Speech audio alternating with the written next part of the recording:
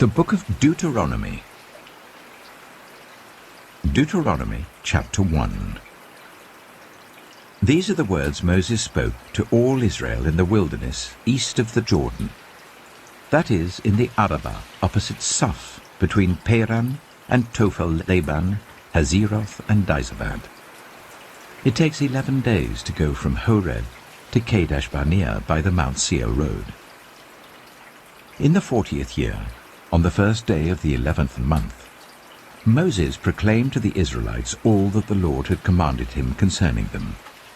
This was after he had defeated Sihon, king of the Amorites, who reigned at Heshbon, and at Edrei had defeated Og, king of Bashan, who reigned in Ashtaroth. East of the Jordan in the territory of Moab, Moses began to expound this law, saying, "The Lord our God said to us at Horeb, 'You have stayed long enough at this mountain. Break camp and advance into the hill country of the Amorites. Go to all the neighboring peoples in the Arabah, in the mountains, in the western foothills, in the Negev and along the coast, to the land of the Canaanites and to Lebanon, as far as the great river, the Euphrates. See, I have given you this land.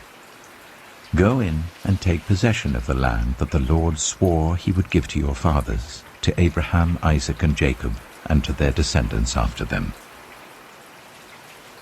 At that time I said to you, 'You are too heavy a burden for me to carry alone. The Lord your God has increased your numbers, so that today you are as numerous as the stars in the sky. May the Lord, the God of your ancestors, increase you 1,000 times and bless you as he has promised. But how can I bear your problems and your burdens and your disputes all by myself? Choose some wise, understanding, and respected men from each of your tribes, and I will set them over you.' You answered me, 'What you propose to do is good.' So I took the leading men of your tribes, wise and respected men, and appointed them to have authority over you, as commanders of thousands, of hundreds, of fifties, and of tens, and as tribal officials. And I charged your judges at that time, 'Hear the disputes between your people and judge fairly, whether the case is between two Israelites or between an Israelite and a foreigner residing among you. Do not show partiality in judging. Hear both small and great alike. Do not be afraid of anyone, for judgment belongs to God. Bring me any case too hard for you, and I will hear it.' And at that time I told you everything you were to do. Then, as the Lord our God commanded us, we set out from Horeb and went towards the hill country of the Amorites, through all that vast and dreadful wilderness that you have seen. And so we reached Kadesh Barnea.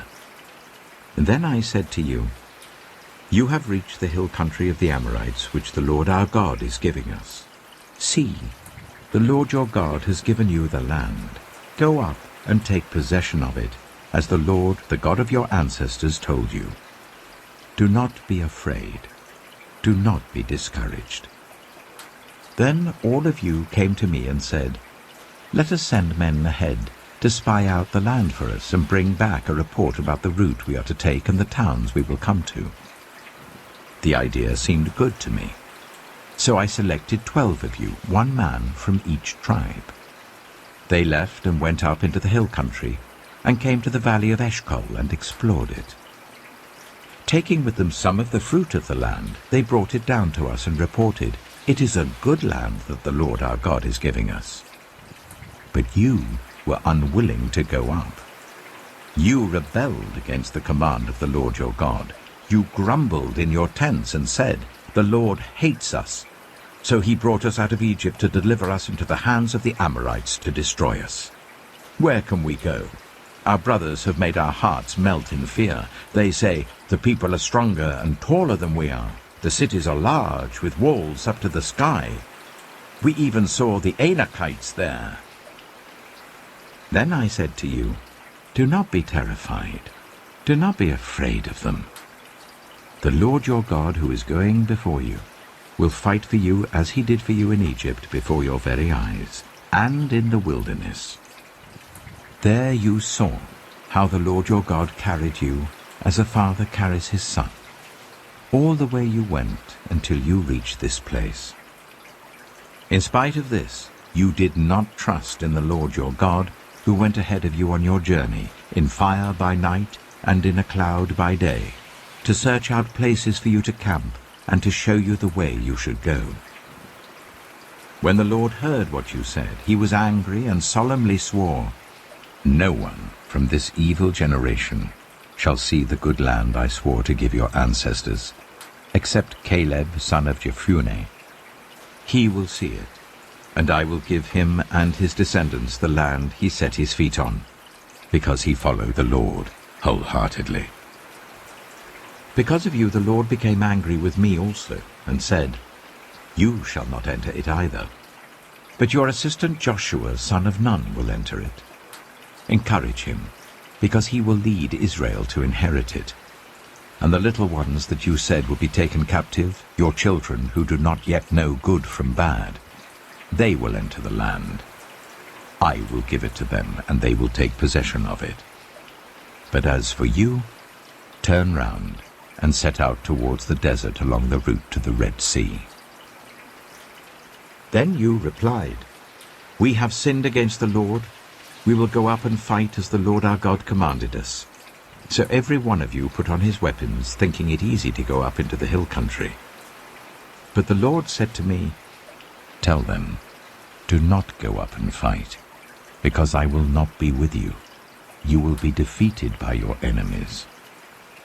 So I told you, but you would not listen. You rebelled against the Lord's command, and in your arrogance you marched up into the hill country. The Amorites who lived in those hills came out against you. They chased you like a swarm of bees, and beat you down from Seir all the way to Hormah. You came back and wept before the Lord, but he paid no attention to your weeping and turned a deaf ear to you. And so you stayed in Kadesh many days, all the time you spent there. Deuteronomy chapter 2. Then we turned back and set out towards the wilderness along the route to the Red Sea, as the Lord had directed me. For a long time we made our way around the hill country of Seir. Then the Lord said to me, "You have made your way around this hill country long enough. Now turn north. Give the people these orders. You are about to pass through the territory of your relatives, the descendants of Esau who live in Seir. They will be afraid of you, but be very careful. Do not provoke them to war. For I will not give you any of their land, not even enough to put your foot on. I have given Esau the hill country of Seir as his own. You are to pay them in silver for the food you eat and the water you drink. The Lord your God has blessed you in all the work of your hands. He has watched over your journey through this vast wilderness. These 40 years the Lord your God has been with you, and you have not lacked anything.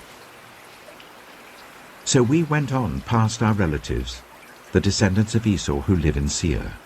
We turned from the Arabah road, which comes up from Elath and Ezion-Geber, and traveled along the desert road of Moab. Then the Lord said to me, "Do not harass the Moabites or provoke them to war, for I will not give you any part of their land. I have given Ar to the descendants of Lot as a possession." The Emites used to live there, a people strong and numerous and as tall as the Anakites. Like the Anakites, they too were considered Rephaites, but the Moabites called them Emites. Horites used to live in Seir, but the descendants of Esau drove them out. They destroyed the Horites from before them and settled in their place, just as Israel did in the land the Lord gave them as their possession. And the Lord said, "Now get up and cross the Zered valley." So we crossed the valley.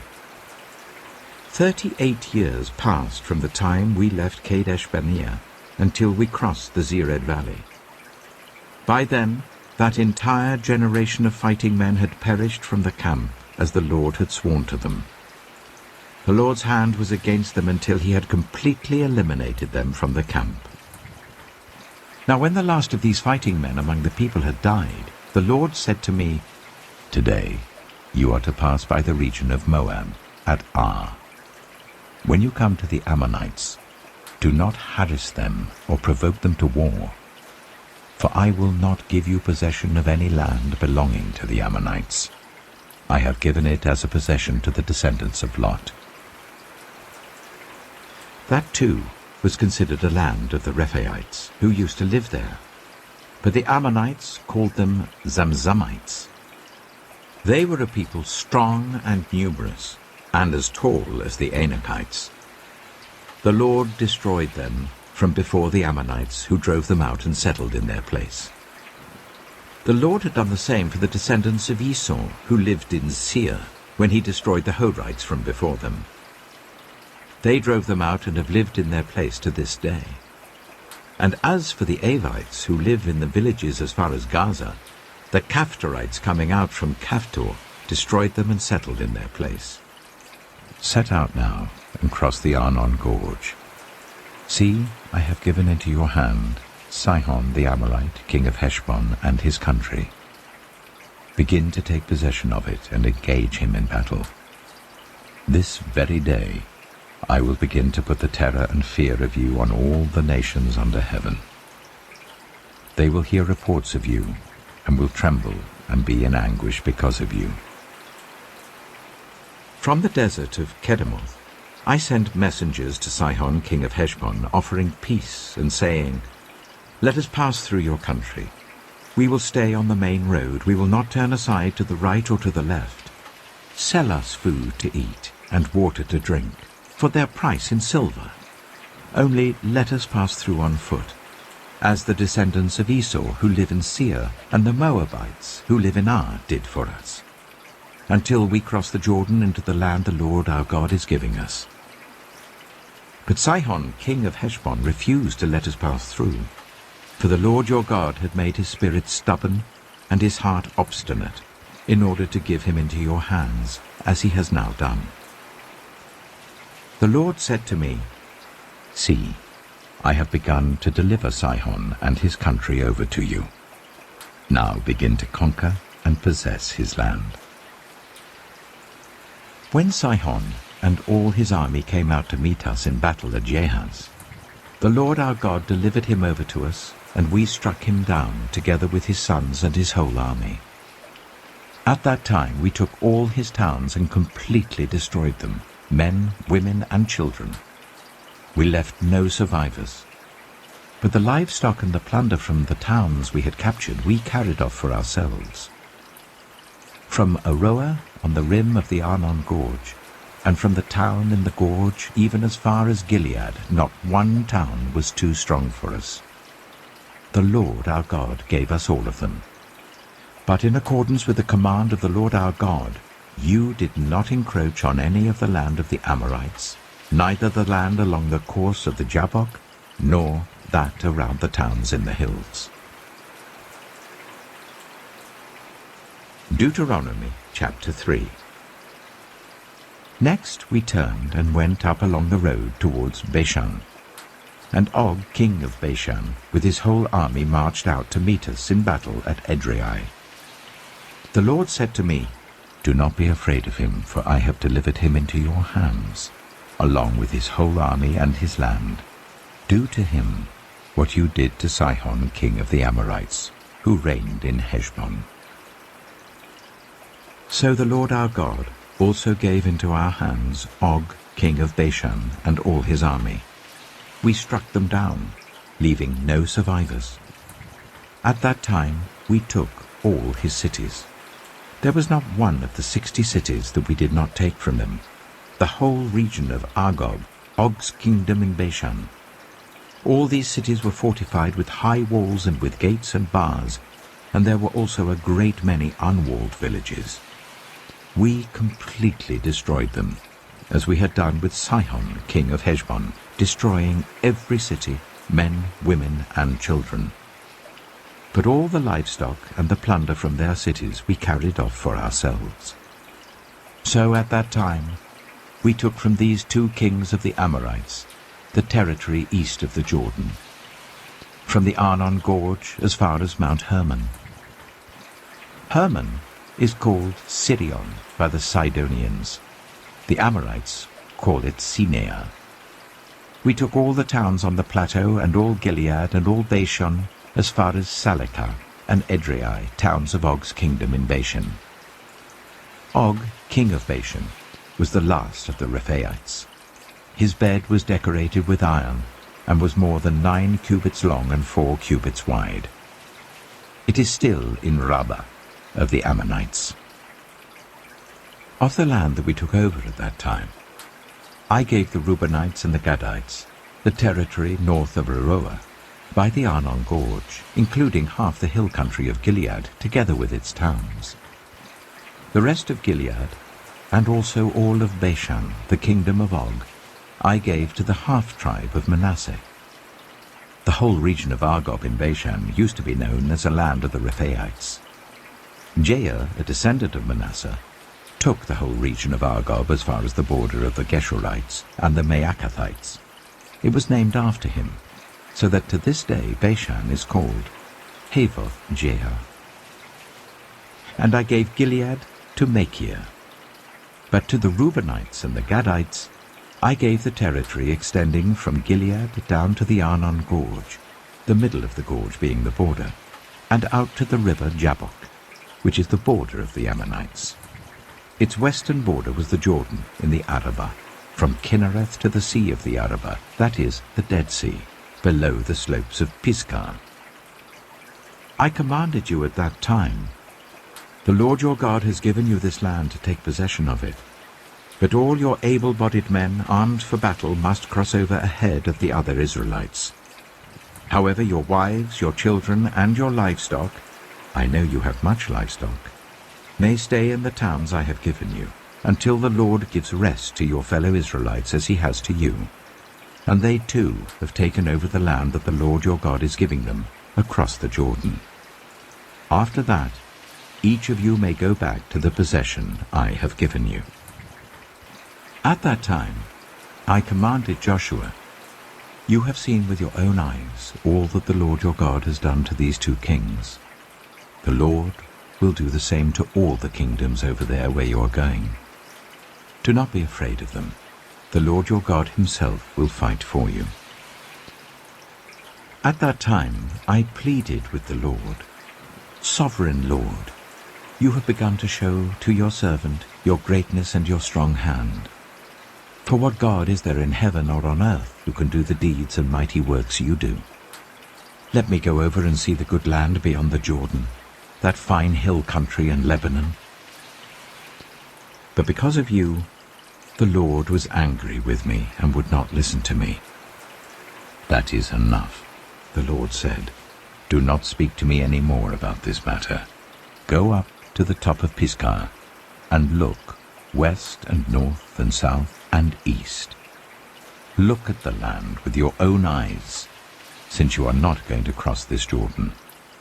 But commission Joshua and encourage and strengthen him, for he will lead this people across and will cause them to inherit the land that you will see. So we stayed in the valley near Beth Peor. Deuteronomy chapter 4. Now, Israel, hear the decrees and laws I am about to teach you. Follow them so that you may live and may go in and take possession of the land that the Lord, the God of your ancestors, is giving you. Do not add to what I command you, and do not subtract from it, but keep the commands of the Lord your God that I give you. You saw with your own eyes what the Lord did at Baal Peor. The Lord your God destroyed from among you everyone who followed the Baal of Peor. But all of you who held fast to the Lord your God are still alive today. See, I have taught you decrees and laws as the Lord my God commanded me, so that you may follow them in the land you are entering to take possession of it. Observe them carefully.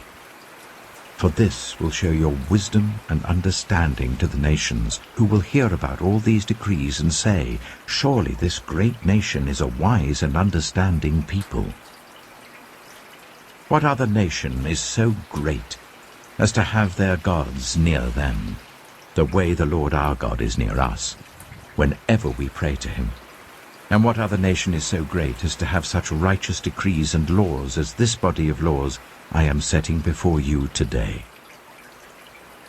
Only be careful and watch yourselves closely, so that you do not forget the things your eyes have seen, or let them fade from your heart as long as you live. Teach them to your children and to their children after them. Remember the day you stood before the Lord your God at Horeb, when he said to me, assemble the people before me to hear my words, so that they may learn to revere me as long as they live in the land, and may teach them to their children. You came near and stood at the foot of the mountain, while it blazed with fire to the very heavens, with black clouds and deep darkness.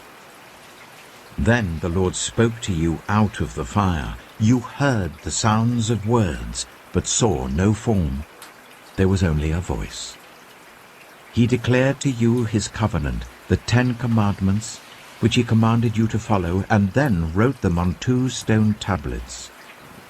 And the Lord directed me at that time to teach you the decrees and laws you are to follow in the land that you are crossing the Jordan to possess.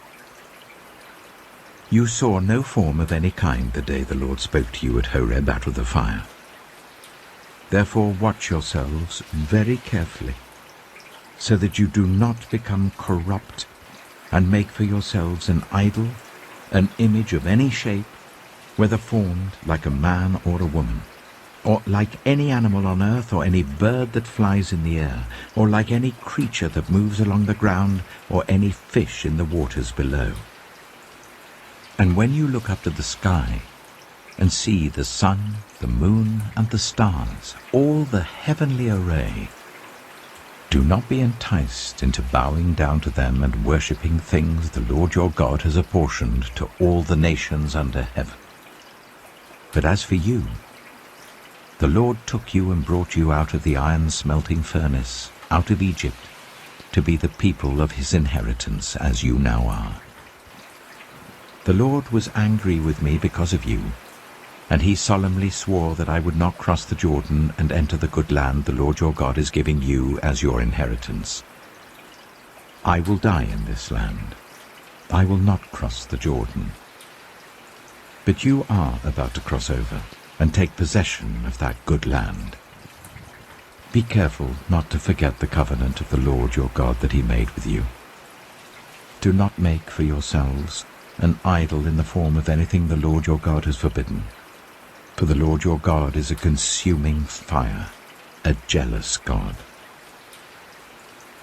After you have had children and grandchildren, and have lived in the land a long time, if you then become corrupt and make any kind of idol, doing evil in the eyes of the Lord your God and arousing his anger, I call the heavens and the earth as witnesses against you this day, that you will quickly perish from the land that you are crossing the Jordan to possess. You will not live there long, but will certainly be destroyed. The Lord will scatter you among the peoples, and only a few of you will survive among the nations to which the Lord will drive you. There you will worship man-made gods of wood and stone, which cannot see or hear or eat or smell. But if from there you seek the Lord your God, you will find him if you seek him with all your heart and with all your soul. When you are in distress and all these things have happened to you, then in later days you will return to the Lord your God and obey him. For the Lord your God is a merciful God. He will not abandon or destroy you or forget the covenant with your ancestors, which he confirmed to them by oath. Ask now about the former days, long before your time, from the day God created human beings on the earth. Ask from one end of the heavens to the other, has anything so great as this ever happened? Or has anything like it ever been heard of? Has any other people heard the voice of God speaking out of fire as you have and lived? Has any God ever tried to take for himself one nation out of another nation by testings, by signs and wonders, by war, by a mighty hand and an outstretched arm, or by great and awesome deeds, like all the things the Lord your God did for you in Egypt before your very eyes? You were shown these things, so that you might know that the Lord is God. Besides him, there is no other. From heaven, he made you hear his voice to discipline you. On earth, he showed you his great fire, and you heard his words from out of the fire. Because he loved your ancestors and chose their descendants after them, he brought you out of Egypt by his presence and his great strength, to drive out before you nations greater and stronger than you, and to bring you into their land, to give it to you for your inheritance, as it is today. Acknowledge and take to heart this day that the Lord is God, in heaven above and on the earth below. There is no other. Keep his decrees and commands which I am giving you today, so that it may go well with you and your children after you, and that you may live long in the land the Lord your God gives you for all time. Then Moses set aside 3 cities east of the Jordan, to which anyone who had killed a person could flee, if they had unintentionally killed a neighbor without malice aforethought. They could flee into one of these cities and save their life. The cities were these: Bezer in the wilderness plateau for the Reubenites, Ramoth in Gilead for the Gadites, and Golan in Bashan for the Manassites.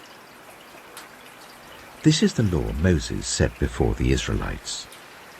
These are the stipulations, decrees and laws Moses gave them when they came out of Egypt, and were in the valley near Beth-peor east of the Jordan, in the land of Sihon, king of the Amorites, who reigned in Heshbon and was defeated by Moses and the Israelites as they came out of Egypt. They took possession of his land, and the land of Og, king of Bashan, the 2 Amorite kings east of the Jordan. This land extended from Aroeh on the rim of the Arnon Gorge to Mount Sirion, that is, Hermon, and included all the Arabah east of the Jordan as far as the Dead Sea below the slopes of Pisgah. Deuteronomy chapter 5. Moses summoned all Israel and said, "Hear, Israel, the decrees and the laws I declare in your hearing today. Learn them and be sure to follow them. The Lord our God made a covenant with us at Horeb. It was not with our ancestors that the Lord made this covenant, but with us, with all of us who are alive here today. The Lord spoke to you face to face out of the fire on the mountain. At that time I stood between the Lord and you to declare to you the word of the Lord, because you were afraid of the fire and did not go up the mountain. And he said, I am the Lord your God, who brought you out of Egypt, out of the land of slavery. You shall have no other gods before me. You shall not make for yourself an image in the form of anything in heaven above, or on the earth beneath, or in the waters below. You shall not bow down to them, or worship them. For I, the Lord your God, am a jealous God, punishing the children for the sin of the parents to the 3rd and 4th generation of those who hate me, but showing love to 1,000 generations of those who love me and keep my commandments. You shall not misuse the name of the Lord your God, for the Lord will not hold anyone guiltless who misuses his name. Observe the Sabbath day by keeping it holy, as the Lord your God has commanded you. 6 days you shall labor and do all your work, but the 7th day is a Sabbath to the Lord your God. On it you shall not do any work, either you, nor your son or daughter, nor your male or female servant, nor your ox, your donkey, or any of your animals, nor any foreigner residing in your towns, so that your male and female servants may rest as you do. Remember that you were slaves in Egypt, and that the Lord your God brought you out of there with a mighty hand and an outstretched arm. Therefore the Lord your God has commanded you to observe the Sabbath day. Honor your father and your mother, as the Lord your God has commanded you, so that you may live long, and that it may go well with you in the land the Lord your God is giving you. You shall not murder. You shall not commit adultery. You shall not steal. You shall not give false testimony against your neighbor. You shall not covet your neighbor's wife. You shall not set your desire on your neighbor's house or land, his male or female servant, his ox or donkey, or anything that belongs to your neighbor. These are the commandments the Lord proclaimed in a loud voice to your whole assembly there on the mountain from out of the fire, the cloud, and the deep darkness, and he added nothing more. Then he wrote them on 2 stone tablets and gave them to me. When you heard the voice out of the darkness, while the mountain was ablaze with fire, all the leaders of your tribes and your elders came to me, and you said, "The Lord our God has shown us his glory and his majesty, and we have heard his voice from the fire. Today we have seen that a person can live, even if God speaks with them. But now, why should we die? This great fire will consume us, and we will die if we hear the voice of the Lord our God any longer. For what mortal has ever heard the voice of the living God speaking out of fire, as we have, and survived? Go near and listen to all that the Lord our God says. Then tell us whatever the Lord our God tells you. We will listen and obey." The Lord heard you when you spoke to me, and the Lord said to me, "I have heard what this people said to you. Everything they said was good. Oh, that their hearts would be inclined to fear me and keep all my commands always, so that it might go well with them and their children forever. Go, tell them to return to their tents. But you stay here with me, so that I may give you all the commands, decrees, and laws that you are to teach them to follow in the land I am giving them to possess. So be careful to do what the Lord your God has commanded you. Do not turn aside to the right or to the left. Walk in obedience to all that the Lord your God has commanded you, so that you may live and prosper and prolong your days in the land that you will possess." Deuteronomy chapter 6. These are the commands, decrees, and laws the Lord your God directed me to teach you, to observe in the land you are crossing the Jordan to possess, so that you, your children, and their children after them may fear the Lord your God as long as you live, by keeping all his decrees and commands that I give you, and so that you may enjoy long life. Hear, Israel, and be careful to obey, so that it may go well with you, and that you may increase greatly in a land flowing with milk and honey, just as the Lord, the God of your ancestors, promised you. Hear, O Israel, the Lord our God, the Lord is one. Love the Lord your God with all your heart, and with all your soul, and with all your strength. These commandments that I give you today are to be on your hearts. Impress them on your children.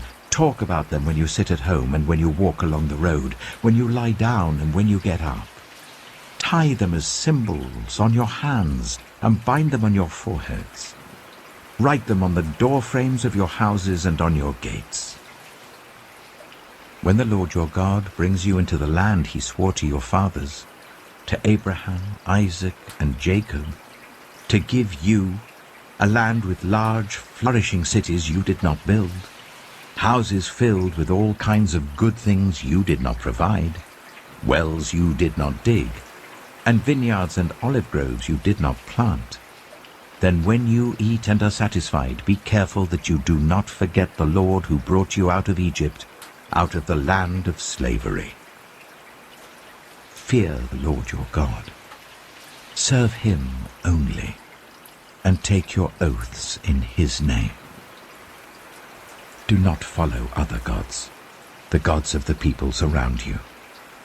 For the Lord your God who is among you is a jealous God, and his anger will burn against you, and he will destroy you from the face of the land. Do not put the Lord your God to test as you did at Massah. Be sure to keep the commands of the Lord your God and the stipulations and decrees he has given you. Do what is right and good in the Lord's sight, so that it may go well with you, and you may go in and take over the good land that the Lord promised on oath to your ancestors, thrusting out all your enemies before you, as the Lord said. In the future, when your son asks you, "What is the meaning of the stipulations, decrees, and laws the Lord our God has commanded you?" tell him, "We were slaves of Pharaoh in Egypt. But the Lord brought us out of Egypt with a mighty hand. Before our eyes the Lord sent signs and wonders, great and terrible, on Egypt and Pharaoh and his whole household. But he brought us out from there, to bring us in and give us the land that he promised on oath to our ancestors. The Lord commanded us to obey all these decrees and to fear the Lord our God, so that we might always prosper and be kept alive, as is the case today. And if we are careful to obey all this law before the Lord our God, as he has commanded us, that will be our righteousness." Deuteronomy chapter 7. When the Lord your God brings you into the land you are entering to possess, and drives out before you many nations, the Hittites, Girgashites, Amorites, Canaanites, Perizzites, Hivites, and Jebusites, 7 nations larger and stronger than you, and when the Lord your God has delivered them over to you and you have defeated them, then you must destroy them totally. Make no treaty with them, and show them no mercy. Do not intermarry with them. Do not give your daughters to their sons, or take their daughters for your sons, for they will turn your children away from following me to serve other gods, and the Lord's anger will burn against you and will quickly destroy you. This is what you are to do to them. Break down their altars, smash their sacred stones, cut down their Asherah poles, and burn their idols in the fire. For you are a people holy to the Lord your God. The Lord your God has chosen you out of all the peoples on the face of the earth to be his people, his treasured possession. The Lord did not set his affection on you and choose you because you were more numerous than other peoples, for you were the fewest of all peoples. But it was because the Lord loved you and kept the oath he swore to your ancestors, that he brought you out with a mighty hand and redeemed you from the land of slavery, from the power of Pharaoh, king of Egypt. Know therefore that the Lord your God is God. He is the faithful God, keeping his covenant of love to 1,000 generations of those who love him and keep his commandments. But those who hate him, he will repay to their face by destruction. He will not be slow to repay to their face those who hate him. Therefore take care to follow the commands, decrees, and laws I give you today. If you pay attention to these laws and are careful to follow them, then the Lord your God will keep his covenant of love with you as he swore to your ancestors. He will love you and bless you and increase your numbers.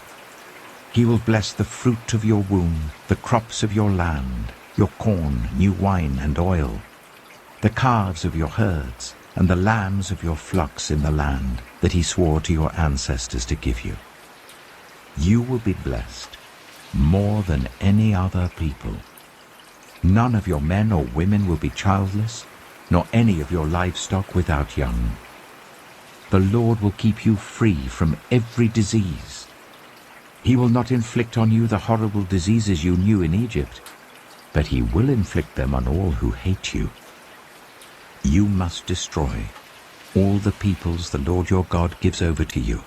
Do not look on them with pity, and do not serve their gods, for that will be a snare to you. You may say to yourselves, "These nations are stronger than we are. How can we drive them out?" But do not be afraid of them. Remember well what the Lord your God did to Pharaoh and to all Egypt. You saw with your own eyes the great trials, the signs and wonders, the mighty hand and outstretched arm with which the Lord your God brought you out. The Lord your God will do the same to all the peoples you now fear.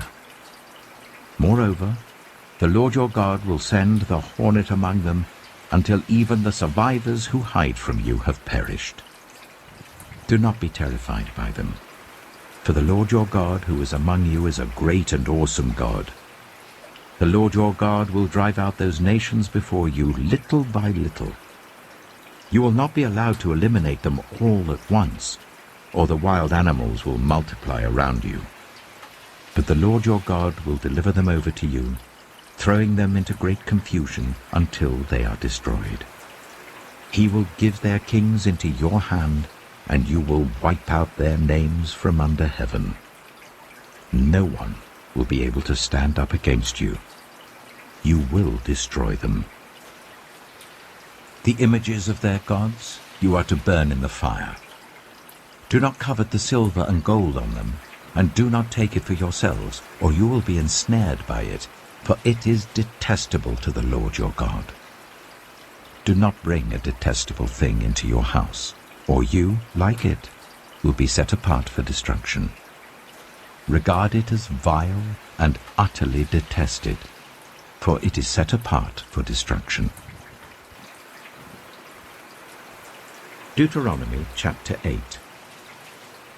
Be careful to follow every command I am giving you today, so that you may live and increase and may enter and possess the land that the Lord promised on oath to your ancestors. Remember how the Lord your God led you all the way in the wilderness these 40 years to humble and test you, in order to know what was in your heart, whether or not you would keep his commands. He humbled you, causing you to hunger and then feeding you with manna, which neither you nor your ancestors had known, to teach you that man does not live on bread alone, but on every word that comes from the mouth of the Lord. Your clothes did not wear out, and your feet did not swell during these 40 years. Know then in your heart that as a man disciplines his son, so the Lord your God disciplines you. Observe the commands of the Lord your God, walking in obedience to him and revering him. For the Lord your God is bringing you into a good land, a land with brooks, streams, and deep springs gushing out into the valleys and hills, a land with wheat and barley, vines and fig trees, pomegranates, olive oil and honey, a land where bread will not be scarce and you will lack nothing, a land where the rocks are iron and you can dig copper out of the hills. When you have eaten and are satisfied, praise the Lord your God for the good land he has given you. Be careful that you do not forget the Lord your God, failing to observe his commands, his laws, and his decrees that I am giving you this day. Otherwise, when you eat and are satisfied, when you build fine houses and settle down, and when your herds and your flocks grow large, and your silver and gold increase, and all that you have is multiplied, then your heart will become proud, and you will forget the Lord your God who brought you out of Egypt, out of the land of slavery. He led you through the vast and dreadful wilderness, that thirsty and waterless land, with its venomous snakes and scorpions. He brought you water out of hard rock. He gave you manna to eat in the wilderness, something your ancestors had never known, to humble and test you, so that in the end it might go well with you. You may say to yourself, "My power and the strength of my hands have produced this wealth for me." But remember the Lord your God, for it is He who gives you the ability to produce wealth, and so confirms His covenant, which He swore to your ancestors, as it is today. If you ever forget the Lord your God, and follow other gods and worship and bow down to them, I testify against you today that you will surely be destroyed. Like the nations the Lord destroyed before you, so you will be destroyed, for not obeying the Lord your God. Deuteronomy chapter 9. Hear, Israel. You are now about to cross the Jordan to go in and dispossess nations greater and stronger than you, with large cities that have walls up to the sky. The people are strong and tall, Anakites. You know about them, and have heard it said, "Who can stand up against the Anakites?" But be assured today that the Lord your God is the one who goes across ahead of you, like a devouring fire. He will destroy them.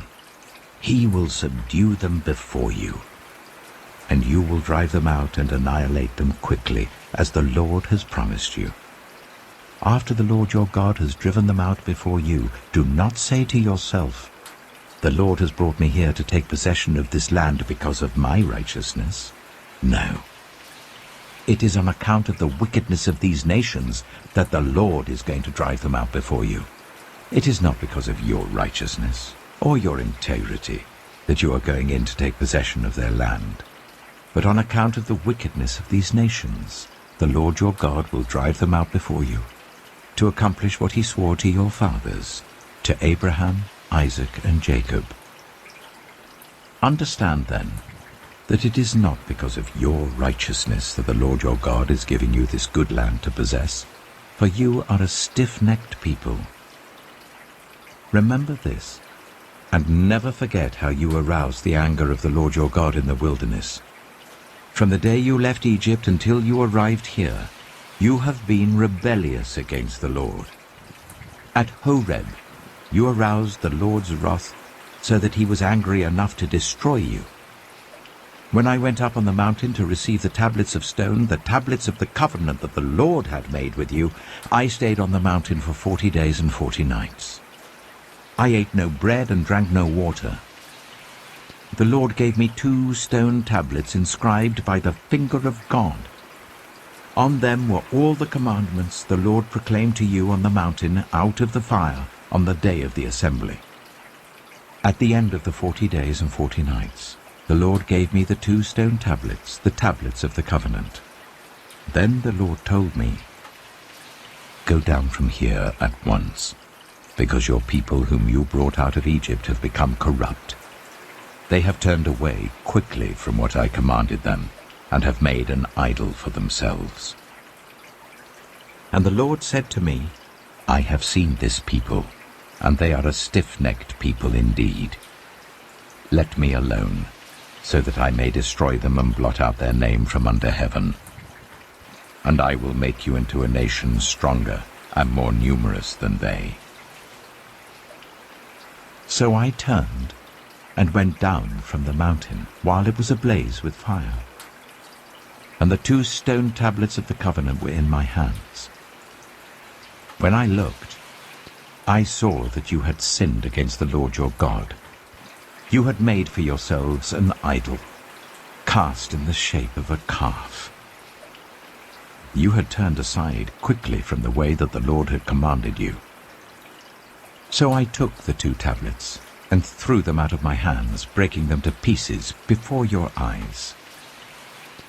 Then once again I fell prostrate before the Lord for 40 days and 40 nights. I ate no bread and drank no water, because of all the sin you had committed, doing what was evil in the Lord's sight, and so arousing his anger. I feared the anger and wrath of the Lord, for he was angry enough with you to destroy you. But again the Lord listened to me. And the Lord was angry enough with Aaron to destroy him. But at that time I prayed for Aaron too. Also, I took that sinful thing of yours, the calf you had made, and burned it in the fire. Then I crushed it and ground it to powder as fine as dust, and threw the dust into a stream that flowed down the mountain. You also made the Lord angry at Taberah, at Massa, and at Kibroth-Hattaavah. And when the Lord sent you out from Kadesh-barnea, he said, "Go up and take possession of the land I have given you." But you rebelled against the command of the Lord your God. You did not trust him or obey him. You have been rebellious against the Lord ever since I have known you. I lay prostrate before the Lord those 40 days and 40 nights because the Lord had said he would destroy you. I prayed to the Lord and said, "Sovereign Lord, do not destroy your people, your own inheritance, that you redeemed by your great power and brought out of Egypt with a mighty hand. Remember your servants Abraham, Isaac, and Jacob. Overlook the stubbornness of this people, their wickedness and their sin. Otherwise, the country from which you brought us will say, because the Lord was not able to take them into the land he had promised them, and because he hated them, he brought them out to put them to death in the wilderness. But they are your people, your inheritance, that you brought out by your great power and your outstretched arm." Deuteronomy chapter 10. At that time, the Lord said to me, "Chisel out 2 stone tablets like the first ones and come up to me on the mountain. Also make a wooden ark. I will write on the tablets the words that were on the first tablets which you broke. Then you are to put them in the ark." So I made the ark out of acacia wood, and chiseled out 2 stone tablets like the first ones, and I went up on the mountain with the 2 tablets in my hands. The Lord wrote on these tablets what he had written before, the 10 commandments he had proclaimed to you on the mountain out of the fire on the day of the assembly. And the Lord gave them to me. Then I came back down the mountain and put the tablets in the ark I had made, as the Lord commanded me, and they are there now. The Israelites traveled from the wells of Bene-Jaakam to Mosera. There Aaron died and was buried, and Eleazar his son succeeded him as priest. From there they traveled to Gudgodah, and on to Jotbathah, a land with streams of water. At that time the Lord set apart the tribe of Levi to carry the ark of the covenant of the Lord, to stand before the Lord to minister and to pronounce blessings in his name, as they still do today. That is why the Levites have no share or inheritance among their fellow Israelites. The Lord is their inheritance, as the Lord your God told them. Now I had stayed on the mountain for 40 days and 40 nights, as I did the first time, and the Lord listened to me at this time also. It was not his will to destroy you. Go, the Lord said to me, and lead the people on their way, so that they may enter and possess the land that I swore to their ancestors to give them. And now, Israel, what does the Lord your God ask of you, but to fear the Lord your God, to walk in obedience to him, to love him, to serve the Lord your God with all your heart and with all your soul, and to observe the Lord's commands and decrees that I am giving you today for your own good. To the Lord your God belong the heavens, even the highest heavens, the earth, and everything in it. Yet the Lord set his affection on your ancestors and loved them, and he chose you, their descendants, above all the nations. As it is today, Circumcise your hearts, therefore, and do not be stiff-necked any longer. For the Lord your God is God of gods and Lord of lords, the great God, mighty and awesome, who shows no partiality and accepts no bribes. He defends the cause of the fatherless and the widow, and loves the foreigner residing among you, giving them food and clothing. And you are to love those who are foreigners, for you yourselves were foreigners in Egypt. Fear the Lord your God and serve him. Hold fast to him, and take your oaths in his name. He is your praise. He is your God, who performed for you those great and awesome wonders you saw with your own eyes. Your ancestors, who went down into Egypt, were 70 in all. And now the Lord your God has made you as numerous as the stars in the sky. Deuteronomy chapter 11. Love the Lord your God and keep his requirements, his decrees, his laws, and his commands always.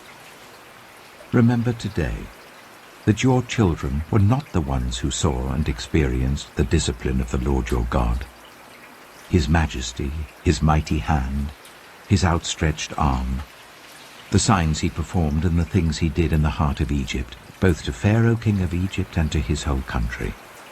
What he did to the Egyptian army, to its horses and chariots, how he overwhelmed them with the waters of the Red Sea as they were pursuing you, and how the Lord brought lasting ruin on them. It was not your children who saw what he did for you in the wilderness until you arrived at this place. And what he did to Dathan and Abiram, sons of Eliab the Reubenite, when the earth opened its mouth right in the middle of all Israel and swallowed them up with their households, their tents, and every living thing that belonged to them. But it was your own eyes that saw all these great things the Lord has done. Observe, therefore, all the commands I am giving you today, so that you may have the strength to go in and take over the land you are crossing the Jordan to possess, and so that you may live long in the land that the Lord swore to your ancestors, to give them and their descendants, a land flowing with milk and honey. The land you are entering to take over is not like the land of Egypt from which you have come, where you planted your seed and irrigated it by foot, as in a vegetable garden. But the land you are crossing the Jordan to take possession of is a land of mountains and valleys that drinks rain from heaven. It is a land the Lord your God cares for. The eyes of the Lord your God are continually on it from the beginning of the year to its end. So if you faithfully obey the commands I am giving you today, to love the Lord your God and to serve him with all your heart and with all your soul, then I will send rain on your land in its season, both autumn and spring rains, so that you may gather in your corn, new wine, and olive oil. I will provide grass in the fields for your cattle, and you will eat and be satisfied. Be careful, or you will be enticed to turn away and worship other gods and bow down to them. Then the Lord's anger will burn against you, and he will shut up the heavens so that it will not rain, and the ground will yield no produce, and you will soon perish from the good land the Lord is giving you. Fix these words of mine in your hearts and minds. Tie them as symbols on your hands and bind them on your foreheads. Teach them to your children, talking about them when you sit at home and when you walk along the road, when you lie down and when you get up. Write them on the door frames of your houses and on your gates, so that your days and the days of your children may be many in the land that the Lord swore to give your ancestors, as many as the days that the heavens are above the earth. If you carefully observe all these commands I am giving you to follow, to love the Lord your God, to walk in obedience to him and to hold fast to him, then the Lord will drive out all these nations before you, and you will dispossess nations larger and stronger than you. Every place where you set your foot will be yours. Your territory will extend from the desert to Lebanon, and from the river Euphrates to the Mediterranean Sea. no one will be able to stand against you. The Lord your God, as he promised you, will put the terror and fear of you on the whole land, wherever you go. See, I am setting before you today a blessing and a curse. The blessing, if you obey the commands of the Lord your God that I'm giving you today. The curse, if you disobey the commands of the Lord your God, and turn from the way that I command you today by following other gods, which you have not known. When the Lord your God has brought you into the land you are entering to possess, you are to proclaim on Mount Gerizim the blessings, and on Mount Ebal the curses. As you know, these mountains are across the Jordan, westward towards the setting sun, near the great trees of Moreh, in the territory of those Canaanites living in the Arabah, in the vicinity of Gilgal. You are about to cross the Jordan to enter and take possession of the land the Lord your God is giving you. When you have taken it over and are living there, be sure that you obey all the decrees and laws I am setting before you today. Deuteronomy chapter 12. These are the decrees and laws you must be careful to follow in the land that the Lord, the God of your ancestors, has given you to possess, as long as you live in the land. Destroy completely all the places on the high mountains, on the hills, and under every spreading tree, where the nations you are dispossessing worship their gods. Break down their altars, smash their sacred stones, and burn their Asherah poles in the fire. Cut down the idols of their gods and wipe out their names from those places. You must not worship the Lord your God in their way. But you are to seek the place the Lord your God will choose from among all your tribes to put his name there for his dwelling. To that place you must go. There bring your burnt offerings and sacrifices, your tithes and special gifts, what you have vowed to give, and your freewill offerings, and the firstborn of your herds and flocks. There, in the presence of the Lord your God, you and your families shall eat and shall rejoice in everything you have put your hand to, because the Lord your God has blessed you. You are not to do, as we do here today, everyone doing as they see fit, since you have not yet reached the resting place and the inheritance the Lord your God is giving you. But you will cross the Jordan and settle in the land the Lord your God is giving you as an inheritance, and he will give you rest from all your enemies around you, so that you will live in safety. Then, to the place the Lord your God will choose as a dwelling for his name, there you are to bring everything I command you, your burnt offerings and sacrifices, your tithes and special gifts, and all the choice possessions you have vowed to the Lord. And there rejoice before the Lord your God, you, your sons and daughters, your male and female servants, and the Levites from your towns, who have no land allotted to them or any inheritance of their own. Be careful not to sacrifice your burnt offerings anywhere you please. Offer them only at the place the Lord will choose in one of your tribes, and there observe everything I command you.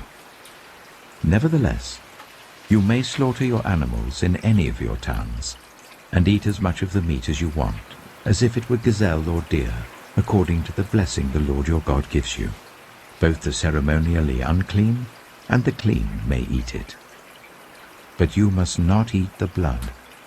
Pour it on the ground like water. You must not eat in your own towns the tithe of your corn and new wine and olive oil, or the firstborn of your herds and flocks, or whatever you have vowed to give, or your freewill offerings or special gifts. Instead, you are to eat them in the presence of the Lord your God at the place the Lord your God will choose. You, your sons and daughters, your male and female servants, and the Levites from your towns.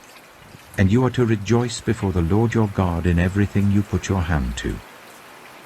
Be careful not to neglect the Levites as long as you live in your land. When the Lord your God has enlarged your territory as he promised you, and you crave meat, and say, I would like some meat, then you may eat as much of it as you want.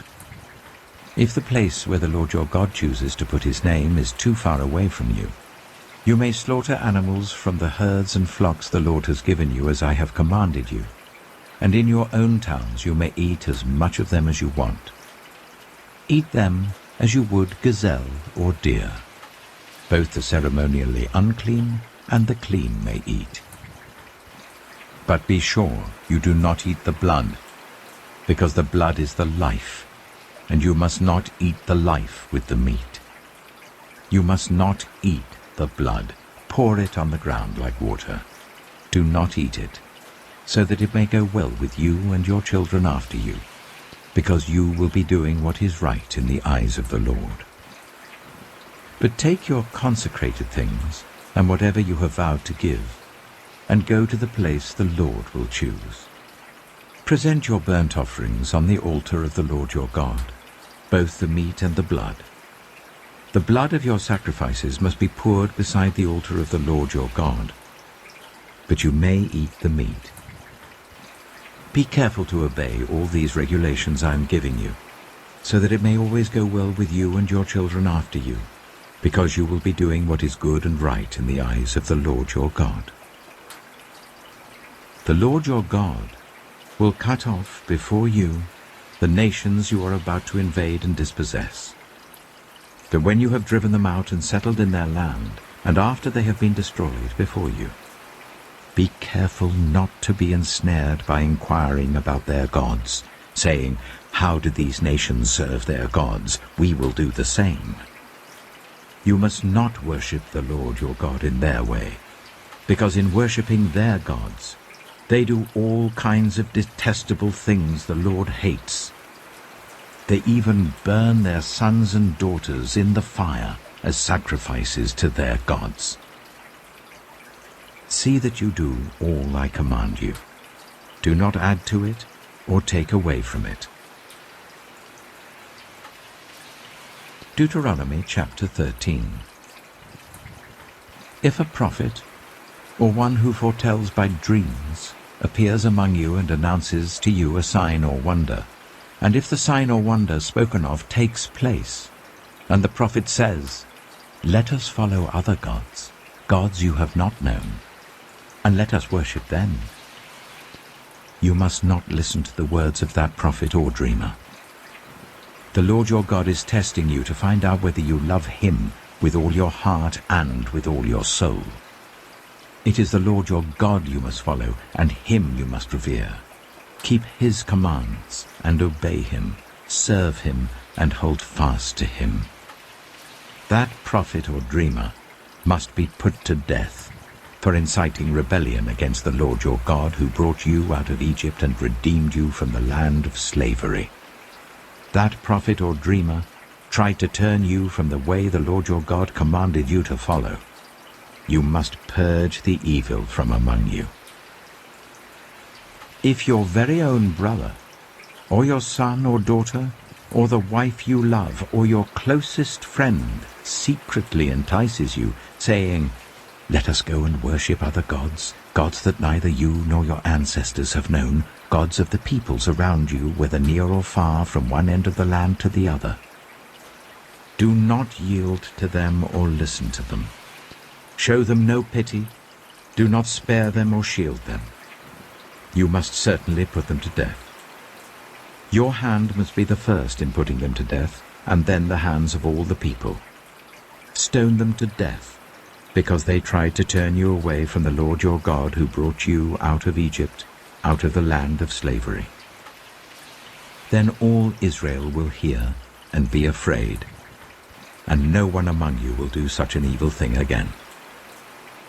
If you hear it said about one of the towns the Lord your God is giving you to live in, that troublemakers have arisen among you and have led the people of their town astray, saying, Let us go and worship other gods, gods you have not known, then you must inquire, probe, and investigate it thoroughly. And if it is true, and it has been proved that this detestable thing has been done among you, you must certainly put to the sword all who live in that town. You must destroy it completely, both its people and its livestock.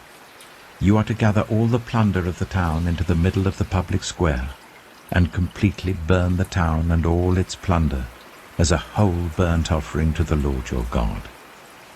That town is to remain a ruin forever, never to be rebuilt, and none of the condemned things are to be found in your hands.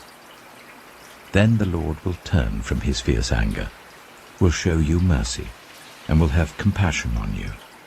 He will increase your numbers as he promised on oath to your ancestors, because you obey the Lord your God by keeping all his commands that I am giving you today, and doing what is right in his eyes. Deuteronomy chapter 14. You are the children of the Lord your God.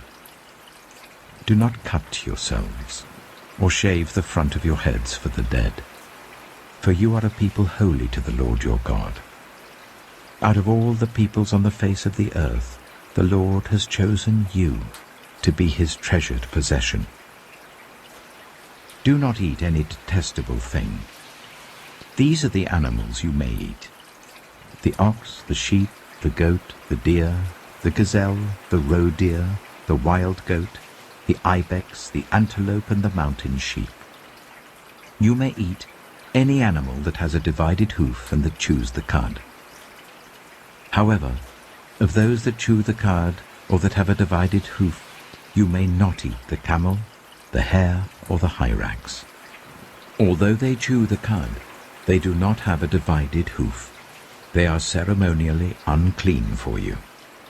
The pig is also unclean. Although it has a divided hoof, it does not chew the cud. You are not to eat their meat or touch their carcasses. Of all the creatures living in the water, you may eat any that has fins and scales. But anything that does not have fins and scales you may not eat. For you it is unclean. You may eat any clean bird, but these you may not eat: the eagle, the vulture, the black vulture, the red kite, the black kite, any kind of falcon, any kind of raven, the horned owl, the screech owl, the gull, any kind of hawk, the little owl, the great owl, the white owl, the desert owl, the osprey, the cormorant, the stork, any kind of heron, the hoopoe, and the bat. All flying insects are unclean to you. Do not eat them. But any winged creature that is clean you may eat. Do not eat anything you find already dead. You may give it to the foreigner residing in any of your towns, and they may eat it, or you may sell it to any other foreigner. But you are a people holy to the Lord your God. Do not cook a young goat in its mother's milk. Be sure to set aside 1/10 of all that your fields produce each year. Eat the tithe of your corn, new wine and olive oil, and the firstborn of your herds and flocks in the presence of the Lord your God, at the place he will choose as a dwelling for his name, so that you may learn to revere the Lord your God always. But if that place is too distant, and you have been blessed by the Lord your God and cannot carry your tithe, because the place where the Lord will choose to put his name is so far away, then exchange your tithe for silver, and take the silver with you and go to the place the Lord your God will choose. Use the silver to buy whatever you like: cattle, sheep, wine, or other fermented drink, or anything you wish. Then you and your household shall eat there in the presence of the Lord your God and rejoice. And do not neglect the Levites living in your towns, for they have no land allotted to them, or any inheritance of their own. At the end of every 3 years, bring all the tithes of that year's produce and store it in your towns, so that the Levites, who have no land allotted to them or any inheritance of their own, and the foreigners, the fatherless, and the widows who live in your towns, may come and eat and be satisfied, and so that the Lord your God may bless you in all the work of your hands.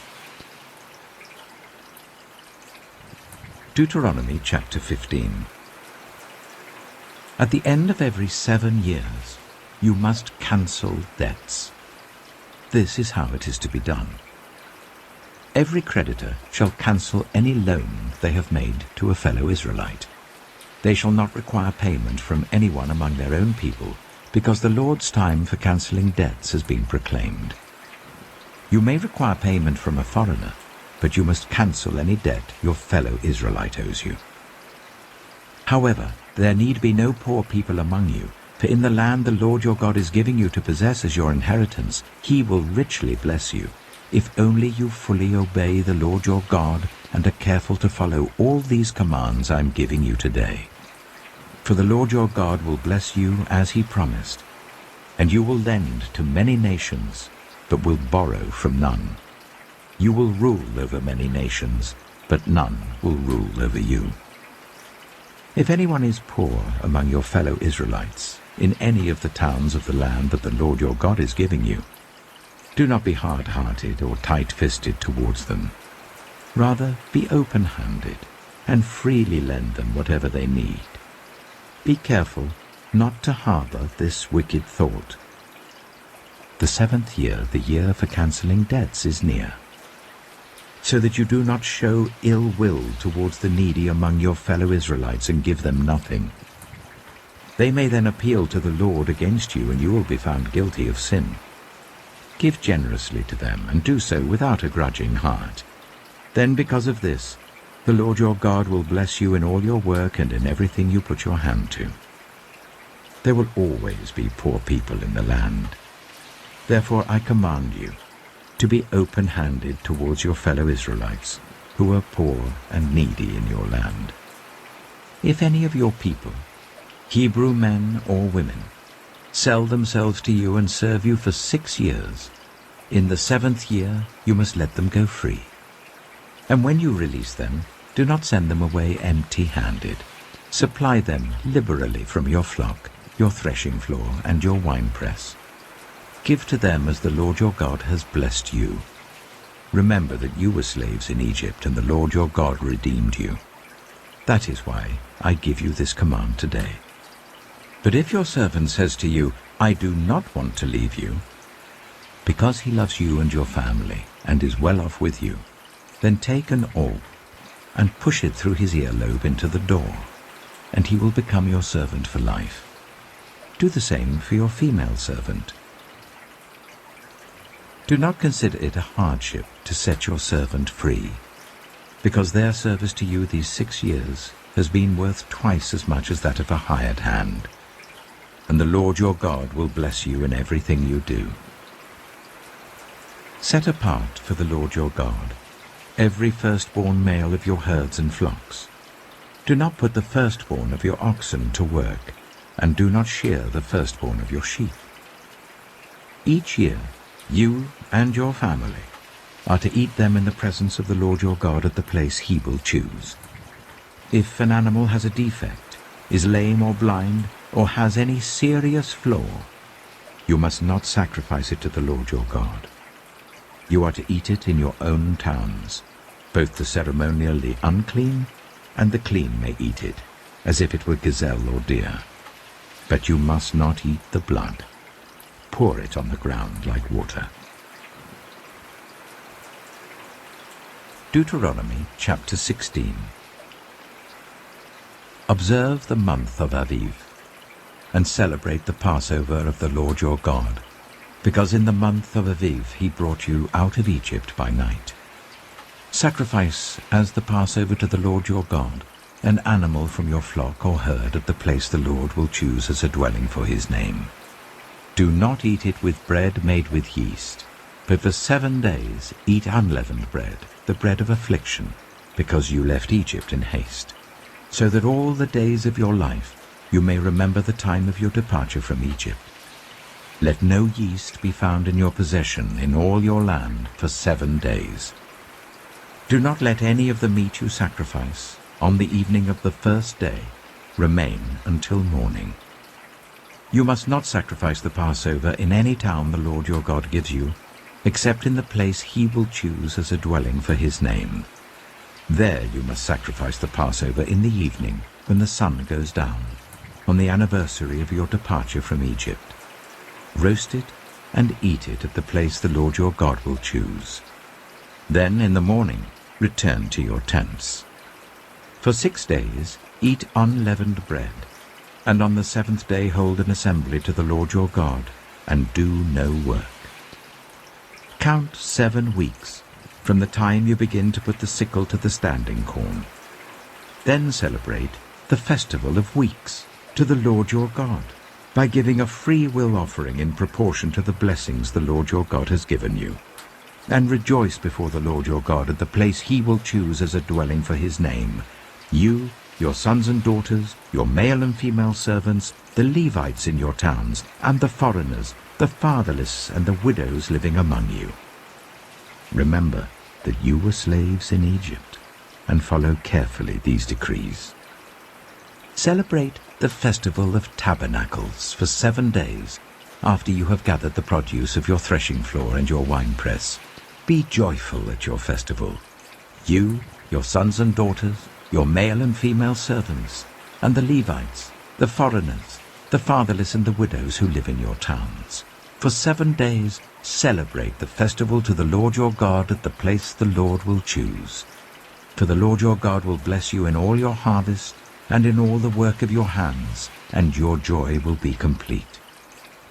3 times a year all your men must appear before the Lord your God at the place he will choose, at the festival of unleavened bread, the festival of weeks, and the festival of tabernacles. No one should appear before the Lord empty-handed. Each of you must bring a gift in proportion to the way the Lord your God has blessed you. Appoint judges and officials for each of your tribes in every town the Lord your God is giving you, and they shall judge the people fairly. Do not pervert justice or show partiality. Do not accept a bribe, for a bribe blinds the eyes of the wise and twists the words of the innocent. Follow justice and justice alone, so that you may live and possess the land the Lord your God is giving you. Do not set up any wooden Asherah pole beside the altar you build to the Lord your God, and do not erect a sacred stone, for these the Lord your God hates. Deuteronomy chapter 17. Do not sacrifice to the Lord your God an ox or a sheep that has any defect or flaw in it, for that would be detestable to him. If a man or woman living among you in one of the towns the Lord gives you is found doing evil in the eyes of the Lord your God, in violation of his covenant, and contrary to my command, has worshipped other gods, bowing down to them, or to the sun, or the moon, or the stars in the sky, and this has been brought to your attention, then you must investigate it thoroughly. If it is true, and it has been proved that this detestable thing has been done in Israel, take the man or woman who has done this evil deed to your city gate, and stone that person to death. On the testimony of 2 or 3 witnesses a person is to be put to death, but no one is to be put to death on the testimony of only 1 witness. The hands of the witnesses must be the first in putting that person to death, and then the hands of all the people. You must purge the evil from among you. If cases come before your courts that are too difficult for you to judge, whether bloodshed, lawsuits, or assaults, take them to the place the Lord your God will choose. Go to the Levitical priests and to the judge who is in office at that time. Inquire of them, and they will give you the verdict. You must act according to the decisions they give you at the place the Lord will choose. Be careful to do everything they instruct you to do. Act according to whatever they teach you and the decisions they give you. Do not turn aside from what they tell you to the right or to the left. Anyone who shows contempt for the judge or for the priest who stands ministering there to the Lord your God is to be put to death. You must purge the evil from Israel. All the people will hear and be afraid, and will not be contemptuous again. When you enter the land the Lord your God is giving you, and have taken possession of it and settled in it, and you say, "Let us set a king over us like all the nations around us," be sure to appoint over you a king the Lord your God chooses. He must be from among your fellow Israelites. Do not place a foreigner over you, one who is not an Israelite. The king, moreover, must not acquire great numbers of horses for himself, or make the people return to Egypt to get more of them. For the Lord has told you, you are not to go back that way again. He must not take many wives, or his heart will be led astray. He must not accumulate large amounts of silver and gold. When he takes the throne of his kingdom, he is to write for himself on a scroll a copy of this law, taken from that of the Levitical priests. It is to be with him, and he is to read it all the days of his life, so that he may learn to revere the Lord his God and follow carefully all the words of this law and these decrees, and not consider himself better than his fellow Israelites, and turn from the law to the right or to the left. Then he and his descendants will reign a long time over his kingdom in Israel. Deuteronomy chapter 18. The Levitical priests, indeed the whole tribe of Levi, are to have no land allotted to them or any inheritance with Israel. They shall live on the food offerings presented to the Lord, for that is their inheritance. They shall have no inheritance among their fellow Israelites. The Lord is their inheritance, as he promised them. This is the share due to the priests, from the people who sacrifice a bull or a sheep: the shoulder, the internal organs, and the meat from the head. You are to give them the first fruits of your corn, new wine, and olive oil, and the first wool from the shearing of your sheep. For the Lord your God has chosen them and their descendants out of all your tribes to stand and minister in the Lord's name always. If a Levite moves from one of your towns anywhere in Israel where he is living, and comes in all earnestness to the place the Lord will choose, he may minister in the name of the Lord his God like all his fellow Levites, who serve there in the presence of the Lord. He is to share equally in their benefits, even though he has received money from the sale of family possessions. When you enter the land the Lord your God is giving you, do not learn to imitate the detestable ways of the nations there.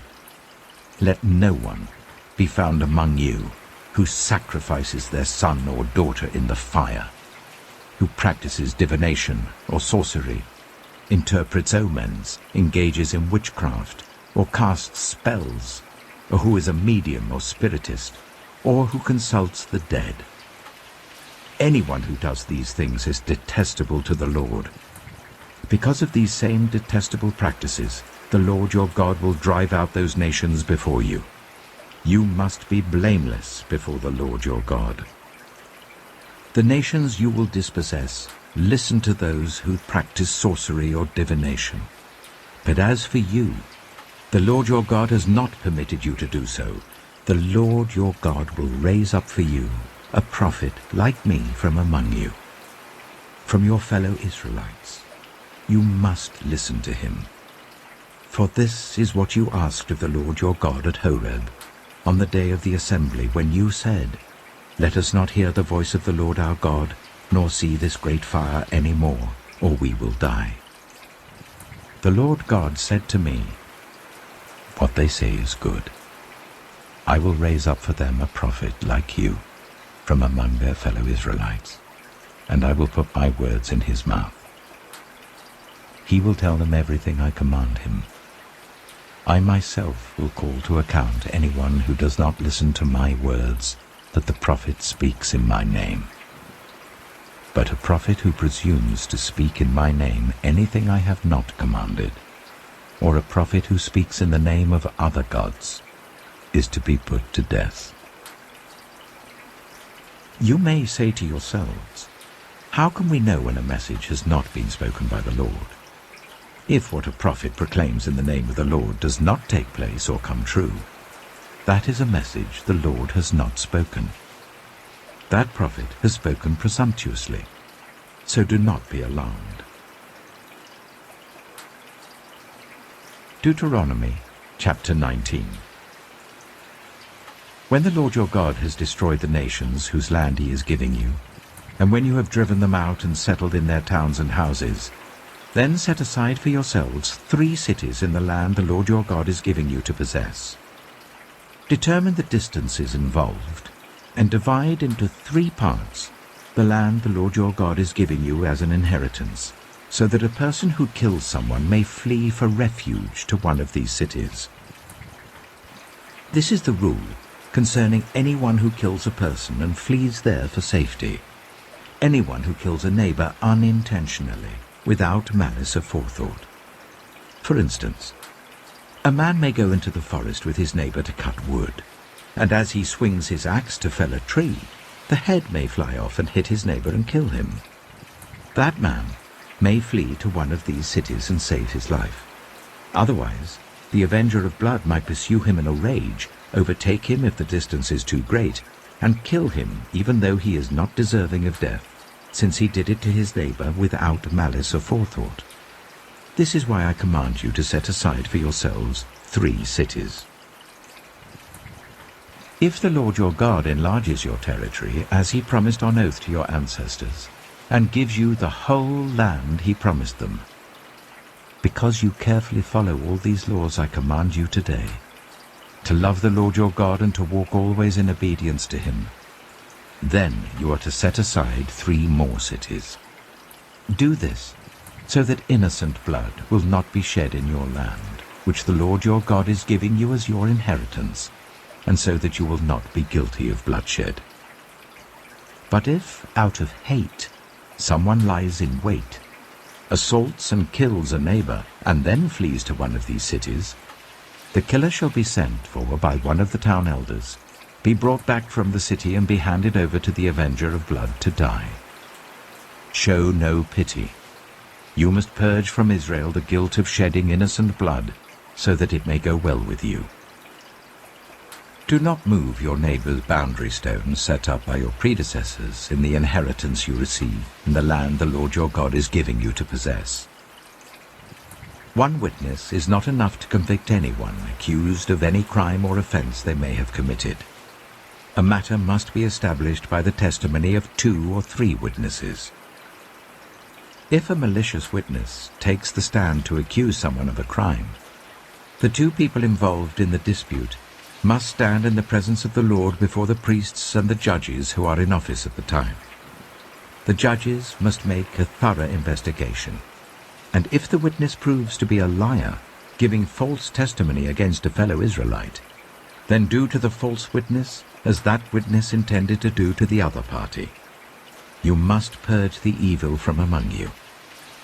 The rest of the people will hear of this and be afraid, and never again will such an evil thing be done among you. Show no pity. Life for life, eye for eye, tooth for tooth, hand for hand, foot for foot.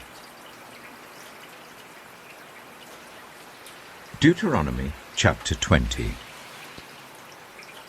When you go to war against your enemies, and see horses and chariots, and an army greater than yours, do not be afraid of them, because the Lord your God who brought you up out of Egypt will be with you. When you are about to go into battle, the priest shall come forward and address the army. He shall say, "Hear, Israel, today you are going into battle against your enemies. Do not be faint-hearted or afraid. Do not panic or be terrified by them. For the Lord your God is the one who goes with you to fight for you against your enemies, to give you victory." The officers shall say to the army, "Has anyone built a new house and not yet begun to live in it? Let him go home, or he may die in battle and someone else may begin to live in it. Has anyone planted a vineyard and not begun to enjoy it? Let him go home, or he may die in battle and someone else enjoy it. Has anyone become pledged to a woman and not married her? Let him go home, or he may die in battle and someone else marry her." Then the officers shall add, "Is anyone afraid or faint-hearted? Let him go home, so that his fellow soldiers will not become disheartened too.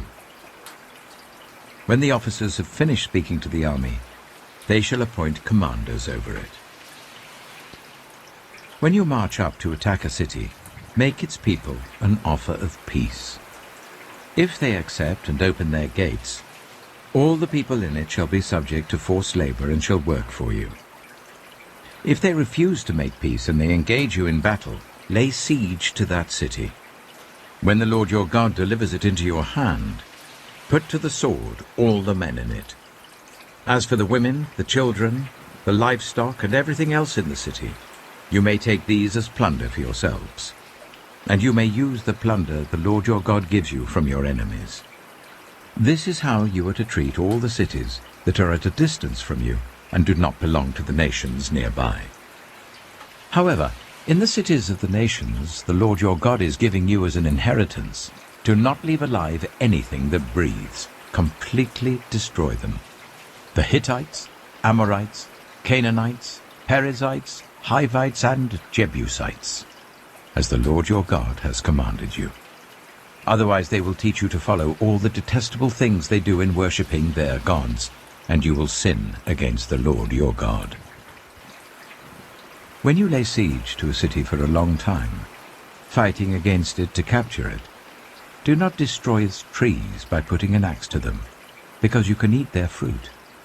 Do not cut them down. Are the trees people that you should besiege them?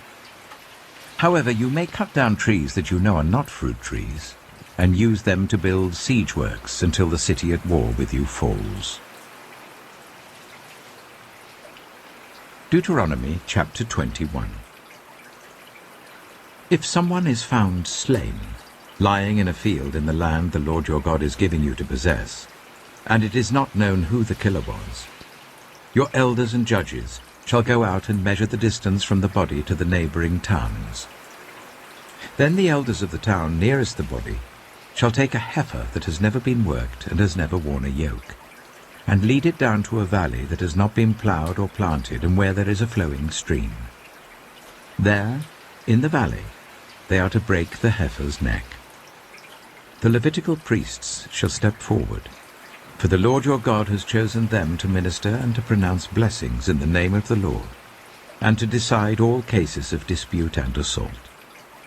Then all the elders of the town nearest the body shall wash their hands over the heifer whose neck was broken in the valley, and they shall declare, Our hands did not shed this blood, nor did our eyes see it done.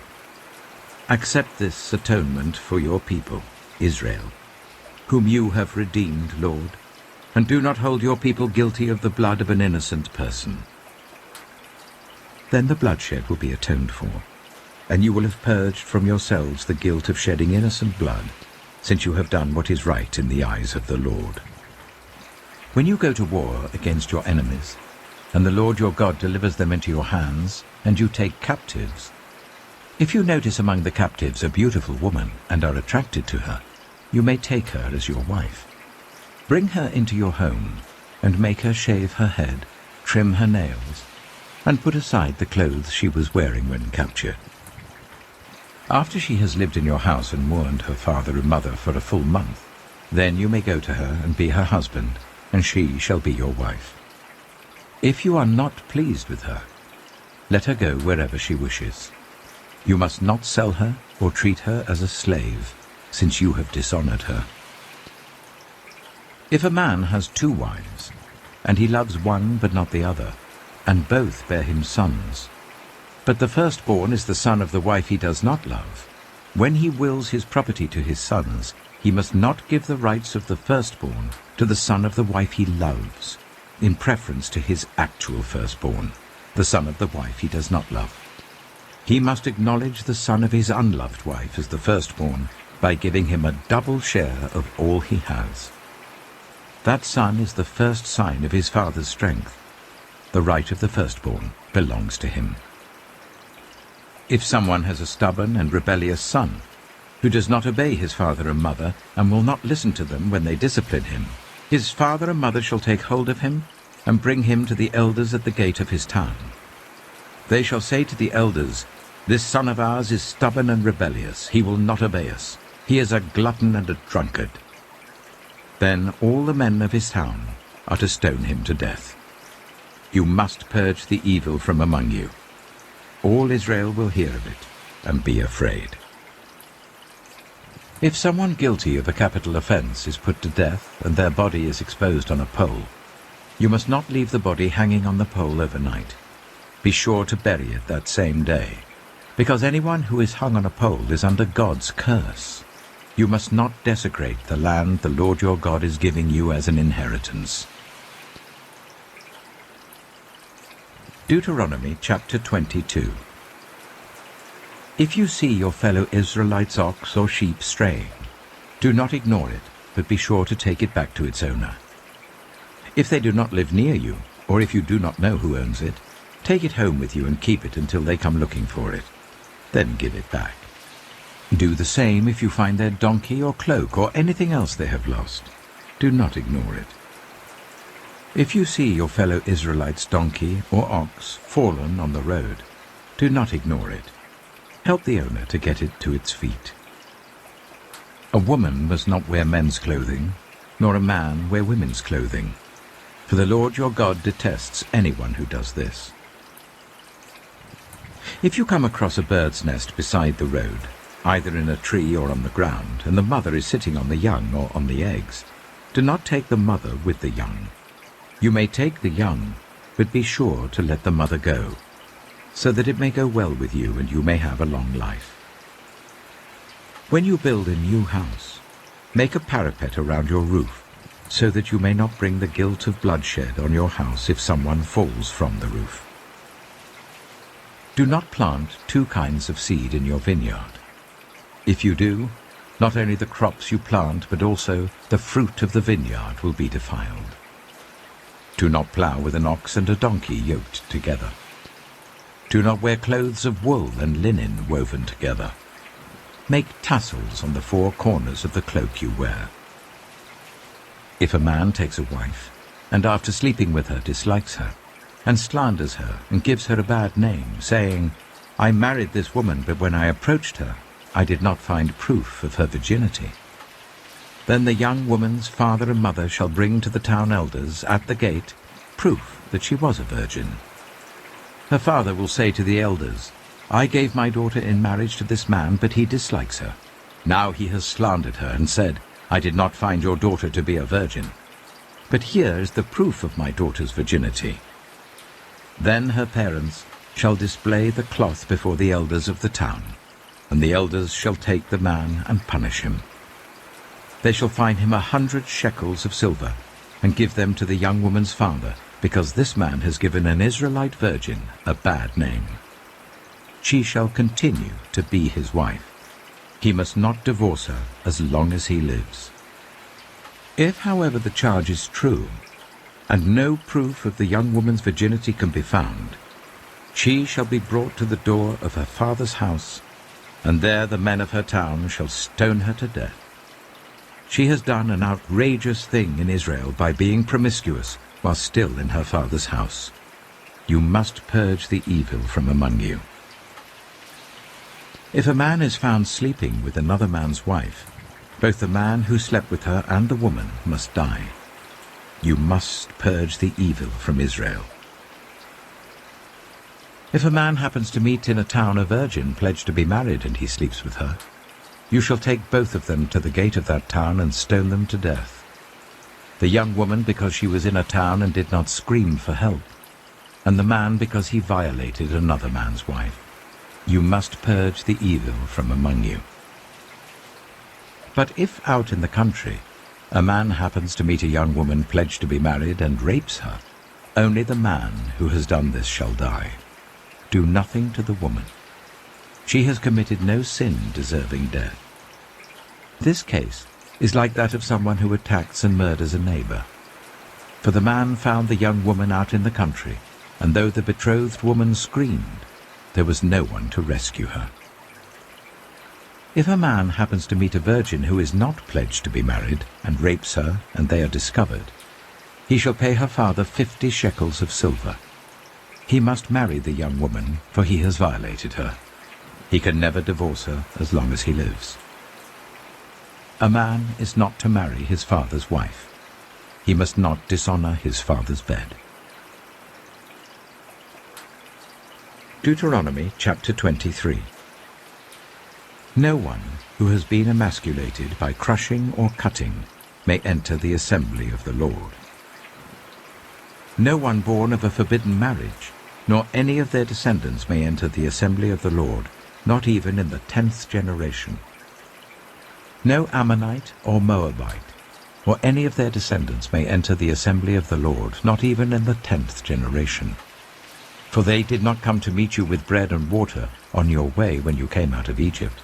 And they hired Balaam, son of Beor, from Pethor in Aram Naharaim, to pronounce a curse on you. However, the Lord your God would not listen to Balaam, but turned the curse into a blessing for you, because the Lord your God loves you.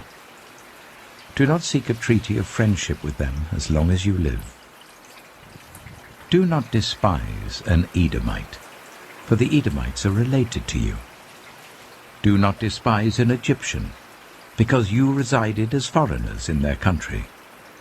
The 3rd generation of children born to them may enter the assembly of the Lord.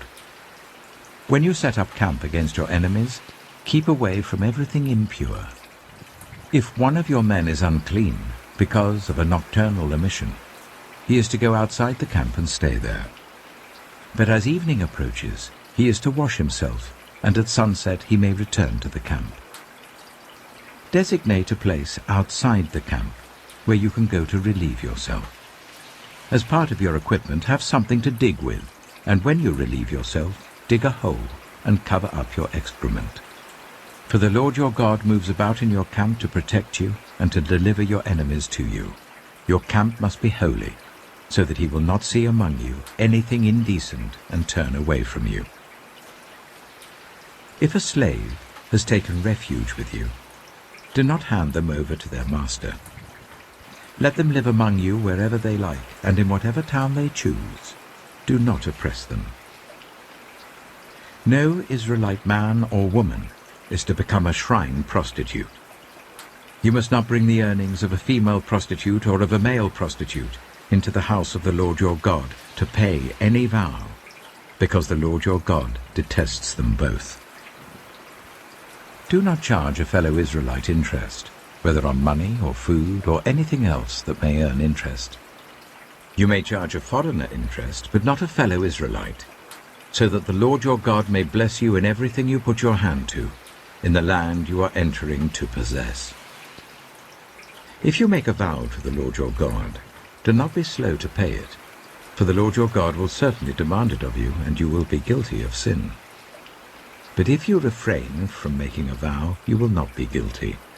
Whatever your lips utter, you must be sure to do, because you made your vow freely to the Lord your God with your own mouth.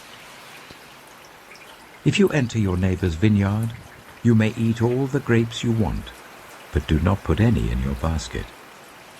If you enter your neighbor's cornfield, you may pick the ears with your hands, but you must not put a sickle to their standing corn. Deuteronomy chapter 24. If a man marries a woman who becomes displeasing to him because he finds something indecent about her, and he writes her a certificate of divorce, gives it to her, and sends her from his house, and if after she leaves his house she becomes the wife of another man, and her second husband dislikes her, and writes her a certificate of divorce, gives it to her, and sends her from his house, or if he dies, then her first husband who divorced her is not allowed to marry her again after she has been defiled. That would be detestable in the eyes of the Lord.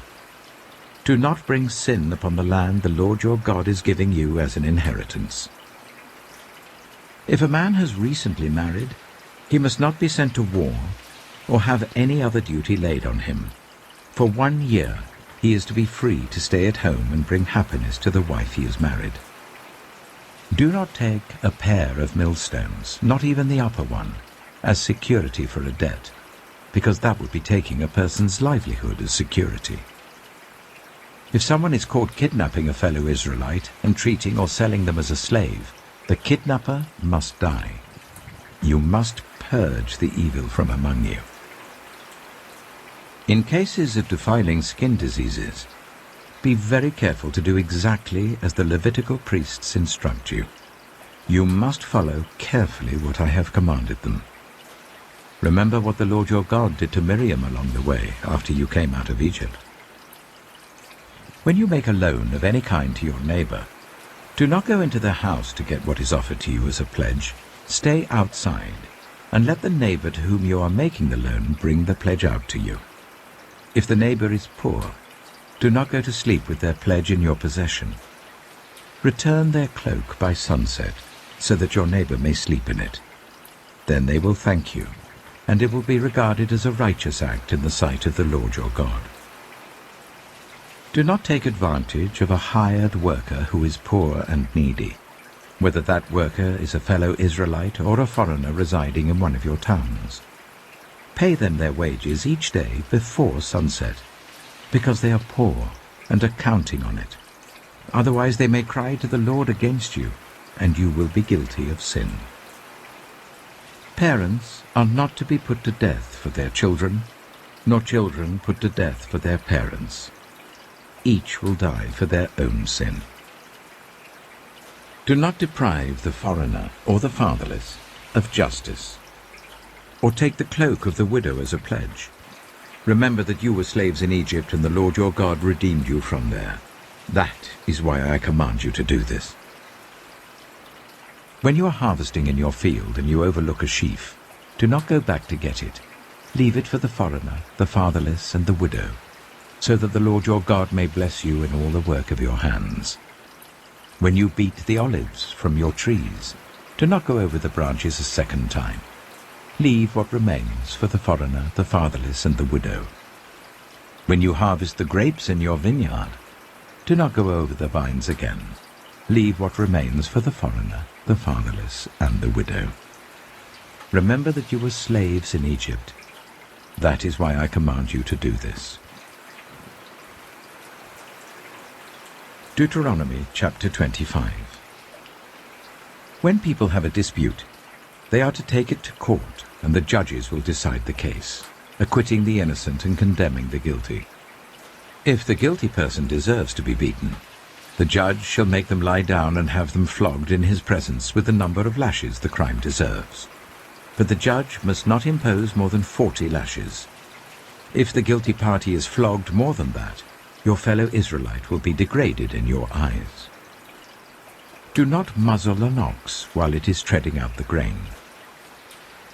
If brothers are living together and one of them dies without a son, his widow must not marry outside the family.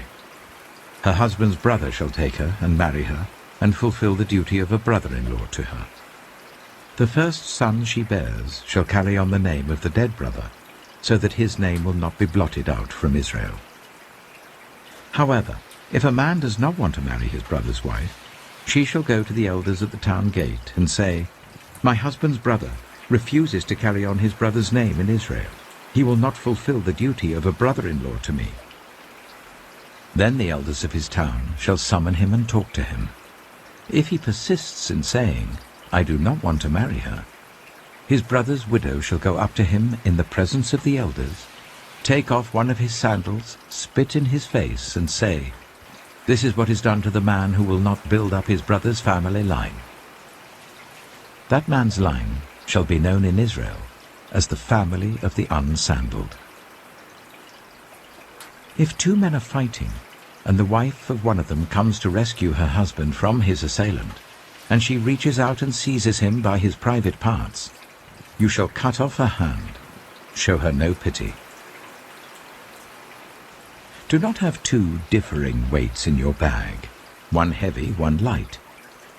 Do not have two differing measures in your house, one large, one small. You must have accurate and honest weights and measures, so that you may live long in the land the Lord your God is giving you. For the Lord your God detests anyone who does these things, anyone who deals dishonestly. Remember what the Amalekites did to you along the way when you came out of Egypt. When you were weary and worn out, they met you on your journey and attacked all who were lagging behind, They had no fear of God. When the Lord your God gives you rest from all the enemies around you in the land he is giving you to possess as an inheritance, you shall blot out the name of Amalek from under heaven. Do not forget. Deuteronomy chapter 26. When you have entered the land the Lord your God is giving you as an inheritance, and have taken possession of it and settled in it, take some of the first fruits of all that you produce from the soil of the land that the Lord your God is giving you, and put them in a basket. Then go to the place that the Lord your God will choose as a dwelling for his name, and say to the priest in office at the time, I declare today to the Lord your God that I have come to the land the Lord swore to our ancestors to give us. The priest shall take the basket from your hands and set it down in front of the altar of the Lord your God. Then you shall declare before the Lord your God, My father was a wandering Aramean, and he went down into Egypt with a few people and lived there and became a great nation, powerful and numerous. But the Egyptians ill-treated us and made us suffer, subjecting us to harsh labor. Then we cried out to the Lord, the God of our ancestors, and the Lord heard our voice and saw our misery, toil, and oppression. So the Lord brought us out of Egypt with a mighty hand and an outstretched arm, with great terror and with signs and wonders. He brought us to this place and gave us this land, a land flowing with milk and honey. And now I bring the first fruits of the soil that you, Lord, have given me. Place the basket before the Lord your God and bow down before him. Then you and the Levites and the foreigners residing among you shall rejoice in all the good things the Lord your God has given to you and your household. When you have finished setting aside a tenth of all your produce in the 3rd year, the year of the tithe, you shall give it to the Levite, the foreigner, the fatherless, and the widow, so that they may eat in your towns and be satisfied.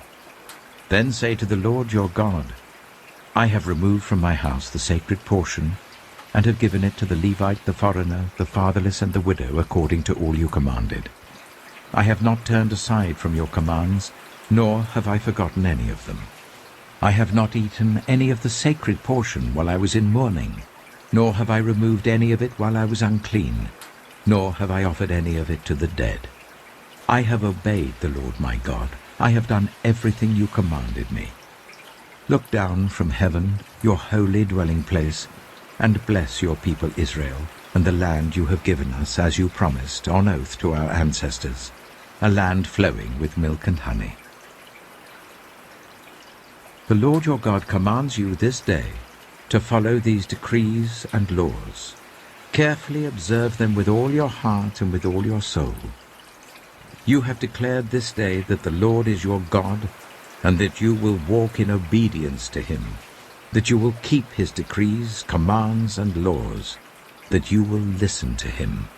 And the Lord has declared this day that you are his people, his treasured possession, as he promised, and that you are to keep all his commands.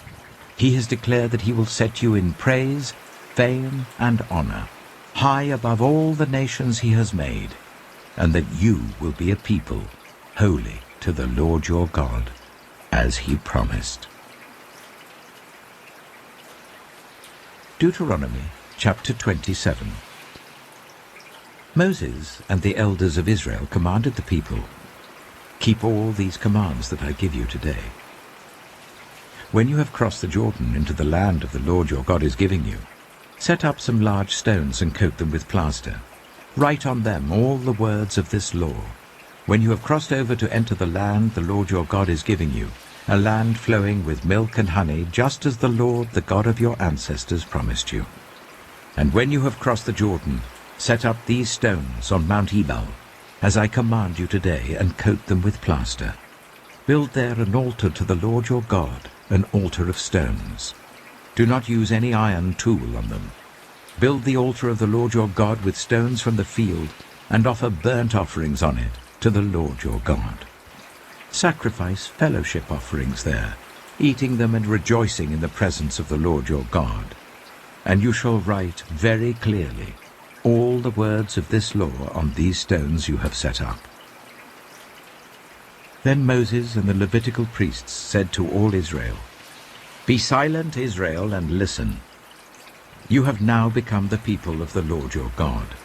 Obey the Lord your God and follow his commands and decrees that I give you today." On the same day, Moses commanded the people, "When you have crossed the Jordan, these tribes shall stand on Mount Gerizim to bless the people: Simeon, Levi, Judah, Issachar, Joseph, and Benjamin. And these tribes shall stand on Mount Ebal to pronounce curses: Reuben, Gad, Asher, Zebulun, Dan, and Naphtali. The Levites shall recite to all the people of Israel in a loud voice, "Cursed is anyone who makes an idol, a thing detestable to the Lord, the work of skilled hands, and sets it up in secret." Then all the people shall say, "Amen." "Cursed is anyone who dishonors their father and mother." Then all the people shall say, "Amen." "Cursed is anyone who moves their neighbor's boundary stone." Then all the people shall say, "Amen." "Cursed is anyone who leads the blind astray on the road." Then all the people shall say, "Amen." "Cursed is anyone who withholds justice from the foreigner, the fatherless, or the widow." Then all the people shall say, "Amen." "Cursed is anyone who sleeps with his father's wife, for he dishonors his father's bed." Then all the people shall say, "Amen." "Cursed is anyone who has sexual relations with any animal." Then all the people shall say, "Amen." "Cursed is anyone who sleeps with his sister, the daughter of his father or the daughter of his mother." Then all the people shall say, "Amen." "Cursed is anyone who sleeps with his mother-in-law." Then all the people shall say, "Amen." "Cursed is anyone who kills their neighbor secretly." Then all the people shall say, "Amen." "Cursed is anyone who accepts a bribe to kill an innocent person." Then all the people shall say, "Amen." "Cursed is anyone who does not uphold the words of this law by carrying them out." Then all the people shall say, "Amen." Deuteronomy chapter 28. If you fully obey the Lord your God, and carefully follow all his commands that I give you today, the Lord your God will set you high above all the nations on earth. All these blessings will come on you and accompany you if you obey the Lord your God. You will be blessed in the city and blessed in the country. The fruit of your womb will be blessed, and the crops of your land and the young of your livestock, the calves of your herds and the lambs of your flocks. Your basket and your kneading trough will be blessed. You will be blessed when you come in and blessed when you go out. The Lord will grant that the enemies who rise up against you will be defeated before you. They will come at you from one direction, but flee from you in 7. The Lord will send a blessing on your barns and on everything you put your hand to. The Lord your God will bless you in the land he is giving you.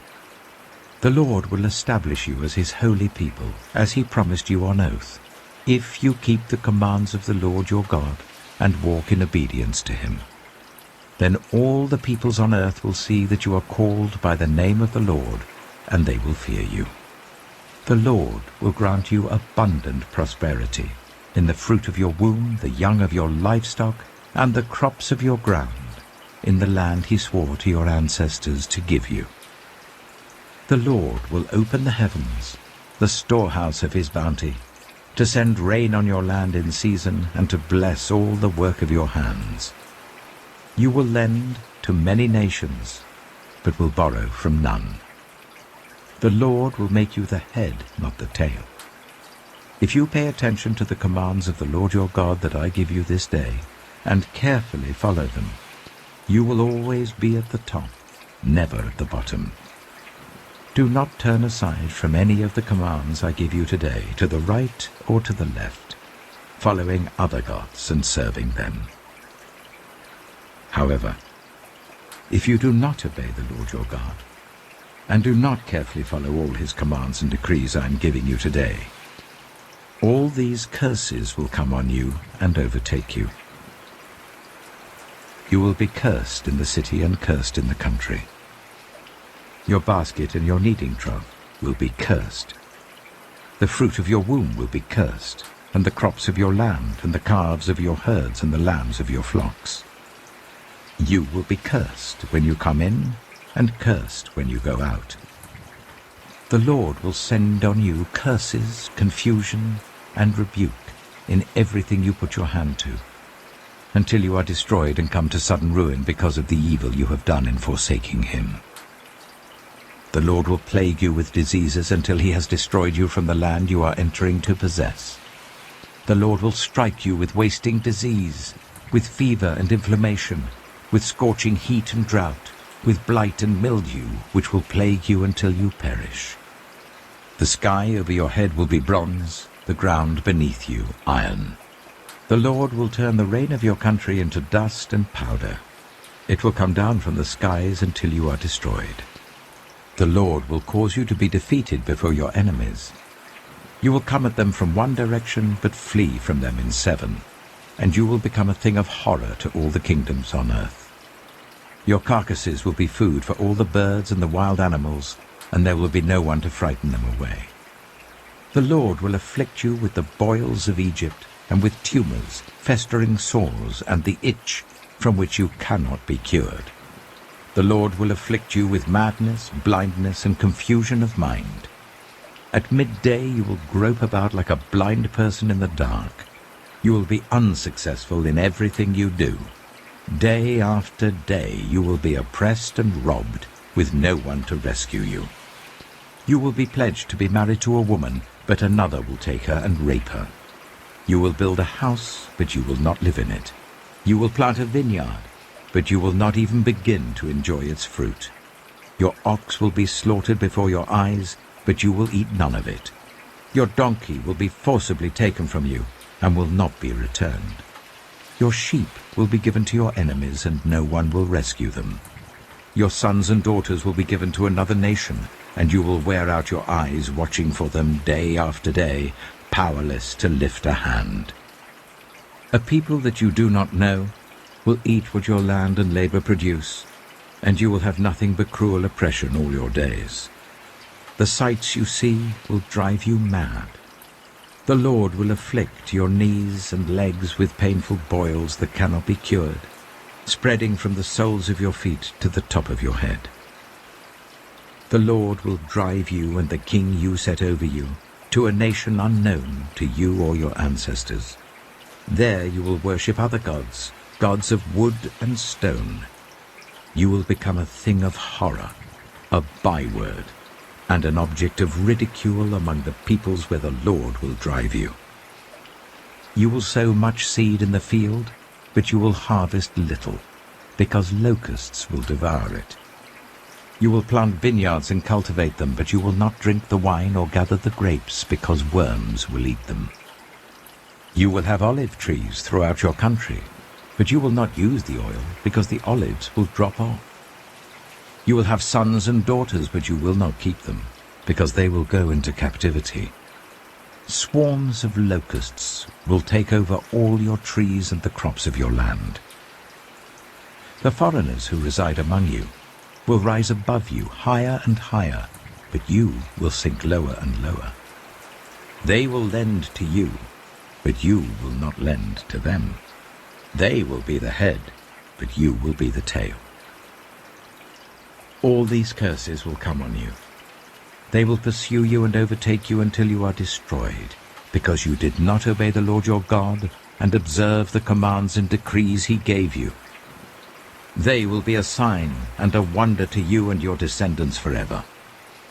Because you did not serve the Lord your God joyfully and gladly in the time of prosperity, therefore in hunger and thirst, in nakedness and dire poverty, you will serve the enemy the Lord sends against you.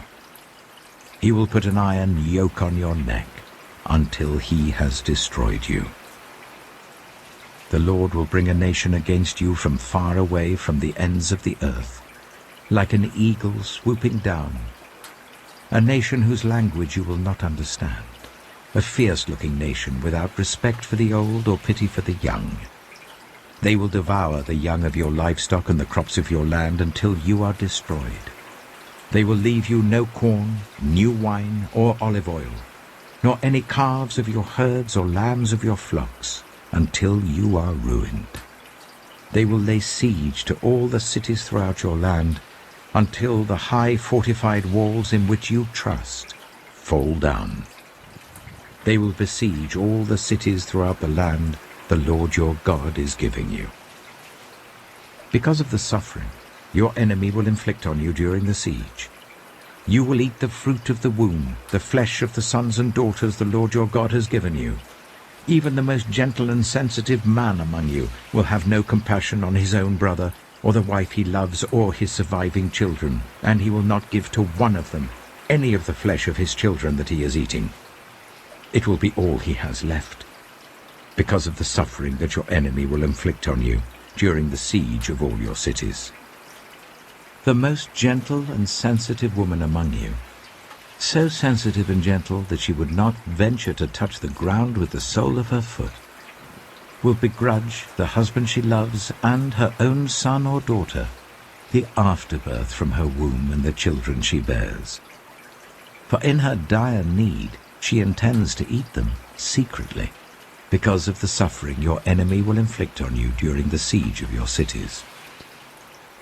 If you do not carefully follow all the words of this law which are written in this book, and do not revere this glorious and awesome name, the Lord your God, the Lord will send fearful plagues on you and your descendants, harsh and prolonged disasters, and severe and lingering illnesses.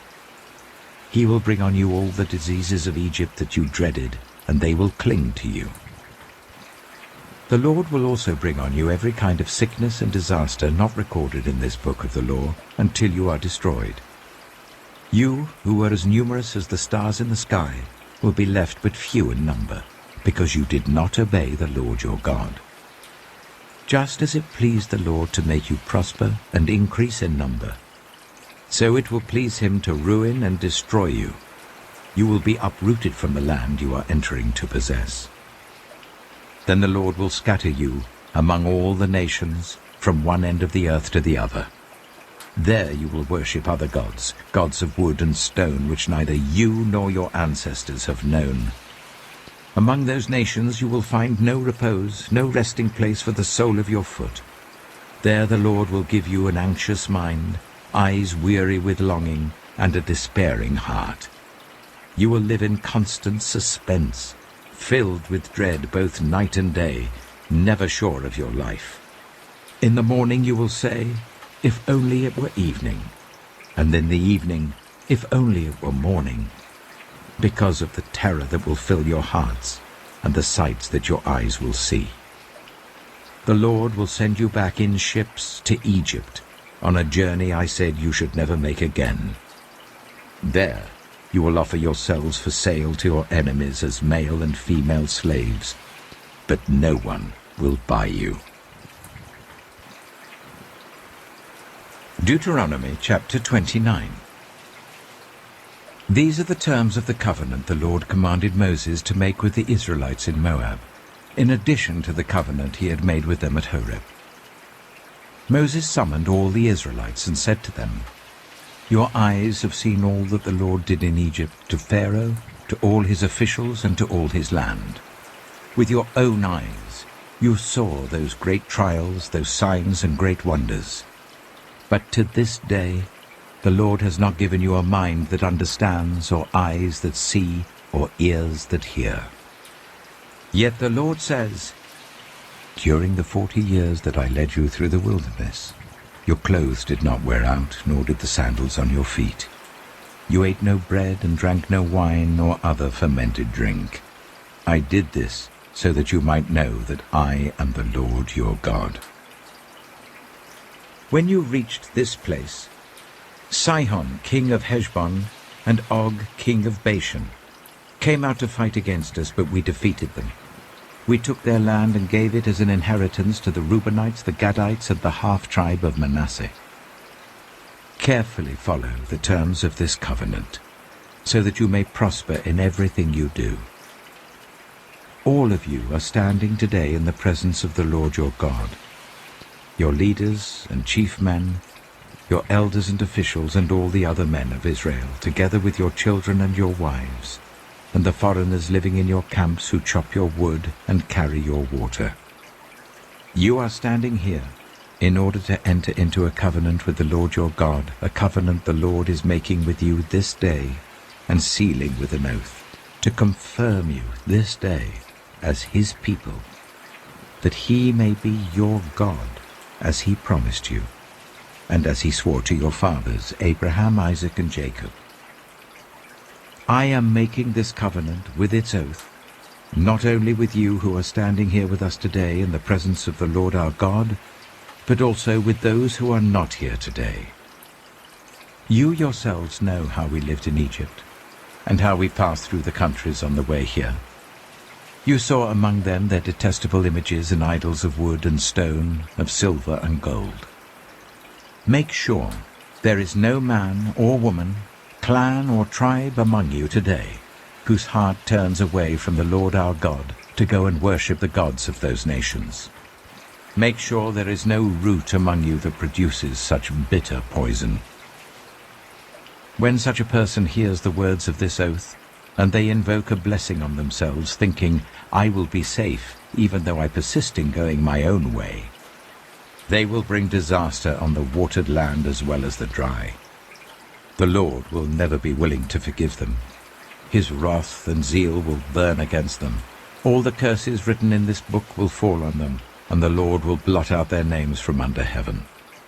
The Lord will single them out from all the tribes of Israel for disaster, according to all the curses of the covenant written in this book of the law. Your children who follow you in later generations, and foreigners who come from distant lands, will see the calamities that have fallen on the land, and the diseases with which the Lord has afflicted it. The whole land will be a burning waste of salt and sulfur, nothing planted, nothing sprouting, no vegetation growing on it. It will be like the destruction of Sodom and Gomorrah, Admah and Zeboim, which the Lord overthrew in fierce anger.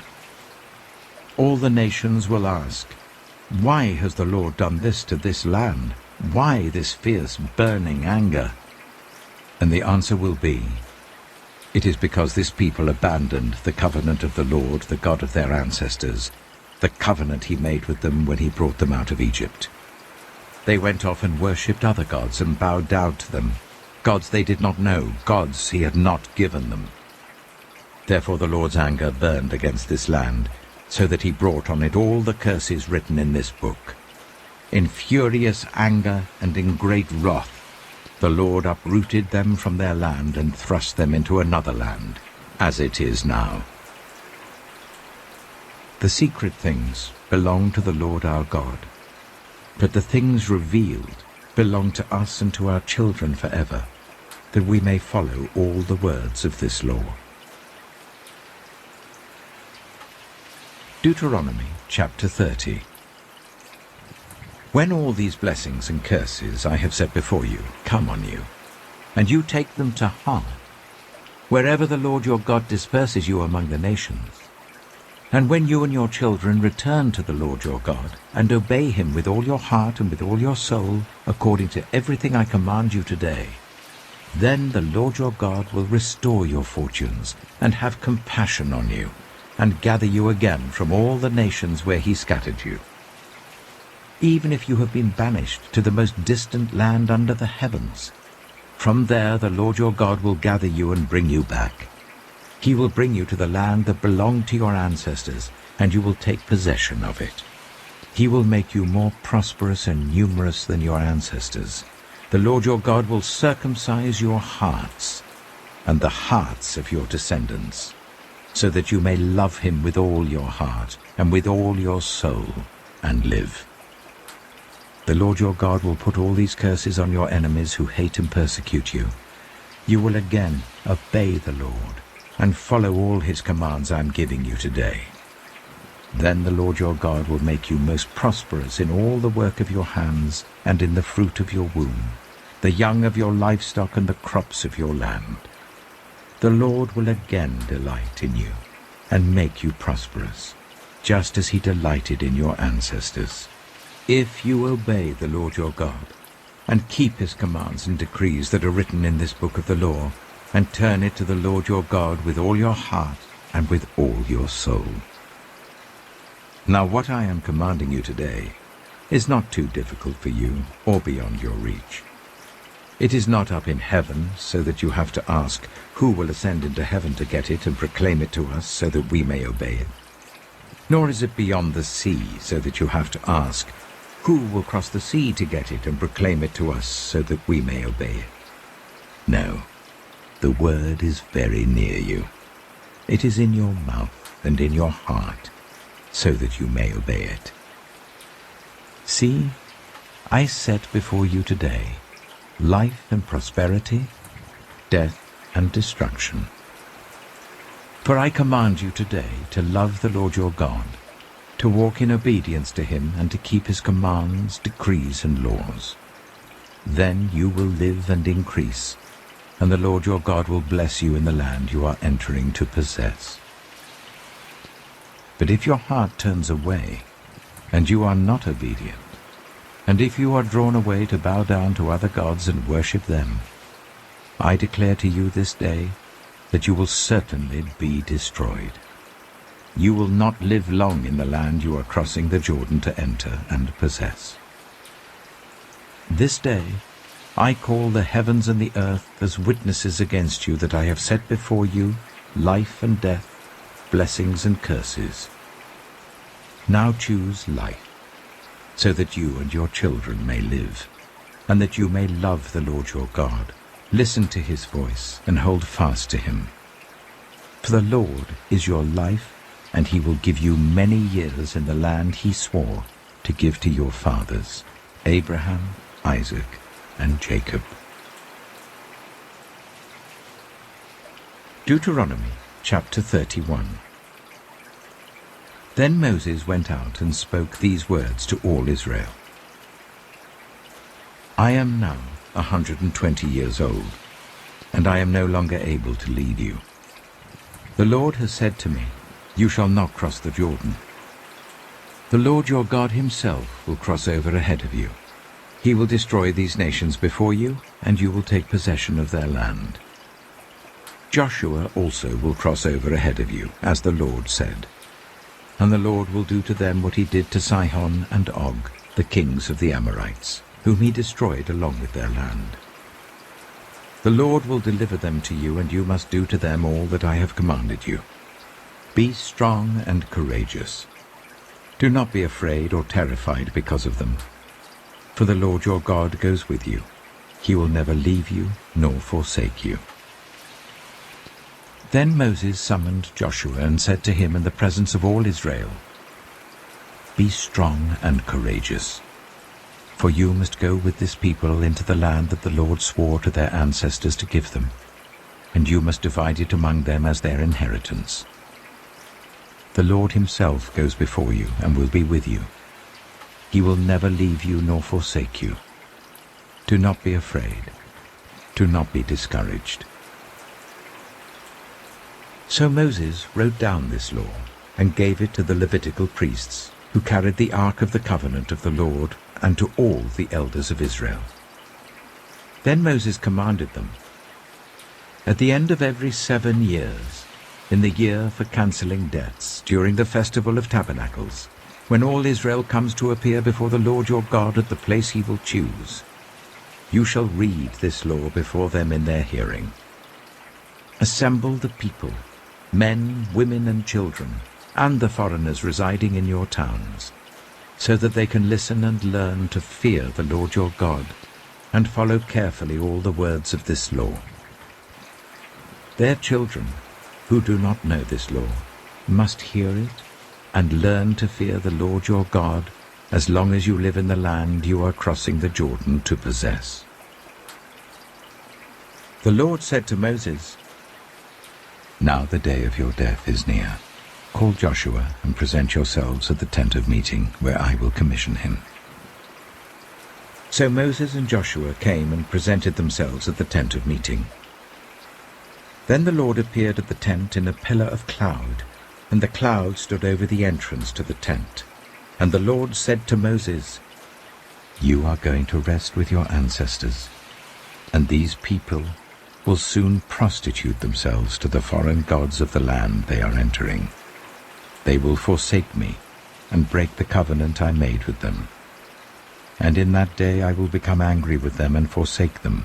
I will hide my face from them, and they will be destroyed. Many disasters and calamities will come on them, and in that day they will ask, 'Have not these disasters come on us because our God is not with us?' And I will certainly hide my face in that day, because of all their wickedness in turning to other gods.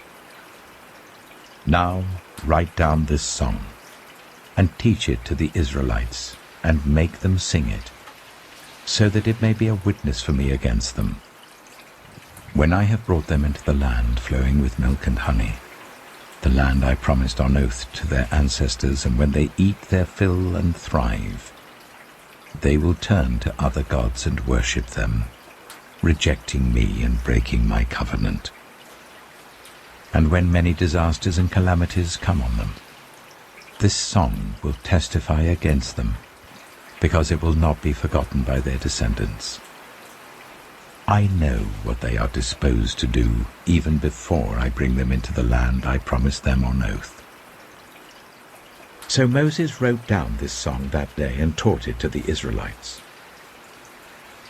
The Lord gave this command to Joshua son of Nun: "Be strong and courageous, for you will bring the Israelites into the land I promised them on oath, and I myself will be with you." After Moses finished writing in a book the words of this law from beginning to end, he gave this command to the Levites who carried the Ark of the Covenant of the Lord.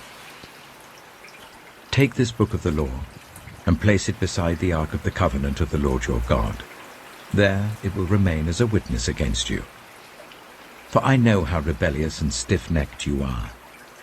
If you have been rebellious against the Lord while I am still alive and with you, how much more will you rebel after I die?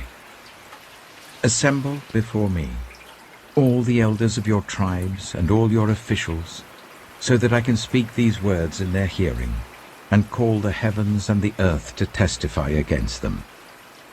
For I know that after my death you are sure to become utterly corrupt, and to turn from the way I have commanded you. In days to come, disaster will fall on you because you will do evil in the sight of the Lord, and arouse his anger by what your hands have made." And Moses recited the words of this song from beginning to end in the hearing of the whole assembly of Israel. Deuteronomy chapter 32. Listen, you heavens, and I will speak. Hear, you earth, the words of my mouth. Let my teaching fall like rain, and my words descend like dew, like showers on new grass, like abundant rain on tender plants. I will proclaim the name of the Lord. O praise the greatness of our God. He is the rock, his works are perfect, and all his ways are just. A faithful God who does no wrong, upright and just is he. They are corrupt and not his children. To their shame they are a warped and crooked generation. Is this the way you repay the Lord, you foolish and unwise people? Is he not your Father, your Creator, who made you and formed you? Remember the days of old. Consider the generations long past. Ask your father, and he will tell you, your elders, and they will explain to you. When the Most High gave the nations their inheritance, when he divided all mankind, he set up boundaries for the peoples according to the number of the sons of Israel. For the Lord's portion is his people, Jacob his allotted inheritance. In a desert land he found him, in a barren and howling waste. He shielded him and cared for him.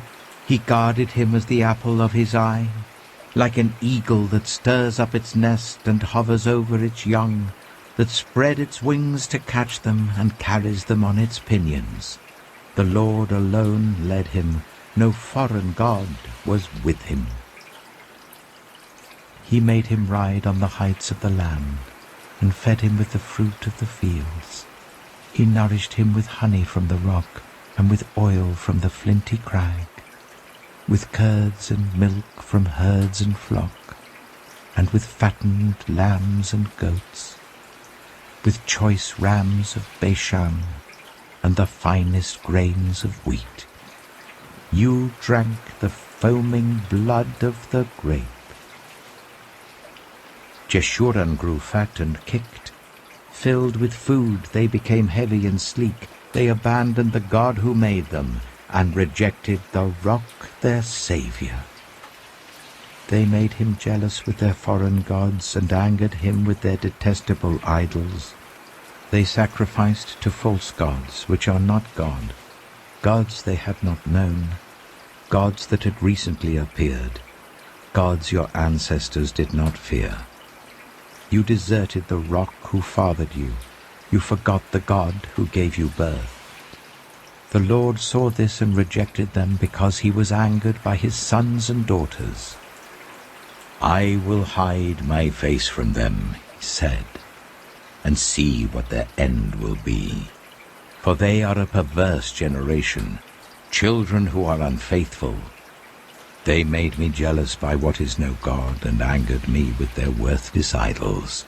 I will make them envious by those who are not a people. I will make them angry by a nation that has no understanding. For a fire will be kindled by my wrath, one that burns down to the realm of the dead below. It will devour the earth and its harvests, and set on fire the foundations of the mountains. I will heap calamities on them, and expend my arrows against them. I will send wasting famine against them, consuming pestilence and deadly plague. I will send against them the fangs of wild beasts, the venom of vipers that glide in the dust. In the street the sword will make them childless, in their homes terror will reign. The young men and young women will perish, the infants and those with grey hair. I said I would scatter them and erase their name from human memory.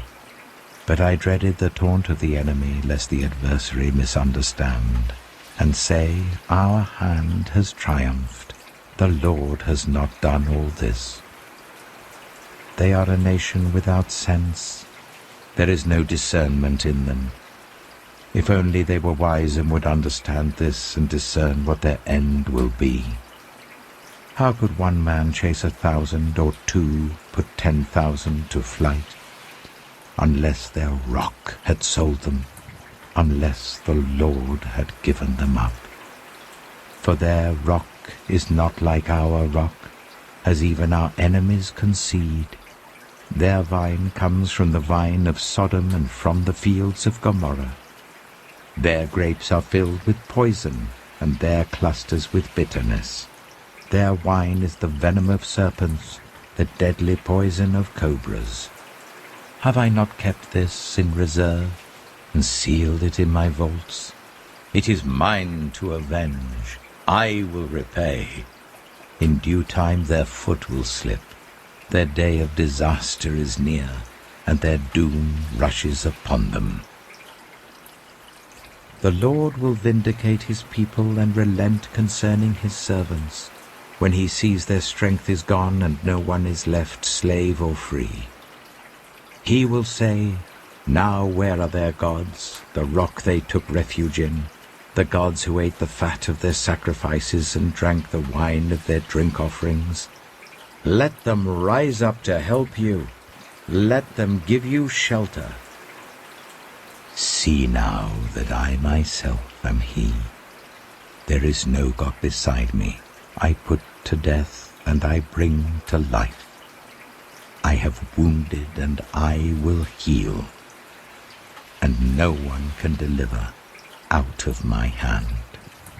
I lift my hand to heaven and solemnly swear, as surely as I live forever, when I sharpen my flashing sword, and my hand grasps it in judgment, I will take vengeance on my adversaries and repay those who hate me. I will make my arrows drunk with blood, while my sword devours flesh, the blood of the slain and the captives, the heads of the enemy leaders. Rejoice, you nations, with his people, for he will avenge the blood of his servants. He will take vengeance on his enemies and make atonement for his land and people. Moses came with Joshua son of Nun, and spoke all the words of this song in the hearing of the people. When Moses had finished reciting all these words to all Israel, he said to them, "Take to heart all the words I have solemnly declared to you this day, so that you may command your children to obey carefully all the words of this law. They are not just idle words for you. They are your life. By them you will live long in the land you are crossing the Jordan to possess." On that same day, the Lord told Moses, "Go up into the Abarim range, to Mount Nebo in Moab, opposite Jericho, and view Canaan, the land I am giving the Israelites as their own possession. There, on the mountain that you have climbed, you will die and be gathered to your people, just as your brother Aaron died on Mount Hor and was gathered to his people. This is because both of you broke faith with me in the presence of the Israelites at the waters of Meribah Kadesh, in the desert of Zin, and because you did not uphold my holiness among the Israelites.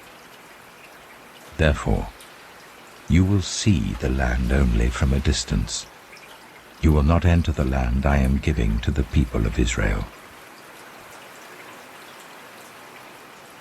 Deuteronomy chapter 33.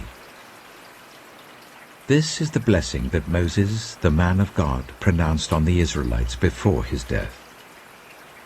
He said, "The Lord came from Sinai and dawned over them from Seir. He shone forth from Mount Paran. He came with myriads of holy ones from the south, from his mountain slopes. Surely it is you who love the people. All the holy ones are in your hand. At your feet they all bow down, and from you receive instruction, the law that Moses gave us, the possession of the assembly of Jacob. He was king over Jeshurun when the leaders of the people assembled, along with the tribes of Israel. Let Reuben live and not die, nor his people be few." And this he said about Judah, "Hear, Lord, the cry of Judah. Bring him to his people. With his own hands he defends his cause. O be his help against his foes." About Levi he said, "Your Thummim and Urim belong to your faithful servant. You tested him at Massah. You contended with him at the waters of Meribah. He said of his father and mother, 'I have no regard for them.' He did not recognize his brothers or acknowledge his own children, but he watched over your word and guarded your covenant. He teaches your precepts to Jacob and your law to Israel. He offers incense before you and whole burnt offerings on your altar. Bless all his skills, Lord, and be pleased with the work of his hands. Strike down those who rise against him, his foes, till they rise no more." About Benjamin he said, "Let the beloved of the Lord rest secure in him. for he shields him all day long. And the one the Lord loves rests between his shoulders. About Joseph, he said, "May the Lord bless his land with the precious dew from heaven above, and with the deep waters that lie below. With the best the sun brings forth, and the finest the moon can yield. With the choicest gifts of the ancient mountains, and the fruitfulness of the everlasting hills. With the best gifts of the earth and its fullness, and the favor of him who dwelt in the burning bush. Let all these rest on the head of Joseph, on the brow of the prince among his brothers. In majesty he is like a firstborn bull.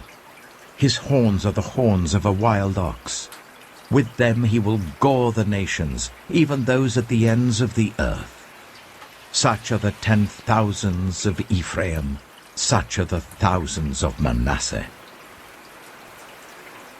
About Zebulun he said, "Rejoice, Zebulun, in your going out, and you, Issachar, in your tents. They will summon peoples to the mountain and there offer the sacrifices of the righteous. They will feast on the abundance of the seas, on the treasures hidden in the sand." About Gad he said, "Blessed is he who enlarges Gad's domain. Gad lives there like a lion, tearing at arm or head. He chose the best land for himself. The leader's portion was kept for him. When the heads of the people assembled, he carried out the Lord's righteous will and his judgments concerning Israel." About Dan he said, "Dan is a lion's cub, springing out of Bashan." About Naphtali he said, "Naphtali is abounding with the favor of the Lord and is full of his blessing. He will inherit southward to the lake." About Asher he said, "Most blessed of sons is Asher. Let him be favored by his brothers, and let him bathe his feet in oil. The bolts of your gates will be iron and bronze, and your strength will equal your days. There is no one like the God of Jeshurun, who rides across the heavens to help you, and on the clouds in his majesty. The eternal God is your refuge, and underneath are the everlasting arms. He will drive out your enemies before you, saying, 'Destroy them.' So Israel will live in safety. Jacob will dwell secure in a land of grain and new wine, where the heavens drop dew. Blessed are you, Israel. Who is like you, a people saved by the Lord? He is your shield and helper, and your glorious sword. Your enemies will cower before you, and you will tread on their heights." Deuteronomy chapter 34. Then Moses climbed Mount Nebo from the plains of Moab to the top of Pisgah opposite Jericho. There the Lord showed him the whole land, from Gilead to Dan, all of Naphtali, the territory of Ephraim and Manasseh, all the land of Judah as far as the Mediterranean Sea, the Negev, and the whole region from the valley of Jericho, the city of palms, as far as Zoar. Then the Lord said to him, "This is the land I promised on oath to Abraham, Isaac, and Jacob, when I said, 'I will give it to your descendants.' I have let you see it with your eyes, but you will not cross over into it." And Moses, the servant of the Lord, died there in Moab, as the Lord had said. He buried him in Moab, in the valley opposite Beth Peor. But to this day, no one knows where his grave is. Moses was 120 years old when he died. yet his eyes were not weak, nor his strength gone. The Israelites grieved for Moses in the plains of Moab 30 days, until the time of weeping and mourning was over. Now Joshua, son of Nun, was filled with the spirit of wisdom, because Moses had laid his hands on him. So the Israelites listened to him, and did what the Lord had commanded Moses. Since then, no prophet has risen in Israel like Moses, whom the Lord knew face to face, who did all those signs and wonders the Lord sent him to do in Egypt, to Pharaoh and to all his officials and to his whole land. For no one has ever shown the mighty power or performed the awesome deeds that Moses did in the sight of all Israel.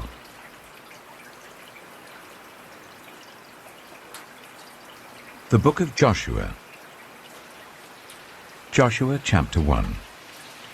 After the death of Moses, the servant of the Lord said to Joshua, son of Nun, Moses' assistant, Moses, my servant, is dead. Now then, you and all these people, get ready to cross the river Jordan into the land I am about to give to them, to the Israelites. I will give you every place where you set your foot, as I promised Moses. Your territory will extend from the desert to Lebanon, and from the great river, the Euphrates, all the Hittite country, to the Mediterranean Sea in the west. No one will be able to stand against you all the days of your life. As I was with Moses, so I will be with you. I will never leave you nor forsake you. Be strong and courageous, because you will lead these people to inherit the land I swore to their ancestors to give them. Be strong and very courageous. Be careful to obey all the law my servant Moses gave you. Do not turn from it to the right or to the left, that you may be successful wherever you go. Keep this book of the law always on your lips. Meditate on it day and night, so that you may be careful to do everything written in it. Then you will be prosperous and successful. Have I not commanded you? Be strong and courageous. Do not be afraid. Do not be discouraged. For the Lord your God will be with you wherever you go. So Joshua ordered the officers of the people, Go through the camp and tell the people, Get your provisions ready. 3 days from now you will cross the Jordan here to go in and take possession of the land the Lord your God is giving you for your own. But to the Reubenites, the Gadites, and the half-tribe of Manasseh, Joshua said, Remember the command that Moses the servant of the Lord gave you after he said, The Lord your God will give you rest by giving you this land. Your wives, your children, and your livestock may stay in the land that Moses gave you east of the Jordan, but all your fighting men, ready for battle, must cross over ahead of your fellow Israelites. You are to help them until the Lord gives them rest, as he has done for you, and until they too have taken possession of the land that the Lord your God is giving them. After that, you may go back and occupy your own land, which Moses, the servant of the Lord, gave you east of the Jordan, towards the sunrise. Then they answered Joshua, Whatever you have commanded us we will do, and wherever you send us we will go. Just as we fully obeyed Moses, so we will obey you. Only may the Lord your God be with you, as he was with Moses. Whoever rebels against your word and does not obey it, whatever you may command them will be put to death. Only be strong and courageous. Joshua chapter 2. Then Joshua son of Nun secretly sent 2 spies from Shittim. Go, look over the land, he said, especially Jericho. So they went and entered the house of a prostitute named Rahab and stayed there. The king of Jericho was told, Look, Some of the Israelites have come here tonight to spy out the land." So the king of Jericho sent this message to Rahab: "Bring out the men who came to you and entered your house, because they have come to spy out the whole land." But the woman had taken the 2 men and hidden them. She said, "Yes, the men came to me, but I did not know where they had come from.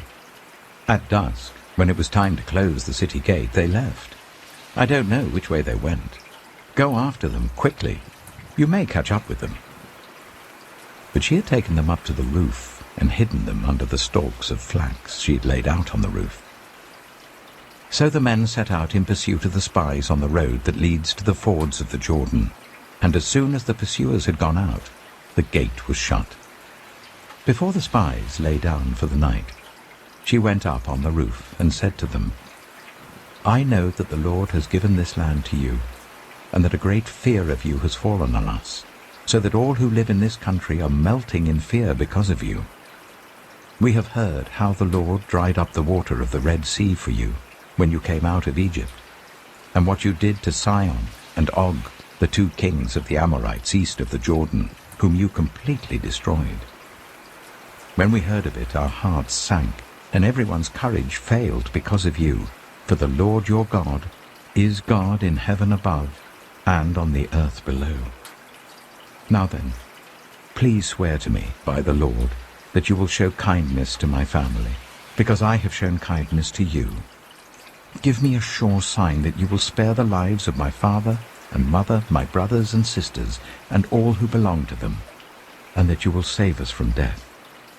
"Our lives for your lives," the men assured her. "If you don't tell what we are doing, we will treat you kindly and faithfully when the Lord gives us the land." So she let them down by a rope through the window, for the house she lived in was part of the city wall. She said to them, "Go to the hills so that the pursuers will not find you. Hide yourselves there for 3 days until they return, and then go on your way." Now the men had said to her, "This oath you made us swear will not be binding on us unless, when we enter the land, you have tied this scarlet cord in the window through which you let us down, and unless you have brought your father and mother, your brothers, and all your family into your house. If any of them go outside your house into the street, their blood will be on their own heads. We will not be responsible. As for those who are in the house with you, their blood will be on our head if a hand is laid on them. But if you tell what we are doing, we will be released from the oath you made us swear." "Agreed," she replied. "Let it be as you say." So she sent them away, and they departed, and she tied the scarlet cord in the window. When they left, they went into the hills and stayed there 3 days, until the pursuers had searched all along the road and returned without finding them. Then the 2 men started back. They went down out of the hills, forded the river, and came to Joshua, son of Nun, and told him everything that had happened to them. They said to Joshua, "The Lord has surely given the whole land into our hands. All the people are melting in fear because of us." Joshua chapter 3. Early in the morning, Joshua and all the Israelites set out from Shittim and went to the Jordan, where they camped before crossing over. After 3 days, the officers went throughout the camp giving orders to the people. "When you see the Ark of the Covenant of the Lord your God, and the Levitical priests carrying it, you are to move out from your positions and follow it. Then you will know which way to go, since you have never been this way before. But keep a distance of about 2,000 cubits between you and the ark. Do not go near it." Joshua told the people, "Consecrate yourselves, for tomorrow the Lord will do amazing things among you." Joshua said to the priests, "Take up the Ark of the Covenant and pass on ahead of the people." So they took it up and went ahead of them. And the Lord said to Joshua, "Today I will begin to exalt you in the eyes of all Israel. so that they may know that I am with you, as I was with Moses. Tell the priests who carry the Ark of the Covenant, when you reach the edge of the Jordan's waters, go and stand in the river." Joshua said to the Israelites, "Come here and listen to the words of the Lord your God. This is how you will know that the living God is among you, and that he will certainly drive out before you the Canaanites, Hittites, Hivites, Perizzites, Girgashites, Amorites, and Jebusites. See, the Ark of the Covenant of the Lord of all the earth will go into the Jordan ahead of you. Now then, choose 12 men from the tribes of Israel, one from each tribe. And as soon as the priests who carry the Ark of the Lord of all the earth, set foot in the Jordan, its waters flowing downstream will be cut off and stand up in a heap." So when the people broke camp to cross the Jordan, the priests carrying the Ark of the Covenant went ahead of them. Now the Jordan is in flood all during harvest. Yet as soon as the priests who carried the Ark reached the Jordan, and their feet touched the water's edge, the water from upstream stopped flowing. It piled up in a heap a great distance away at a town called Adam, in the vicinity of Zarethan, while the water flowing down to the sea of the Arabah, that is the Dead Sea, was completely cut off. So the people crossed over opposite Jericho. The priests who carried the Ark of the Covenant of the Lord stopped in the middle of the Jordan and stood on dry ground, while all Israel passed by until the whole nation had completed the crossing on dry ground. Joshua chapter 4. When the whole nation had finished crossing the Jordan, the Lord said to Joshua, "Choose 12 men from among the people, one from each tribe, and tell them to take up 12 stones from the middle of the Jordan, from right where the priests are standing, and carry them over with you and put them down at the place where you stay tonight." So Joshua called together the 12 men he had appointed from the Israelites, one from each tribe, and said to them, "Go over before the Ark of the Lord your God into the middle of the Jordan. Each of you is to take up a stone on his shoulder, according to the number of the tribes of the Israelites, to serve as a sign among you. In the future, when your children ask you, 'What do these stones mean?' tell them that the flow of the Jordan was cut off before the Ark of the Covenant of the Lord. When it crossed the Jordan, the waters of the Jordan were cut off. These stones are to be a memorial to the people of Israel forever." So the Israelites did as Joshua commanded them. They took 12 stones from the middle of the Jordan, according to the number of the tribes of the Israelites, as the Lord had told Joshua, and they carried them over with them to their camp, where they put them down. Joshua set up the 12 stones that had been in the middle of the Jordan at the spot where the priests who carried the Ark of the Covenant had stood, and they are there to this day. Now the priests who carried the Ark remained standing in the middle of the Jordan until everything the Lord had commanded Joshua was done by the people, just as Moses had directed Joshua. The people hurried over, and as soon as all of them had crossed, the Ark of the Lord and the priests came to the other side while the people watched. The men of Reuben, Gad, and the half-tribe of Manasseh crossed over, ready for battle, in front of the Israelites, as Moses had directed them. About 40,000 armed for battle crossed over before the Lord to the plains of Jericho for war. That day the Lord exalted Joshua in the sight of all Israel, and they stood in awe of him all the days of his life, just as they had stood in awe of Moses. Then the Lord said to Joshua, "Command the priests carrying the Ark of the Covenant law to come up out of the Jordan." So Joshua commanded the priests, "Come up out of the Jordan." And the priests came up out of the river carrying the Ark of the Covenant of the Lord. No sooner had they set their feet on the dry ground than the waters of the Jordan returned to their place and ran in flood as before. On the 10th day of the first month, the people went up from the Jordan and camped at Gilgal, on the eastern border of Jericho. And Joshua set up at Gilgal the 12 stones they had taken out of the Jordan. He said to the Israelites, "In the future, when your descendants ask their parents, 'What do these stones mean?' tell them, 'Israel crossed the Jordan on dry ground.' For the Lord your God dried up the Jordan before you until you had crossed over. The Lord your God did to the Jordan what he had done to the Red Sea, when he dried it up before us until we had crossed over. He did this so that all the peoples of the earth might know that the hand of the Lord is powerful, and so that you might always fear the Lord your God." Joshua chapter 5. Now when all the Amorite kings west of the Jordan, and all the Canaanite kings along the coast, heard how the Lord had dried up the Jordan before the Israelites until they had crossed over, their hearts melted in fear, and they no longer had the courage to face the Israelites. At that time the Lord said to Joshua, "Make flint knives, and circumcise the Israelites again." So Joshua made flint knives, and circumcised the Israelites at Gibeah the Haaraloth. Now this is why he did so. All those who came out of Egypt, all the men of military age, died in the wilderness on the way after leaving Egypt. All the people that came out had been circumcised, but all the people born in the wilderness during the journey from Egypt had not.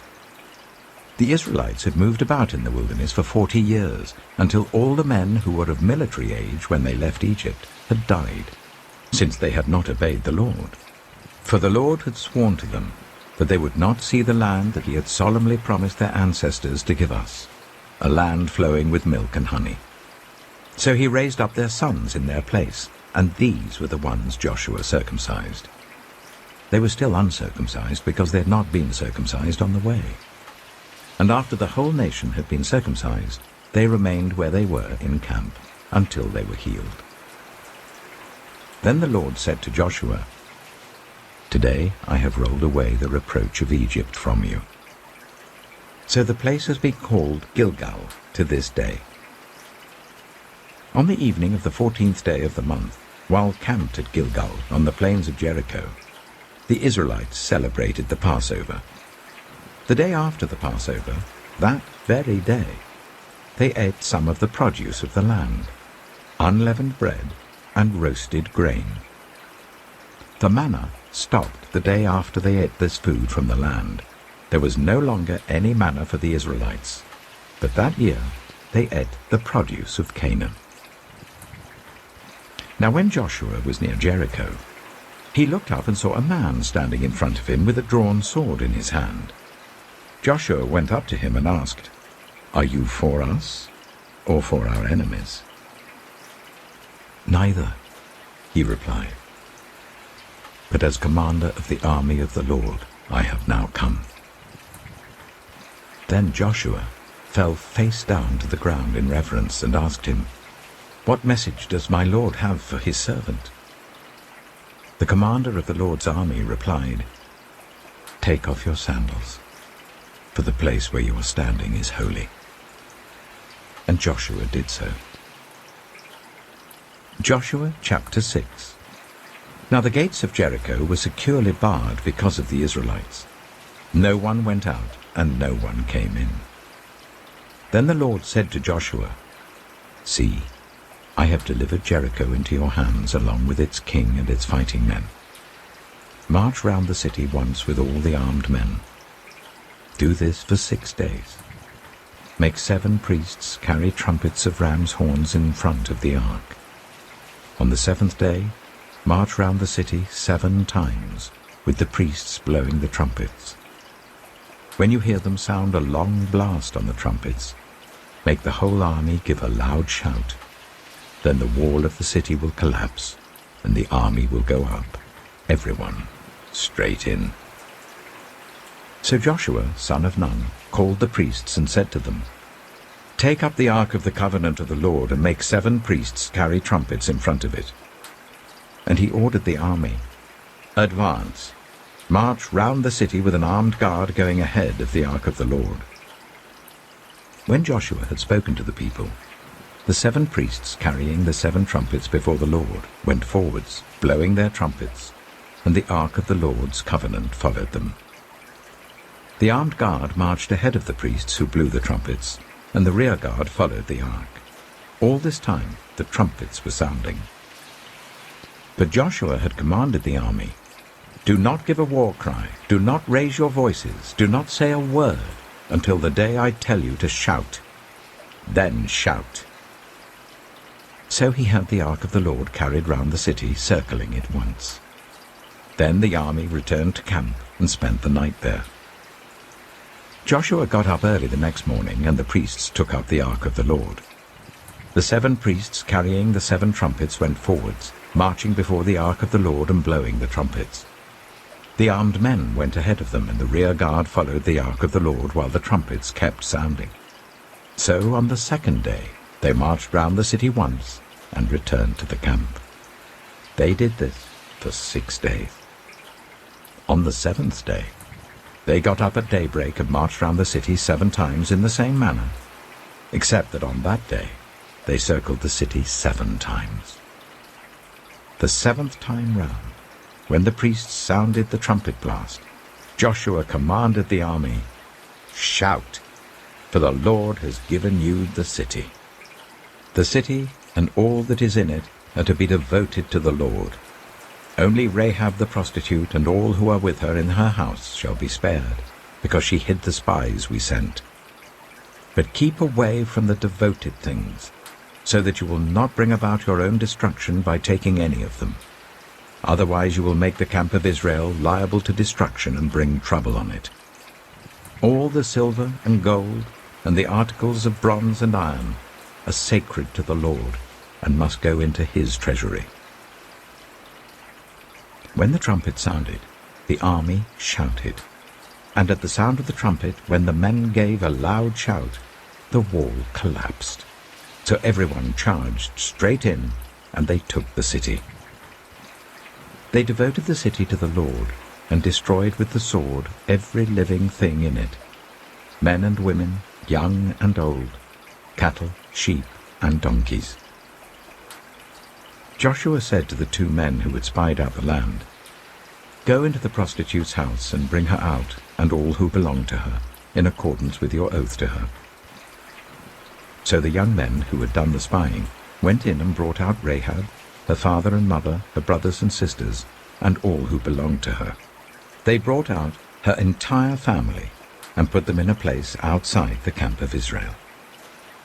Then they burned the whole city and everything in it. But they put the silver and gold and the articles of bronze and iron into the treasury of the Lord's house. But Joshua spared Rahab the prostitute, with her family and all who belonged to her, because she hid the men Joshua had sent as spies to Jericho. And she lives among the Israelites to this day. At that time Joshua pronounced this solemn oath: "Cursed before the Lord is the one who undertakes to rebuild this city, Jericho.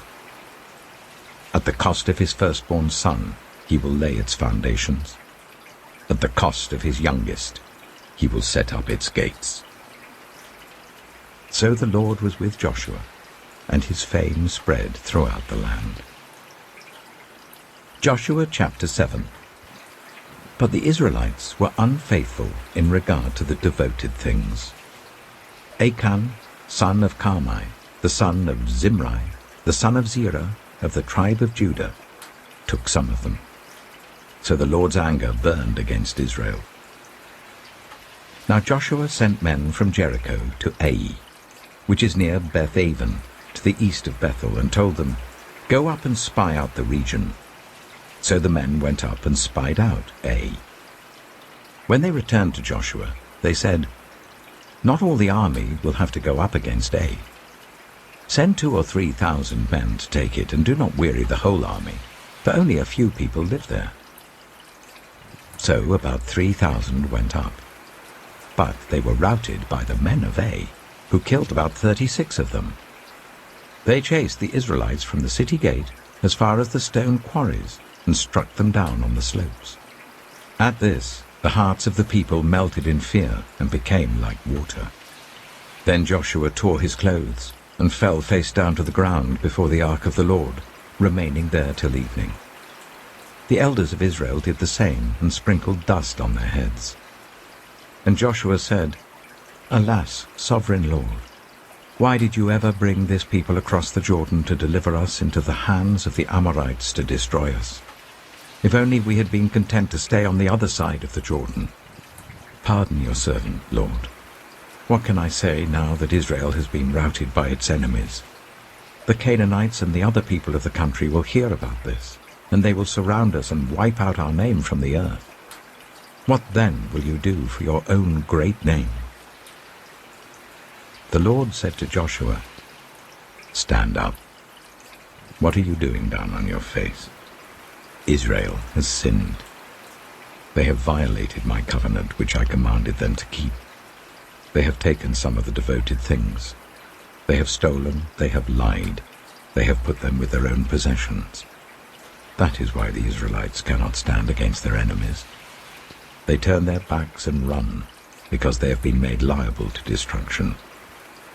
I will not be with you any more, unless you destroy whatever among you is devoted to destruction. Go, consecrate the people. Tell them, consecrate yourselves in preparation for tomorrow. For this is what the Lord, the God of Israel, says.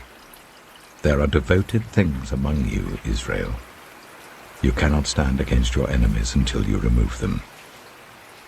In the morning, present yourselves tribe by tribe. The tribe that the Lord chooses shall come forward, clan by clan.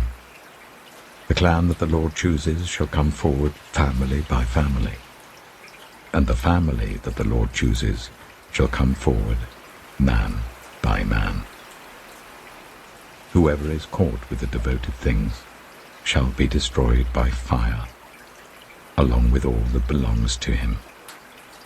He has violated the covenant of the Lord and has done an outrageous thing in Israel." Early the next morning Joshua made Israel come forward by tribes, and Judah was chosen. The clans of Judah came forward, and the Zerhites were chosen. He made the clan of the Zerhites come forward by families, and Zimri was chosen. Joshua made his family come forward man by man, and Achan, son of Carmi, the son of Zimri, the son of Zerah, of the tribe of Judah, was chosen. Then Joshua said to Achan, "My son, give glory to the Lord, the God of Israel, and honor him. Tell me what you have done. Do not hide it from me." Achan replied, "It is true. I have sinned against the Lord, the God of Israel. This is what I have done. When I saw in the plunder a beautiful robe from Babylonia, 200 shekels of silver and a bar of gold weighing 50 shekels, I coveted them and took them. They are hidden in the ground inside my tent with the silver underneath." So Joshua sent messengers, and they ran to the tent, and there it was, hidden in his tent with the silver underneath. They took the things from the tent, brought them to Joshua and all the Israelites, and spread them out before the Lord. Then Joshua, together with all Israel, took Achan, son of Zerah, the silver, the robe, the gold bar, his sons and daughters, his cattle, donkeys and sheep, his tent, and all that he had, to the valley of Achor. Joshua said, "Why have you brought this trouble on us? The Lord will bring trouble on you today." Then all Israel stoned him, and after they had stoned the rest, they burned them. Over Achan they heaped up a large pile of rocks, which remains to this day. Then the Lord turned from his fierce anger. Therefore that place has been called the Valley of Achor ever since. Joshua chapter 8. Then the Lord said to Joshua, "Do not be afraid, do not be discouraged. Take the whole army with you and go up and attack Ai. For I have delivered into your hands the king of Ai, his people, his city, and his land. You shall do to Ai and its king as you did to Jericho and its king, except that you may carry off their plunder and livestock for yourself. Set an ambush behind the city." So Joshua and the whole army moved out to attack Ai. He chose 30,000 of his best fighting men and sent them out at night, with these orders. "Listen carefully. You are to set an ambush behind the city. Don't go very far from it. All of you be on the alert. I and all those with me will advance on the city, and when the men come out against us, as they did before, we will flee from them. They will pursue us until we have lured them away from the city, for they will say, 'They are running away from us as they did before.' So when we flee from them, you are to rise up from ambush and take the city. The Lord your God will give it into your hand. When you have taken the city, set it on fire. Do what the Lord has commanded. See to it. You have my orders." Then Joshua sent them off, and they went to the place of ambush and lay in wait between Bethel and Ai, to the west of Ai. But Joshua spent that night with the people. Early the next morning, Joshua mustered his army, and he and the leaders of Israel marched before them to Ai. The entire force that was with him marched up and approached the city and arrived in front of it. They set up camp north of Ai, with the valley between them and the city. Joshua had taken about 5,000 men and set them in ambush between Bethel and Ai to the west of the city. So the soldiers took up their positions, with the main camp to the north of the city and the ambush to the west of it. That night Joshua went into the valley. When the king of Ai saw this, he and all the men of the city hurried out early in the morning to meet Israel in battle at a certain place overlooking the Arabah. But he did not know that an ambush had been set against him behind the city. Joshua and all Israel let themselves be driven back before them, and they fled towards the wilderness. All the men of Ai were called to pursue them, and they pursued Joshua and were lured away from the city. Not a man remained in Ai or Bethel who did not go after Israel. They left the city open and went in pursuit of Israel. Then the Lord said to Joshua, "Hold out towards Ai the javelin that is in your hand, for into your hand I will deliver the city." So Joshua held out towards the city the javelin that was in his hand. As soon as he did this, the men in the ambush rose quickly from their position and rushed forward. They entered the city and captured it and quickly set it on fire.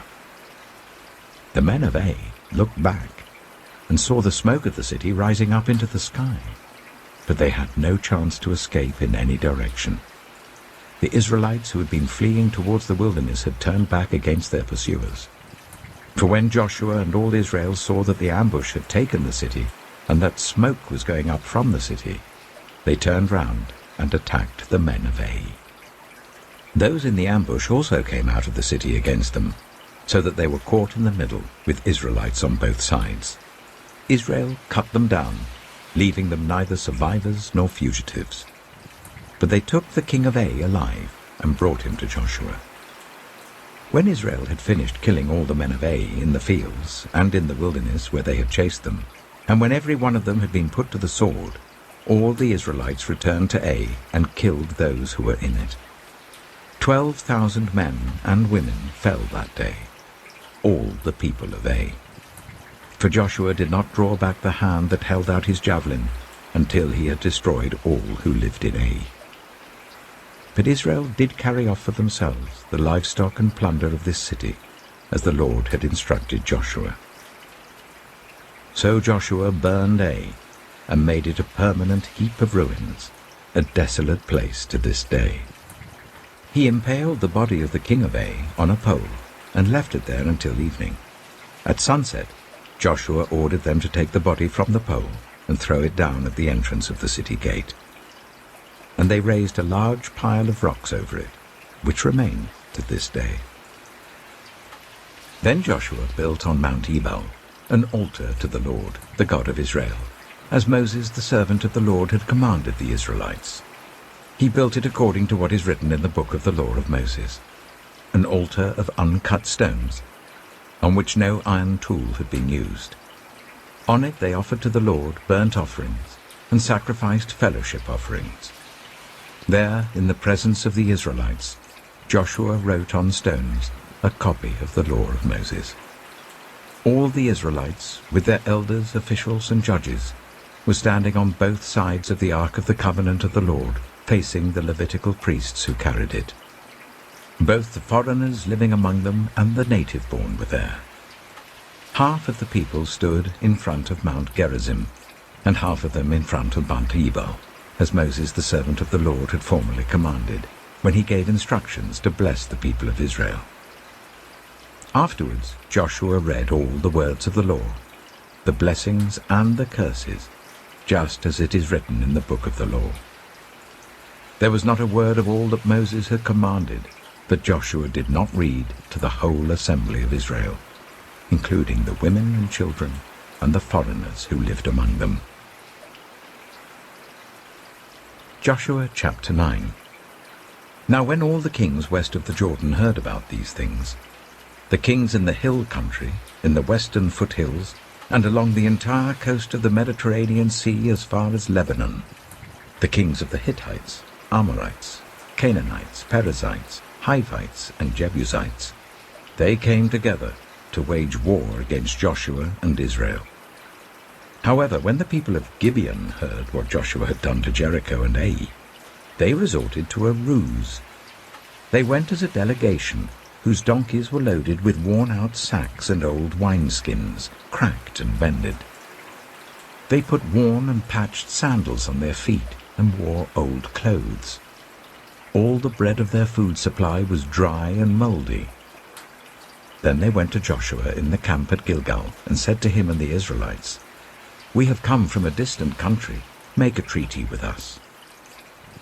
The Israelites said to the Hivites, "But perhaps you live near us, so how can we make a treaty with you?"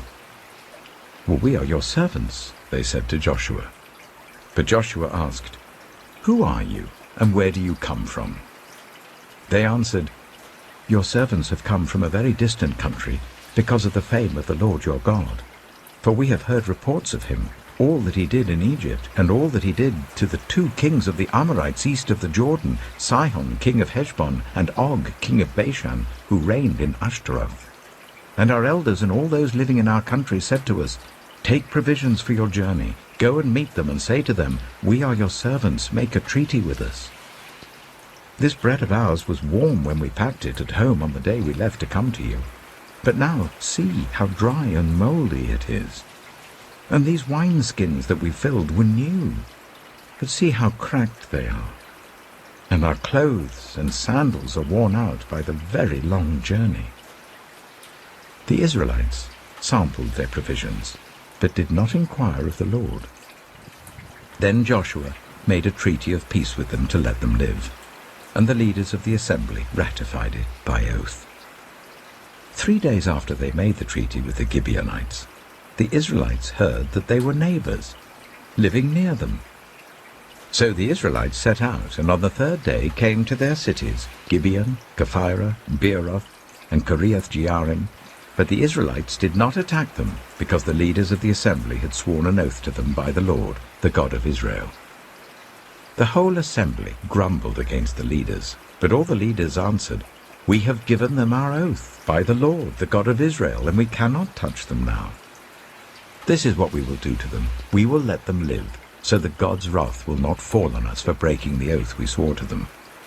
They continued, "Let them live, but let them be woodcutters and water carriers in the service of the whole assembly." So the leaders' promise to them was kept. Then Joshua summoned the Gibeonites and said, "Why did you deceive us by saying, 'We live a long way from you,' while actually you live near us? You are now under a curse. You will never be released from service as woodcutters and water carriers for the house of my God." They answered Joshua, "Your servants were clearly told how the Lord your God had commanded his servant Moses to give you the whole land and to wipe out all its inhabitants from before you. So we feared for our lives because of you, and that is why we did this. We are now in your hands. Do to us whatever seems good and right to you." So Joshua saved them from the Israelites, and they did not kill them. That day he made the Gibeonites woodcutters and water carriers for the assembly, to provide for the needs of the altar of the Lord at the place the Lord would choose. And that is what they are to this day. Joshua chapter 10. Now Adonizedek, king of Jerusalem, heard that Joshua had taken Ai and totally destroyed it, doing to Ai and its king as he had done to Jericho and its king, and that the people of Gibeon had made a treaty of peace with Israel and had become their allies.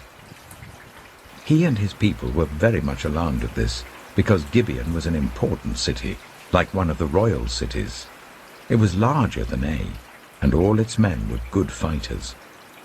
So Adonizedek, king of Jerusalem, appealed to Hoham, king of Hebron, Piram, king of Jarmuth, Japhiah, king of Lachish, and Debir, king of Eglon. "Come up and help me attack Gibeon," he said, because it has made peace with Joshua and the Israelites. Then the 5 kings of the Amorites, the kings of Jerusalem, Hebron, Jarmuth, Lachish, and Eglon, joined forces. They moved up with all their troops and took up positions against Gibeon and attacked it. The Gibeonites then sent word to Joshua in the camp at Gilgal, "Do not abandon your servants. Come up to us quickly and save us. Help us, because all the Amorite kings from the hill country have joined forces against us." So Joshua marched up from Gilgal with his entire army, including all the best fighting men. The Lord said to Joshua, "Do not be afraid of them. I have given them into your hand. Not one of them will be able to withstand you." After an all-night march from Gilgal, Joshua took them by surprise. The Lord threw them into confusion before Israel. So Joshua and the Israelites defeated them completely at Gibeon. Israel pursued them all along the road going up to Beth-horon, and cut them down all the way to Azekah and Makkedah. As they fled before Israel on the road down from Beth-horon to Azekah, the Lord hurled large hailstones down on them, and more of them died from the hail than were killed by the swords of the Israelites. On the day the Lord gave the Amorites over to Israel, Joshua said to the Lord in the presence of Israel, "Sun, stand still over Gibeon, and you, moon, over the valley of Ajalon." So the sun stood still, and the moon stopped, till the nation avenged itself on its enemies, as it is written in the book of Jasher. The sun stopped in the middle of the sky, and delayed going down about a full day. There has never been a day like it before or since, a day when the Lord listened to a human being. Surely the Lord was fighting for Israel. Then Joshua returned with all Israel to the camp at Gilgal. Now the 5 kings had fled and hidden in the cave at Makkedah. When Joshua was told that the 5 kings had been found hiding in the cave at Makkedah, he said, "Roll large rocks up to the mouth of the cave and post some men there to guard it. But don't stop. Pursue your enemies. Attack them from the rear, and don't let them reach their cities, for the Lord your God has given them into your hand." So Joshua and the Israelites defeated them completely, but a few survivors managed to reach their fortified cities. The whole army then returned safely to Joshua in the camp at Makkedah, and no one uttered a word against the Israelites. Joshua said, "Open the mouth of the cave and bring those 5 kings out to me." So they brought the 5 kings out of the cave, the kings of Jerusalem, Hebron, Jarmuth, Lachish, and Eglon. When they had brought these kings to Joshua, he summoned all the men of Israel and said to the army commanders who had come with him, "Come here and put your feet on the necks of these kings." So they came forward and placed their feet on their necks. Joshua said to them, "Do not be afraid, do not be discouraged. Be strong and courageous. This is what the Lord will do to all the enemies you are going to fight." Then Joshua put the kings to death and exposed their bodies on 5 poles, and they were left hanging on the poles until evening. At sunset, Joshua gave the order, and they took them down from the poles and threw them into the cave where they had been hiding. At the mouth of the cave, they placed large rocks, which are there to this day. That day Joshua took Makkedah. He put the city and its king to the sword and totally destroyed everyone in it. He left no survivors. And he did to the king of Makkedah as he had done to the king of Jericho. Then Joshua and all Israel with him moved on from Makkedah to Libnah and attacked it. The Lord also gave that city and its king into Israel's hand. The city and everyone in it Joshua put to the sword. He left no survivors there. And he did to its king as he had done to the king of Jericho. Then Joshua and all Israel with him moved on from Libnah to Lachish. He took up positions against it and attacked it. The Lord gave Lachish into Israel's hands, and Joshua took it on the second day. The city and everyone in it he put to the sword, just as he had done to Libnah. Meanwhile, Horam, king of Gezer, had come up to help Lachish, but Joshua defeated him and his army until no survivors were left. Then Joshua and all Israel with him moved on from Lachish to Eglon. They took up positions against it and attacked it. They captured it that same day and put it to the sword and totally destroyed everyone in it, just as they had done to Lachish. Then Joshua and all Israel with him went up from Eglon to Hebron and attacked it. They took the city and put it to the sword together with its king, its villages, and everyone in it. They left no survivors. Just as at Eglon, they totally destroyed it and everyone in it. Then Joshua and all Israel with him turned round and attacked Debir. They took the city, its king, and its villages, and put them to the sword. Everyone in it they totally destroyed. They left no survivors. They did to Debir and its king as they had done to Libnah and its king, and to Hebron. So Joshua subdued the whole region, including the hill country, the Negev, the western foothills, and the mountain slopes, together with all their kings. He left no survivors. He totally destroyed all who breathed, just as the Lord, the God of Israel, had commanded. Joshua subdued them from Kadesh Barnea to Gaza, and from the whole region of Goshen to Gibeon. All these kings and their lands Joshua conquered in one campaign, because the Lord, the God of Israel, fought for Israel. Then Joshua returned with all Israel to the camp at Gilgal. Joshua chapter 11. When Jabin, king of Hazor, heard of this, he sent word to Jobab, king of Madon, to the kings of Shimron and Akshaph, and to the northern kings who were in the mountains, in the Arabah south of Kinnereth, in the western foothills, and in Naphoth Dor on the west, to the Canaanites in the east and west, to the Amorites, Hittites, Perizzites, and Jebusites in the hill country, and to the Hivites below Hermon in the region of Mizpah. They came out with all their troops, and a large number of horses and chariots, a huge army, as numerous as the sand on the seashore.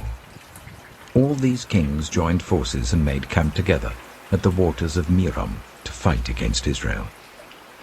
The Lord said to Joshua, "Do not be afraid of them, because by this time tomorrow I will hand all of them, slain, over to Israel. You are to hamstring their horses and burn their chariots." So Joshua and his whole army came against them suddenly at the waters of Merom and attacked them, and the Lord gave them into the hand of Israel. They defeated them and pursued them all the way to Greater Sidon, to Misrephoth Maim, and to the valley of Mizpah on the east, until no survivors were left. Joshua did to them as the Lord had directed. He hamstrung their horses and burned their chariots. At that time, Joshua turned back and captured Hazor and put its king to the sword. Hazor had been the head of all these kingdoms. Everyone in it they put to the sword. They totally destroyed them, not sparing anyone that breathed, and he burned Hazor itself. Joshua took all these royal cities and their kings and put them to the sword. He totally destroyed them, as Moses, the servant of the Lord, had commanded. Yet Israel did not burn any of the cities built on their mounds, except Hazor, which Joshua burned. The Israelites carried off for themselves all the plunder and livestock of these cities, but all the people they put to the sword, until they completely destroyed them. not sparing anyone that breathed. As the Lord commanded his servant Moses, so Moses commanded Joshua, and Joshua did it.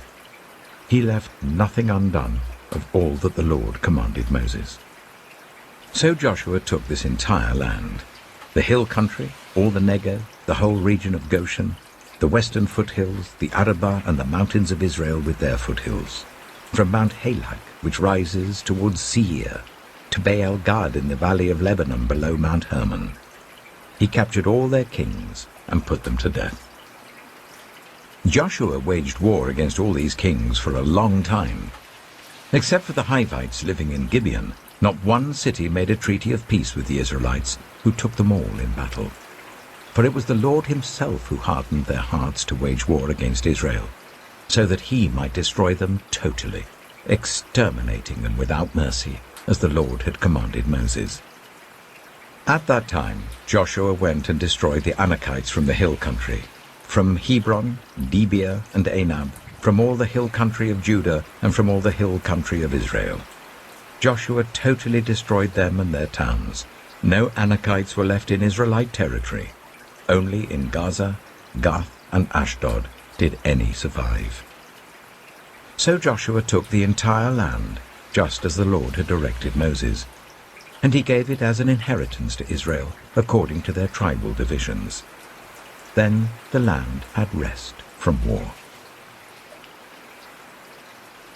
Joshua chapter 12. These are the kings of the land whom the Israelites had defeated, and whose territory they took over east of the Jordan, from the Arnon Gorge to Mount Hermon, including all the eastern side of the Arabah. Sihon, king of the Amorites, who reigned in Heshbon. He ruled from Aroer on the rim of the Arnon Gorge, from the middle of the gorge, to the river Jabbok, which is the border of the Ammonites. This included half of Gilead. He also ruled over the eastern Arabah, from the Sea of Galilee to the Sea of Arabah, that is the Dead Sea, to Beth Jeshimoth, and then southward below the slopes of Pisgah. And the territory of Og, king of Bashan, one of the last of the Rephaites, who reigned in Ashtaroth and Edrei. He ruled over Mount Hermon, Salakah, all of Bashan, to the border of the people of Geshur and Maacah, and half of Gilead to the border of Sihon, king of Heshbon. Moses, the servant of the Lord, and the Israelites conquered them. And Moses, the servant of the Lord, gave their land to the Reubenites, the Gadites, and the half-tribe of Manasseh, to be their possession. Here is a list of the kings of the land that Joshua and the Israelites conquered on the west side of the Jordan, from Baal Gad in the valley of Lebanon to Mount Halak, which rises towards Seir. Joshua gave their lands as an inheritance to the tribes of Israel according to their tribal divisions. The lands included the hill country, the western foothills, the Arabah, the mountain slopes, the wilderness, and the Negev. These were the lands of the Hittites, Amorites, Canaanites, Perizzites, Hivites, and Jebusites. These were the kings. The king of Jericho, 1. The king of Ai, near Bethel, 1. The king of Jerusalem, 1. The king of Hebron, 1. The king of Jarmuth, 1. The king of Lachish, 1. The king of Eglon, 1. The king of Gezer, 1. The king of Debir, 1. The king of Gede, 1. The king of Hormah, 1. The king of Arad, 1. The king of Libnah, 1. The king of Adullam, 1. The king of Makkedah, 1. The king of Bethel, 1. The king of Tappuah, 1. The king of Hepher, 1. The king of Aphek, 1. The king of Lasharon, 1. The king of Madon, 1. The king of Hazor, 1. The king of Shimron Meron, 1. The king of Akshaph, 1. The king of Teanach, 1. The king of Megiddo, 1. The king of Kedesh, 1. The king of Jokneam in Carmel, 1. The king of Dor in Naphoth Dor, 1. The king of Goyim in Gilgal, 1. The king of Tirzah, 1. 31 kings in all. Joshua chapter 13. When Joshua had grown old, the Lord said to him, "You are now very old, and there are still very large areas of land to be taken over.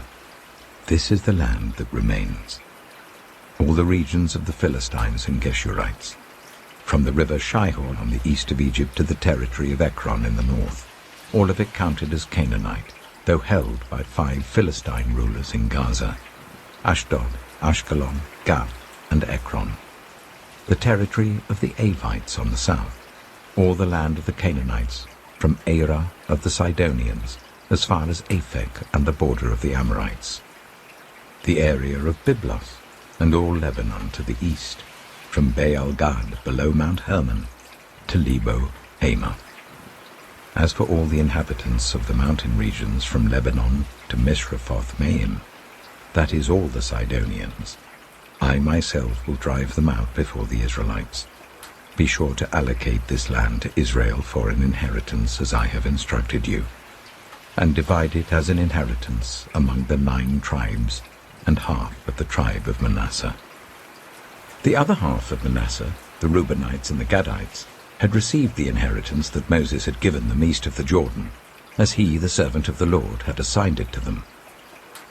It extended from Aroer, on the rim of the Arnon Gorge, and from the town in the middle of the gorge, and included the whole plateau of Medeba as far as Dibon, and all the towns of Sihon, king of the Amorites, who ruled in Heshbon, out to the border of the Ammonites.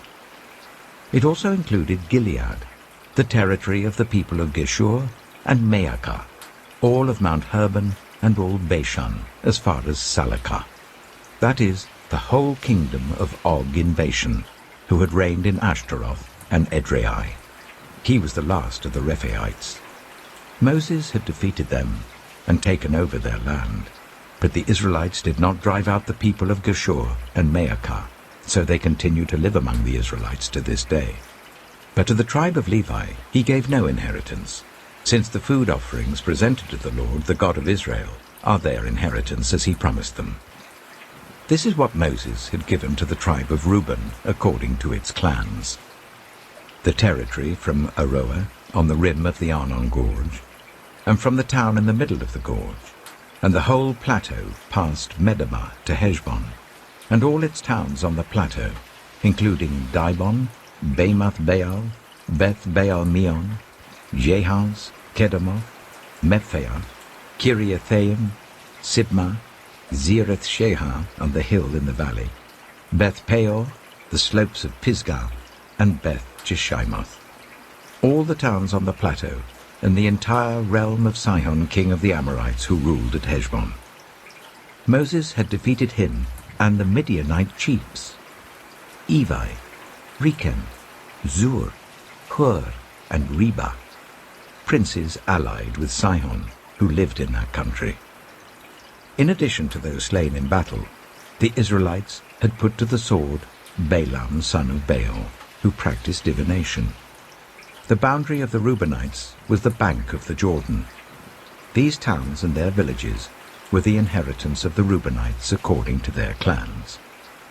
This is what Moses had given to the tribe of Gad according to its clans: the territory of Jazer, all the towns of Gilead and half the Ammonite country, as far as Aroer near Rabbah, and from Heshbon to Ramath-Mizpah and Betonim, and from Mahanaim to the territory of Debir.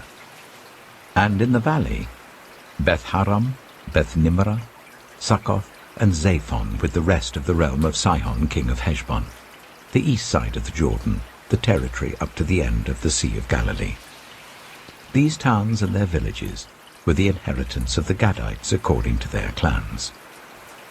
This is what Moses had given to the half-tribe of Manasseh, that is, to half the family of the descendants of Manasseh according to its clans.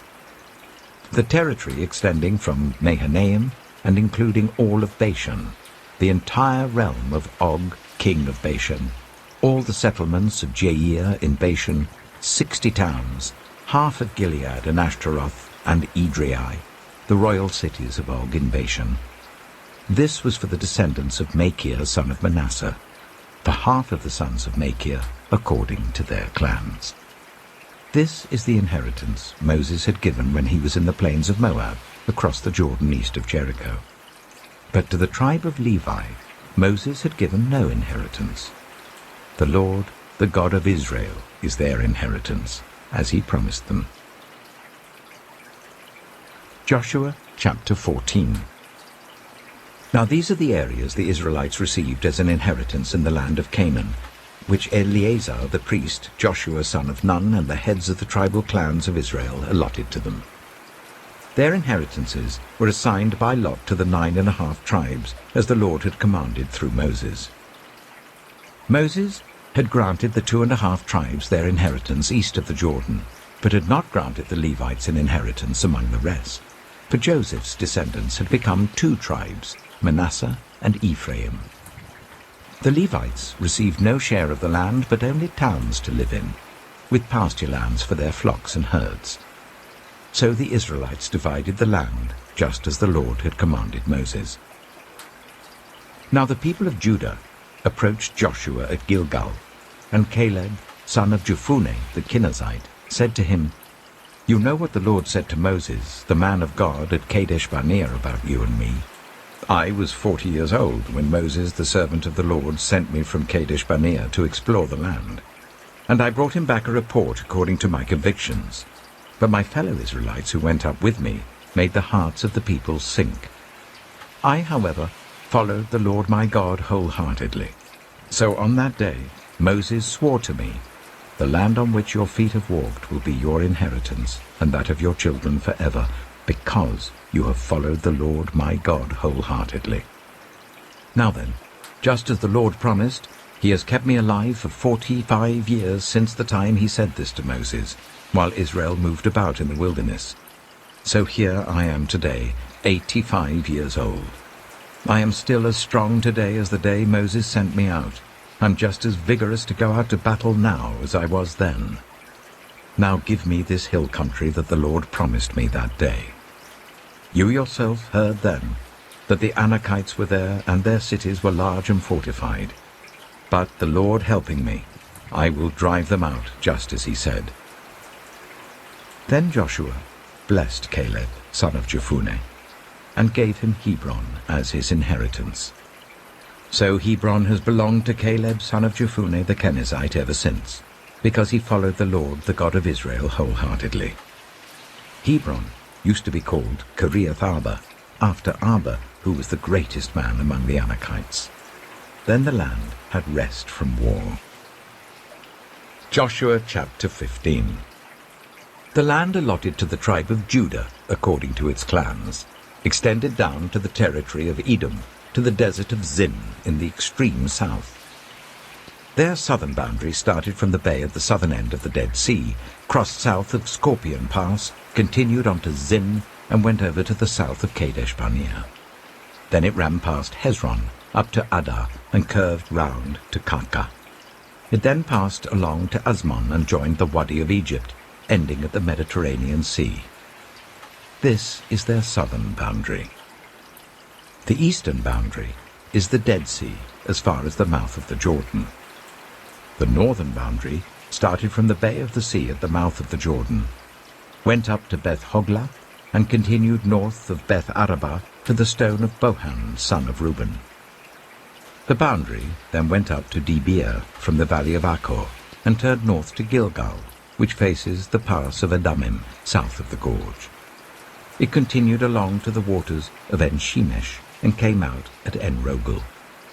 Then it ran up the valley of Ben-Hinnom, along the southern slope of the Jebusite city, that is, Jerusalem. From there it climbed to the top of the hill west of the Hinnom valley, at the northern end of the valley of Rephaim. From the hilltop, the boundary headed towards the spring of the waters of Nephtoah, came out at the towns of Mount Ephron, and went down towards Baalah, that is, Kiriath Jearim. Then it curved westward from Baalah to Mount Seir, ran along the northern slope of Mount Jearim, that is, Kesalon, continued down to Beth Shemesh, and crossed to Timnah. It went to the northern slope of Ekron, turned towards Shikkeron, passed along to Mount Baalah, and reached Jabneel. The boundary ended at the sea. The western boundary is the coastline of the Mediterranean Sea. These are the boundaries around the people of Judah by their clans. In accordance with the Lord's command to him, Joshua gave to Caleb, son of Jephunneh, a portion in Judah, Kiriath Arba, that is, Hebron. Arba was the forefather of Anak. From Hebron, Caleb drove out the 3 Anakites, Shishai, Ahiman, and Talmai, the sons of Anak. From there he marched against the people living in Debir, formerly called Kiriath Sephir, and Caleb said, I will give my daughter Aksah in marriage to the man who attacks and captures Kiriath Sephir. Othniel, son of Kenaz, Caleb's brother, took it. So Caleb gave his daughter Aksah to him in marriage. One day when she came to Othniel, she urged him to ask her father for a field. When she got off her donkey, Caleb asked her, What can I do for you? She replied, Do me a special favor. Since you have given me land in the Negev, give me also springs of water. So Caleb gave her the upper and lower springs. This is the inheritance of the tribe of Judah, according to its clans. The southernmost towns of the tribe of Judah in the Negev towards the boundary of Edom were Kabzeel, Eder, Jagar, Kaina, Dimona, Adada, Kideh, Hazor, Ithnan, Ziph, Telem, Bealoth, Hazor Hadattah, Karaioth Hezron, that is Hazor, Ammon, Shema, Malada, Hazar-Gada, Heshmon, Beth-Pelet, Hazar-Shual, Beersheba, Vaiziothia, Baalah, Lethem, Ezem, El-Tolad, Kizel, Hormah, Ziklag, Madmannah, Sansannah, Lebaoth, Shilhim, Ain, and Rimmon, a total of 29 towns and their villages. In the western foothills, Eshtaol, Zorah, Ashna, Zanoah, and Ganim, Tapua, Enam, Jarmuth, Adullam, Sokoh, Esika, Shearaim, Adithaim, and Gedera, or Gederothaim, 14 towns and their villages. Zenan, Hadashah, Migdal-Gad, Dilian, Mizpah, Joktheel, Lachish, Bozkath, Eglon, Kabon, Lamas, Kitlish, Gederoth, Beth-Dagon, Neamah, and Makkedah, 16 towns and their villages.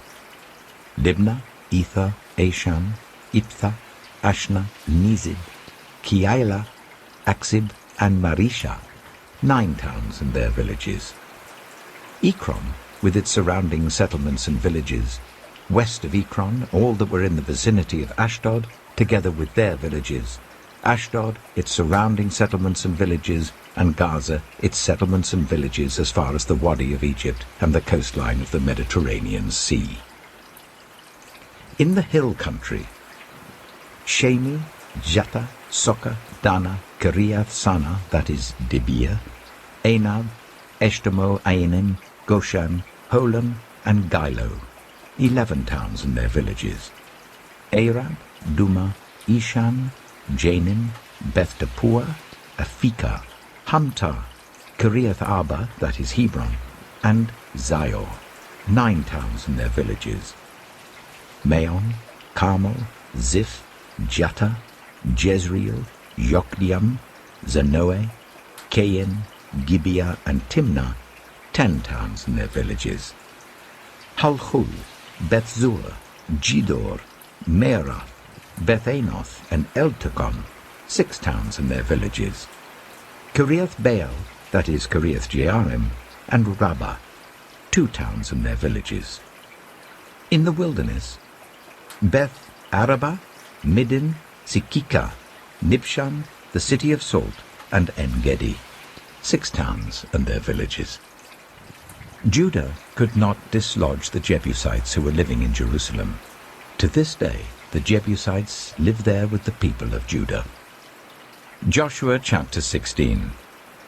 The land allotted to Joseph began at the Jordan east of the springs of Jericho, and went up from there through the desert into the hill country of Bethel. It went on from Bethel, that is, Luz, crossed over to the territory of the Arkites in Ataroth, descended westwards to the territory of the Japhletites as far as the region of Lower Beth-horon and on to Gezer, ending at the Mediterranean Sea. So Manasseh and Ephraim, the descendants of Joseph, received their inheritance. This was the territory of Ephraim according to its clans.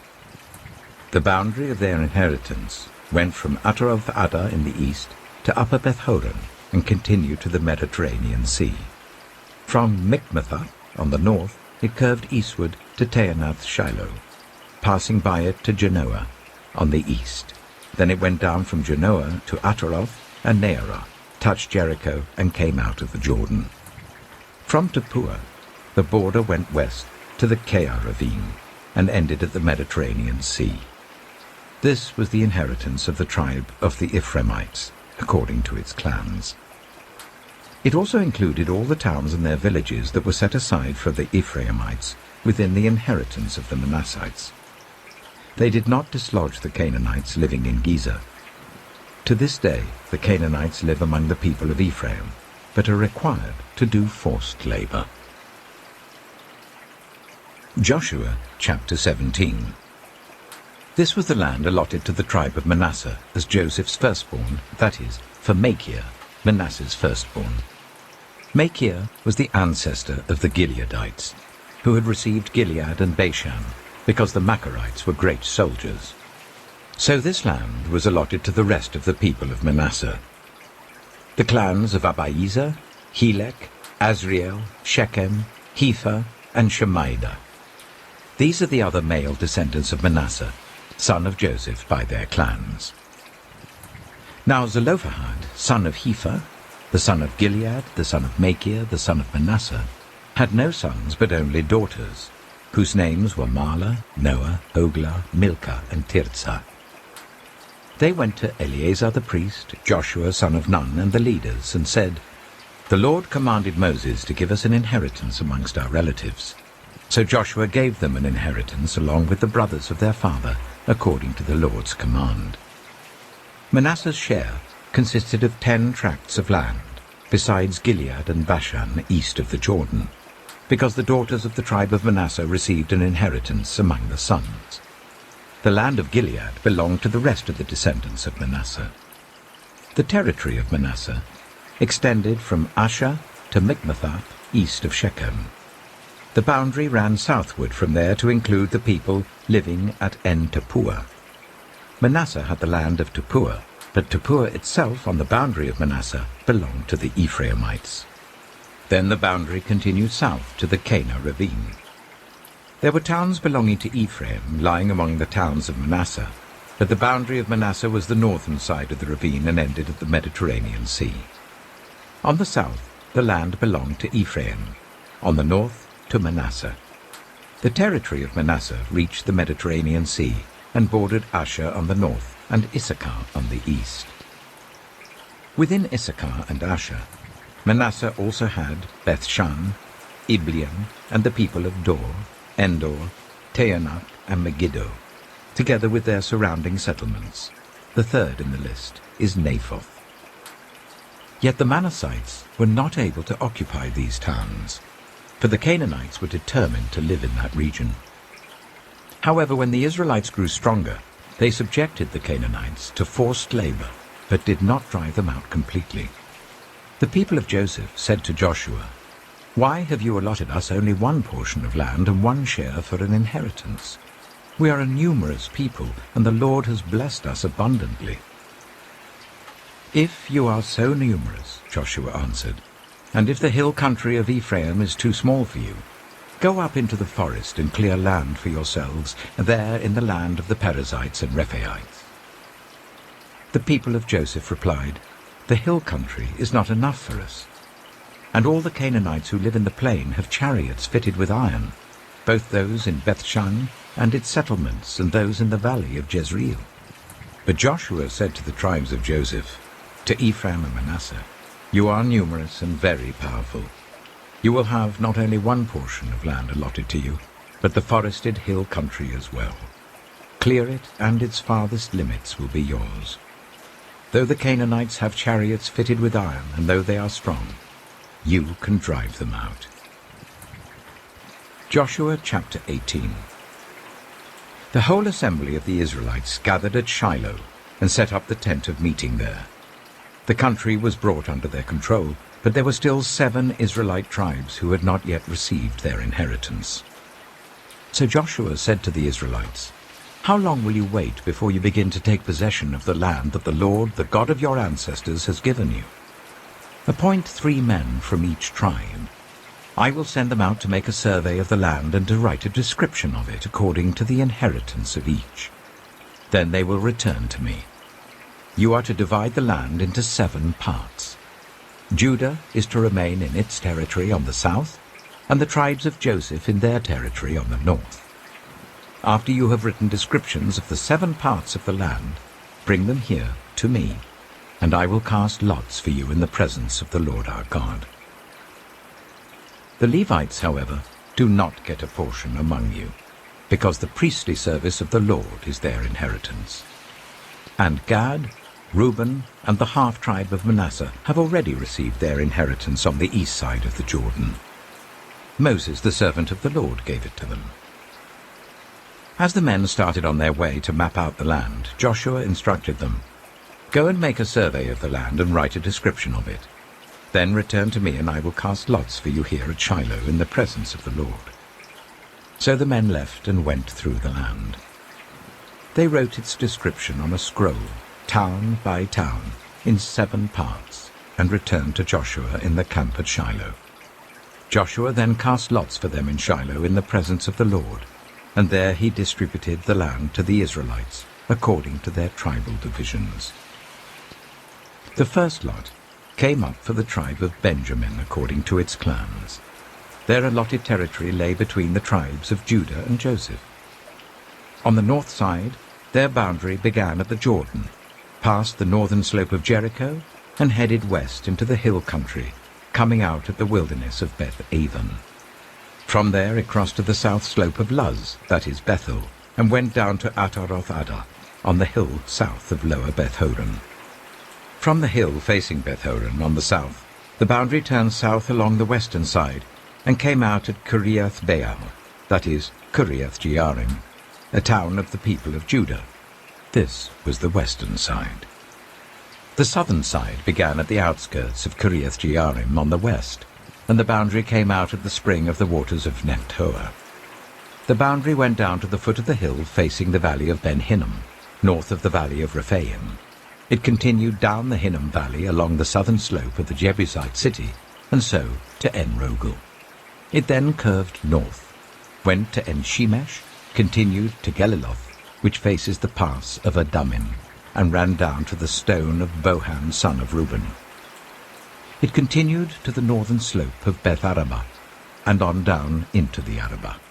It then went to the northern slope of Beth-hoglah, and came out at the northern bay of the Dead Sea, at the mouth of the Jordan in the south. This was the southern boundary. The Jordan formed the boundary on the eastern side. These were the boundaries that marked out the inheritance of the clans of Benjamin on all sides. The tribe of Benjamin, according to its clans, had the following cities: Jericho, Beth-hoglah, Emek-keziz, Beth-arabah, Zimraim, Bethel, Avim, Parah, Ophrah, Kepha-ammoni, Ophni, and Geba, 12 towns and their villages. Gibeon, Ramah, Beeroth, Mizpah, Kephirah, Motzah, Rechem, Irpeel, Taralah, Zelah, Haeleph, the Jebusite city, that is Jerusalem, Gibeah, and Kiriath, 14 towns and their villages. This was the inheritance of Benjamin for its clans. Joshua chapter 19. The second lot came out for the tribe of Simeon according to its clans. Their inheritance lay within the territory of Judah. It included Beersheba, or Sheba, Meleda, Hazar-shual, Bala, Itzem, Eltolad, Bethel, Hormah, Ziklag, Beth-markaboth, Hazar-susah, Beth-lebaoth, and Sharuhen, 13 towns and their villages. Ain, Rimmon, Ether, and Ashon, 4 towns and their villages, and all the villages around these towns as far as Baalath-beer, Ramah in the Negev. This was the inheritance of the tribe of the Simeonites according to its clans. The inheritance of the Simeonites was taken from the share of Judah, because Judah's portion was more than they needed. So the Simeonites received their inheritance within the territory of Judah. The third lot came up for Zebulun according to its clans. The boundary of their inheritance went as far as Sarid. Going west, it ran to Maralah, touched Jabesheth, and extended to the ravine near Jokneam. It turned east from Sarid towards the sunrise to the territory of Kisloth-Tabor, and went on to Dabarah and up to Japhiah. Then it continued eastward to Gath-Hepher and Eth-Kazin. It came out at Rimmon and turned towards Neah. There the boundary went round on the north to Hanathon and ended at the valley of Ipta-El. Included were Katath, Nahalal, Shimron, Idalah, and Bethlehem. There were 12 towns and their villages. These towns and their villages were the inheritance of Zebulun according to its clans. The fourth lot came out for Issachar according to its clans. Their territory included Jezreel, Kesaloth, Shunem, Hapharaim, Shion, Anharath, Rabbith, Kishion, Eber, Remeth, Enganim, Enhada, and Beth-Pazeth. The boundary touched Tabor, Shahazuma, and Beth-Shemesh, and ended at the Jordan. There were 16 towns and their villages. These towns and their villages were the inheritance of the tribe of Issachar according to its clans. The fifth lot came out for the tribe of Asher according to its clans. Their territory included Helkath, Halai, Beaton, Akshaph, Alamelech, Amad, and Mishal. On the west, the boundary touched Carmel and Shihor-Libnath. It then turned east towards Beth-Dagon, touched Zebulun and the valley of Iptha-El, and went north to Beth-Emek and Nahayel, passing Kabul on the left. It went to Abdon, Rehob, Hammon, and Kana, as far as Greater Sidon. The boundary then turned back towards Ramah and went to the fortified city of Tyre, turned towards Hussah, and came out at the Mediterranean Sea in the region of Akzib, Ammah, Aphek, and Rehob. There were 22 towns and their villages. These towns and their villages were the inheritance of the tribe of Asher according to its clans. The sixth lot came out for Naphtali according to its clans. Their boundary went from Heleph and the large tree Hazeananim, passing Adami Nekeb and Jabneel to Lakham, and ending at the Jordan. The boundary ran west through Aznoth-Tabor and came out at Hukkok. It touched Zebulun on the south, Asher on the west, and the Jordan on the east. The fortified cities were Ziddim, Zer, Hamath, Rakath, Kinnereth, Adama, Ramah, Hazor, Kedesh, Edrei, En-Hazor, Iron, Migdal-El, Horem, Beth-Anath, and Beth-Shemesh. There were 19 towns and their villages. These towns and their villages were the inheritance of the tribe of Naphtali according to its clans. The seventh lot came out for the tribe of Dan according to its clans.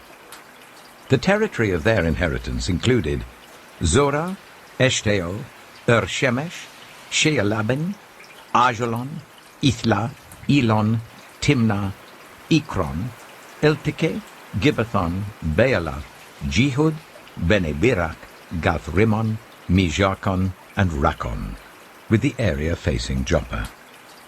When the territory of the Danites was lost to them, they went up and attacked Lishem, took it, put it to the sword, and occupied it.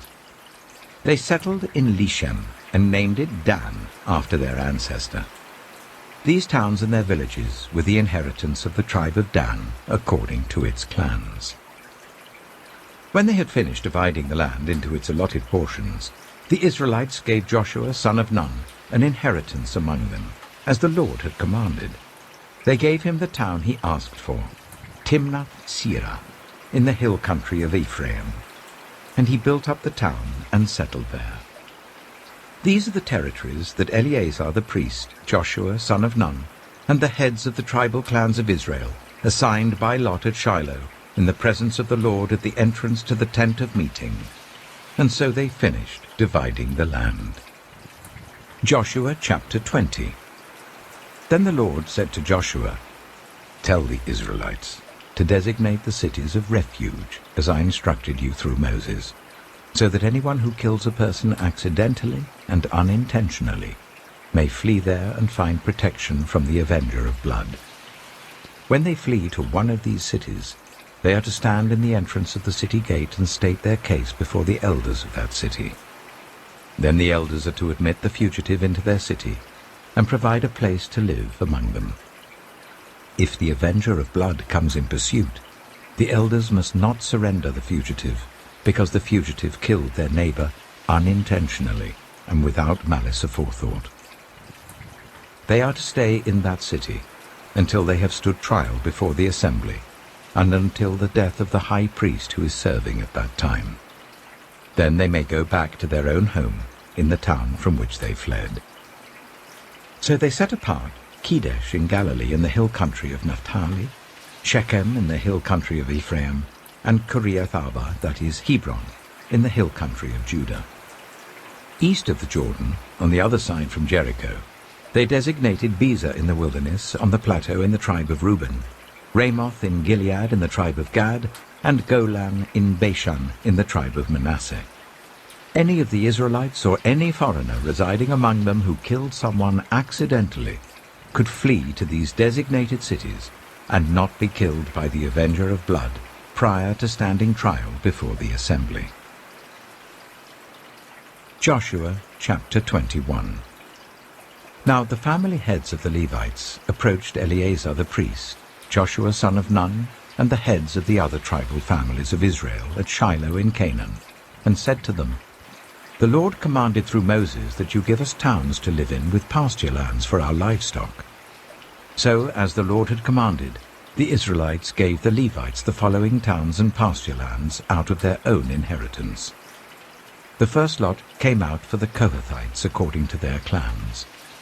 The Levites, who were descendants of Aaron the priest, were allotted 13 towns from the tribes of Judah, Simeon, and Benjamin. The rest of Kohath's descendants were allotted 10 towns from the clans of the tribes of Ephraim, Dan, and half of Manasseh.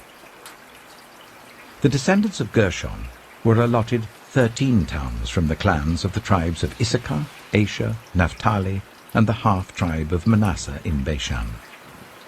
The descendants of Merari, according to their clans, received 12 towns from the tribes of Reuben, Gad, and Zebulun. So the Israelites allotted to the Levites these towns and their pasture lands, as the Lord had commanded through Moses. From the tribes of Judah and Simeon, they allotted the following towns by name. These towns were assigned to the descendants of Aaron, who were from the Kohathite clans of the Levites, because the first lot fell to them. They gave them Kiriath-arba, that is Hebron, with its surrounding pasture land in the hill country of Judah. Arba was the forefather of Anak. But the fields and villages around the city they had given to Caleb, son of Jephunneh, as his possession. So to the descendants of Aaron the priest they gave Hebron, a city of refuge for one accused of murder, Libnah, Jattir, Eshtemoa, Holon, Debir, Ain, Jattah, and Beth-shemesh, together with their pasture lands. 9 towns from these 2 tribes. And from the tribe of Benjamin they gave them Gibeon, Jeba, Anathoth, and Almon, together with their pasture lands, 4 towns. The total number of towns for the priests, the descendants of Aaron, came to 13, together with their pasture lands. The rest of the Kohathite clans of the Levites were allotted towns from the tribe of Ephraim. In the hill country of Ephraim they were given Shechem, a city of refuge for one accused of murder, and Giza, Kibzaim, and Beth-horon, together with their pasture lands, 4 towns.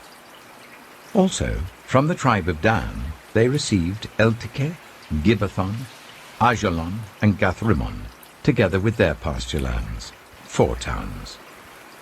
From half the tribe of Manasseh they received Taanath and Gath-rimmon, together with their pasture lands, 2 towns. All these 10 towns and their pasture lands were given to the rest of the Kohathite clans. The Levite clans of the Gershonites were given, from the half-tribe of Manasseh, Golan in Bashan, a city of refuge for one accused of murder, and Be-Eshtaroth, together with their pasture lands, 2 towns. From the tribe of Issachar, Kishion, Dabara, Jarmuth, and En-Ganim, together with their pasture lands, 4 towns. From the tribe of Asher, Mishal, Abdon, Helkath, and Rehob, together with their pasture lands, 4 towns. From the tribe of Naphtali, Kedesh in Galilee, a city of refuge for one accused of murder, Hamoth-Dor and Kartan, together with their pasture lands, 3 towns. The total number of towns of the Gershonite clans came to 13, together with their pasture lands. The Merarite clans, the rest of the Levites, were given from the tribe of Zebulun, Jokneam, Karta, Dimnah, and Nahalal, together with their pasture lands, 4 towns. From the tribe of Reuben, Bezer, Jehaz, Kedemoth, and Mephaeth, together with their pasture lands, 4 towns. From the tribe of Gad, Ramoth in Gilead, a city of refuge for one accused of murder, Mahanaim, Heshbon, and Jazer, together with their pasture lands, 4 towns in all. The total number of towns allotted to the Merarite clans, who were the rest of the Levites, came to 12. The towns of the Levites in the territory held by the Israelites were 48 in all, together with their pasture lands. Each of these towns had pasture lands surrounding it. This was true for all these towns. So the Lord gave Israel all the land he had sworn to give their ancestors, and they took possession of it and settled there. The Lord gave them rest on every side, just as he had sworn to their ancestors. Not one of their enemies withstood them. The Lord gave all their enemies into their hands. Not one of all the Lord's good promises to Israel failed. Every one was fulfilled. Joshua chapter 22. Then Joshua summoned the Reubenites, the Gadites, and the half-tribe of Manasseh, and said to them, You have done all that Moses, the servant of the Lord, commanded, and you have obeyed me in everything I commanded. For a long time now, to this very day, you have not deserted your fellow Israelites, but have carried out the mission the Lord your God gave you. Now that the Lord your God has given them rest as he promised, return to your homes in the land that Moses, the servant of the Lord, gave you on the other side of the Jordan. But be very careful to keep the commandment and the law that Moses, the servant of the Lord, gave you. To love the Lord your God, to walk in obedience to him, to keep his commands, to hold fast to him, and to serve him with all your heart and with all your soul. Then Joshua blessed them and sent them away, and they went to their homes. To the half-tribe of Manasseh, Moses had given land in Bashan, and to the other half of the tribe Joshua gave land on the west side of the Jordan along with their fellow Israelites. When Joshua sent them home, he blessed them, saying, Return to your homes with your great wealth, with large herds of livestock, with silver, gold, bronze, and iron, and a great quantity of clothing, and divide the plunder from your enemies with your fellow Israelites. So the Reubenites, the Gadites, and the half-tribe of Manasseh left the Israelites at Shiloh in Canaan to return to Gilead, their own land, which they had acquired in accordance with the command of the Lord through Moses. When they came to Geliloth, near the Jordan in the land of Canaan, the Reubenites, the Gadites, and the half-tribe of Manasseh built an imposing altar there by the Jordan. And when the Israelites heard that they had built the altar on the border of Canaan at Geliloth, near the Jordan on the Israelite side, the whole assembly of Israel gathered at Shiloh to go to war against them. So the Israelites sent Phinehas, son of Eleazar the priest, to the land of Gilead, to Reuben, Gad, and the half-tribe of Manasseh. With him they sent 10 of the chief men, one from each of the tribes of Israel, each the head of a family division among the Israelite clans. When they went to Gilead, to Reuben, Gad, and the half-tribe of Manasseh, they said to them, "The whole assembly of the Lord says, 'How could you break faith with the God of Israel like this? How could you turn away from the Lord and build yourselves an altar in rebellion against him now? Was not the sin of Peor enough for us? Up to this very day we have not cleansed ourselves from that sin, even though a plague fell on the community of the Lord. And are you now turning away from the Lord? If you rebel against the Lord today, tomorrow he will be angry with the whole community of Israel. If the land you possess is defiled, come over to the Lord's land, where the Lord's tabernacle stands, and share the land with us. But do not rebel against the Lord or against us by building an altar for yourselves, other than the altar of the Lord our God.'" When Achan, son of Zerah, was unfaithful in regard to the devoted things, did not wrath come on the whole community of Israel? He was not the only one who died for his sin. Then Reuben, Gad, and the half-tribe of Manasseh replied to the heads of the clans of Israel, "The mighty one, God the Lord, the mighty one, God the Lord, he knows, and let Israel know. If this has been in rebellion or disobedience to the Lord, do not spare us this day. If we have built our own altar to turn away from the Lord and to offer burnt offerings and grain offerings, or to sacrifice fellowship offerings on it, may the Lord himself call us to account.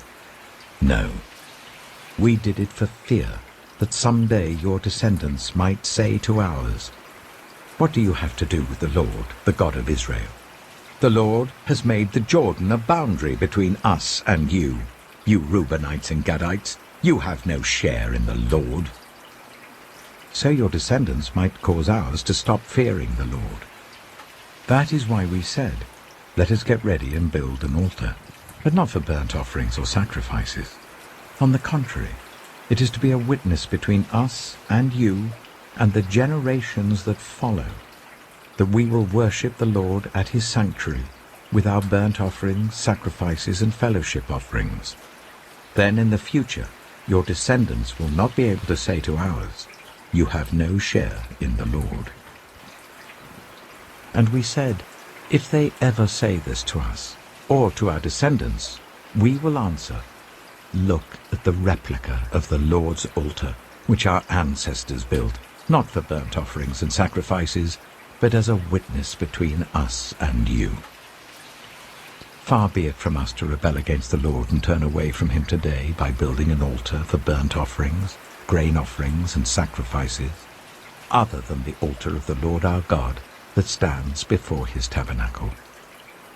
When Phinehas, the priest, and the leaders of the community, the heads of the clans of the Israelites, heard what Reuben, Gad, and Manasseh had to say, they were pleased.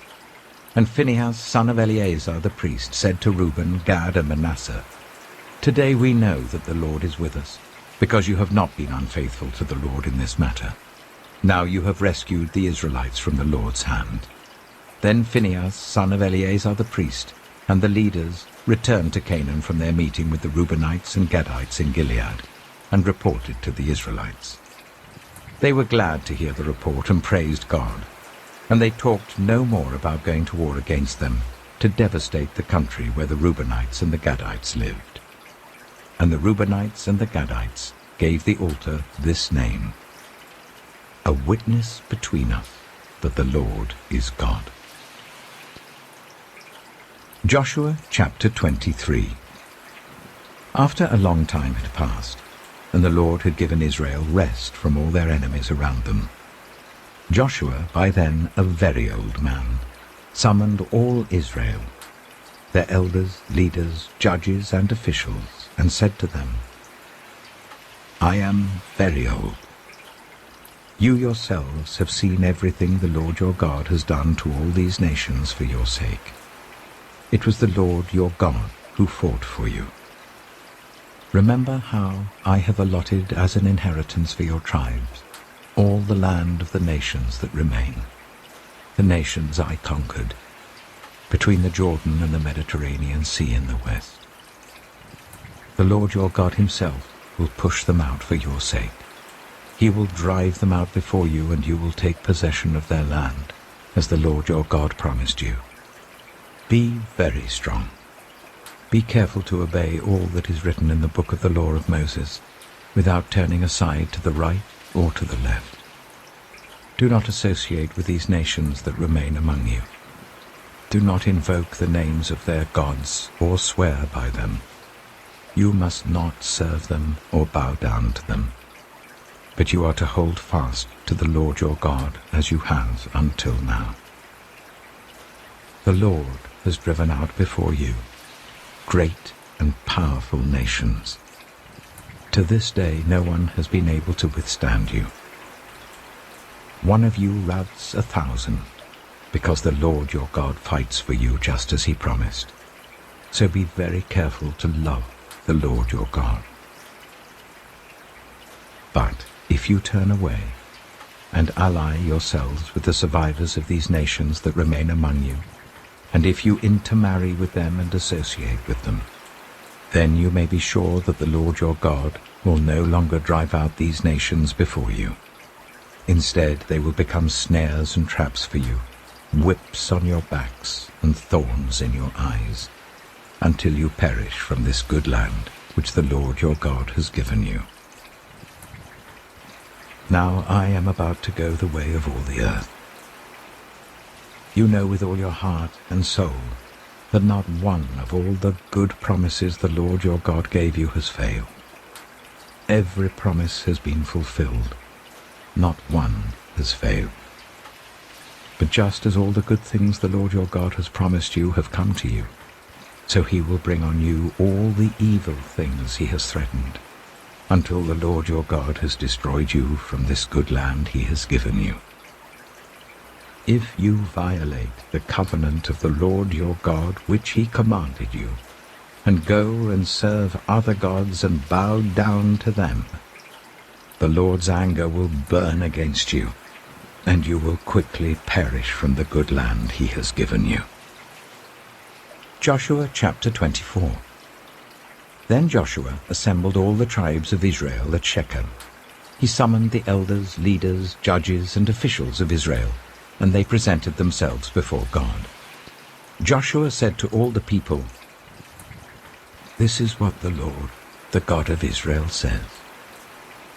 Long ago, your ancestors, including Terah, the father of Abraham and Nahor, lived beyond the river Euphrates and worshipped other gods. But I took your father Abraham from the land beyond the Euphrates and led him throughout Canaan and gave him many descendants. I gave him Isaac, and to Isaac I gave Jacob and Esau.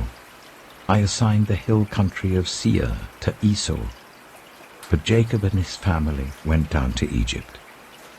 Then I sent Moses and Aaron, and I afflicted the Egyptians by what I did there, and I brought you out.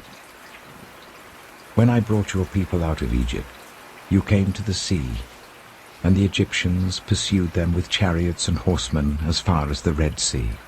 But they cried to the Lord for help, and he put darkness between you and the Egyptians. He brought the sea over them and covered them.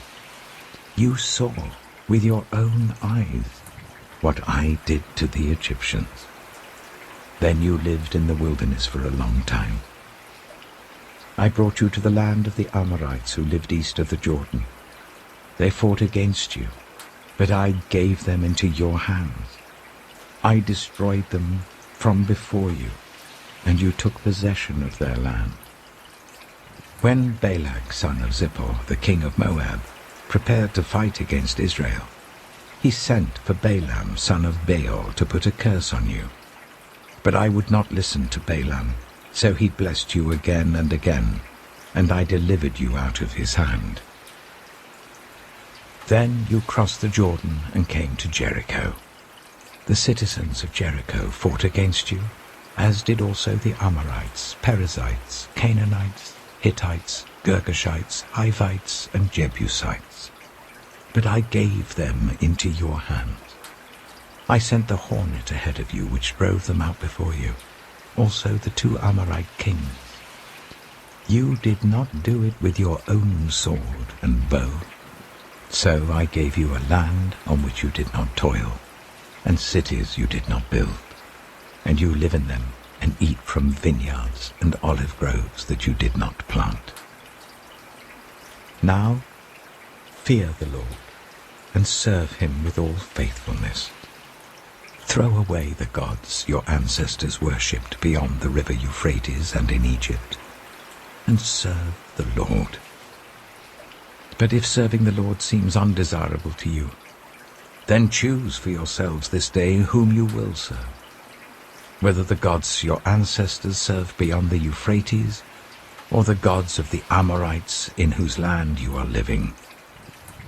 But as for me and my household, we will serve the Lord." Then the people answered, "Far be it from us to forsake the Lord to serve other gods. It was the Lord our God himself who brought us and our parents up out of Egypt, from that land of slavery, and performed those great signs before our eyes. He protected us on our entire journey and among all the nations through which we traveled. And the Lord drove out before us all the nations, including the Amorites who lived in the land. We too will serve the Lord, because he is our God." Joshua said to the people, "You are not able to serve the Lord. He is a holy God. He is a jealous God. He will not forgive your rebellion and your sins. If you forsake the Lord and serve foreign gods, he will turn and bring disaster on you and make an end of you, after he has been good to you."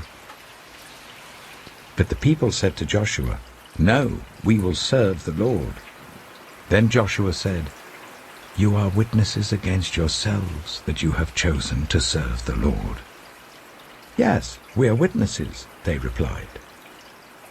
"Now then," said Joshua, "throw away the foreign gods that are among you, and yield your hearts to the Lord, the God of Israel." And the people said to Joshua, "We will serve the Lord our God and obey him." On that day Joshua made a covenant for the people, and there at Shechem he reaffirmed for them decrees and laws. And Joshua recorded these things in the book of the law of God. Then he took a large stone and set it up there under the oak near the holy place of the Lord. "See," he said to all the people, "this stone will be a witness against us. It has heard all the words the Lord has said to us. It will be a witness against you if you are untrue to your God." Then Joshua dismissed the people, each to their own inheritance. After these things, Joshua, son of Nun, the servant of the Lord, died at the age of 110. And they buried him in the land of his inheritance, at Timnath-Serah, in the hill country of Ephraim, north of Mount Gaash. Israel served the Lord throughout the lifetime of Joshua and of the elders who outlived him and who had experienced everything the Lord had done for Israel. And Joseph's bones, which the Israelites had brought up from Egypt, were buried at Shechem in the tract of land that Jacob bought for 100 pieces of silver from the sons of Hamor, the father of Shechem. This became the inheritance of Joseph's descendants. And Eleazar, son of Aaron, died and was buried at Gibeah, which had been allotted to his son Phinehas in the hill country of Ephraim.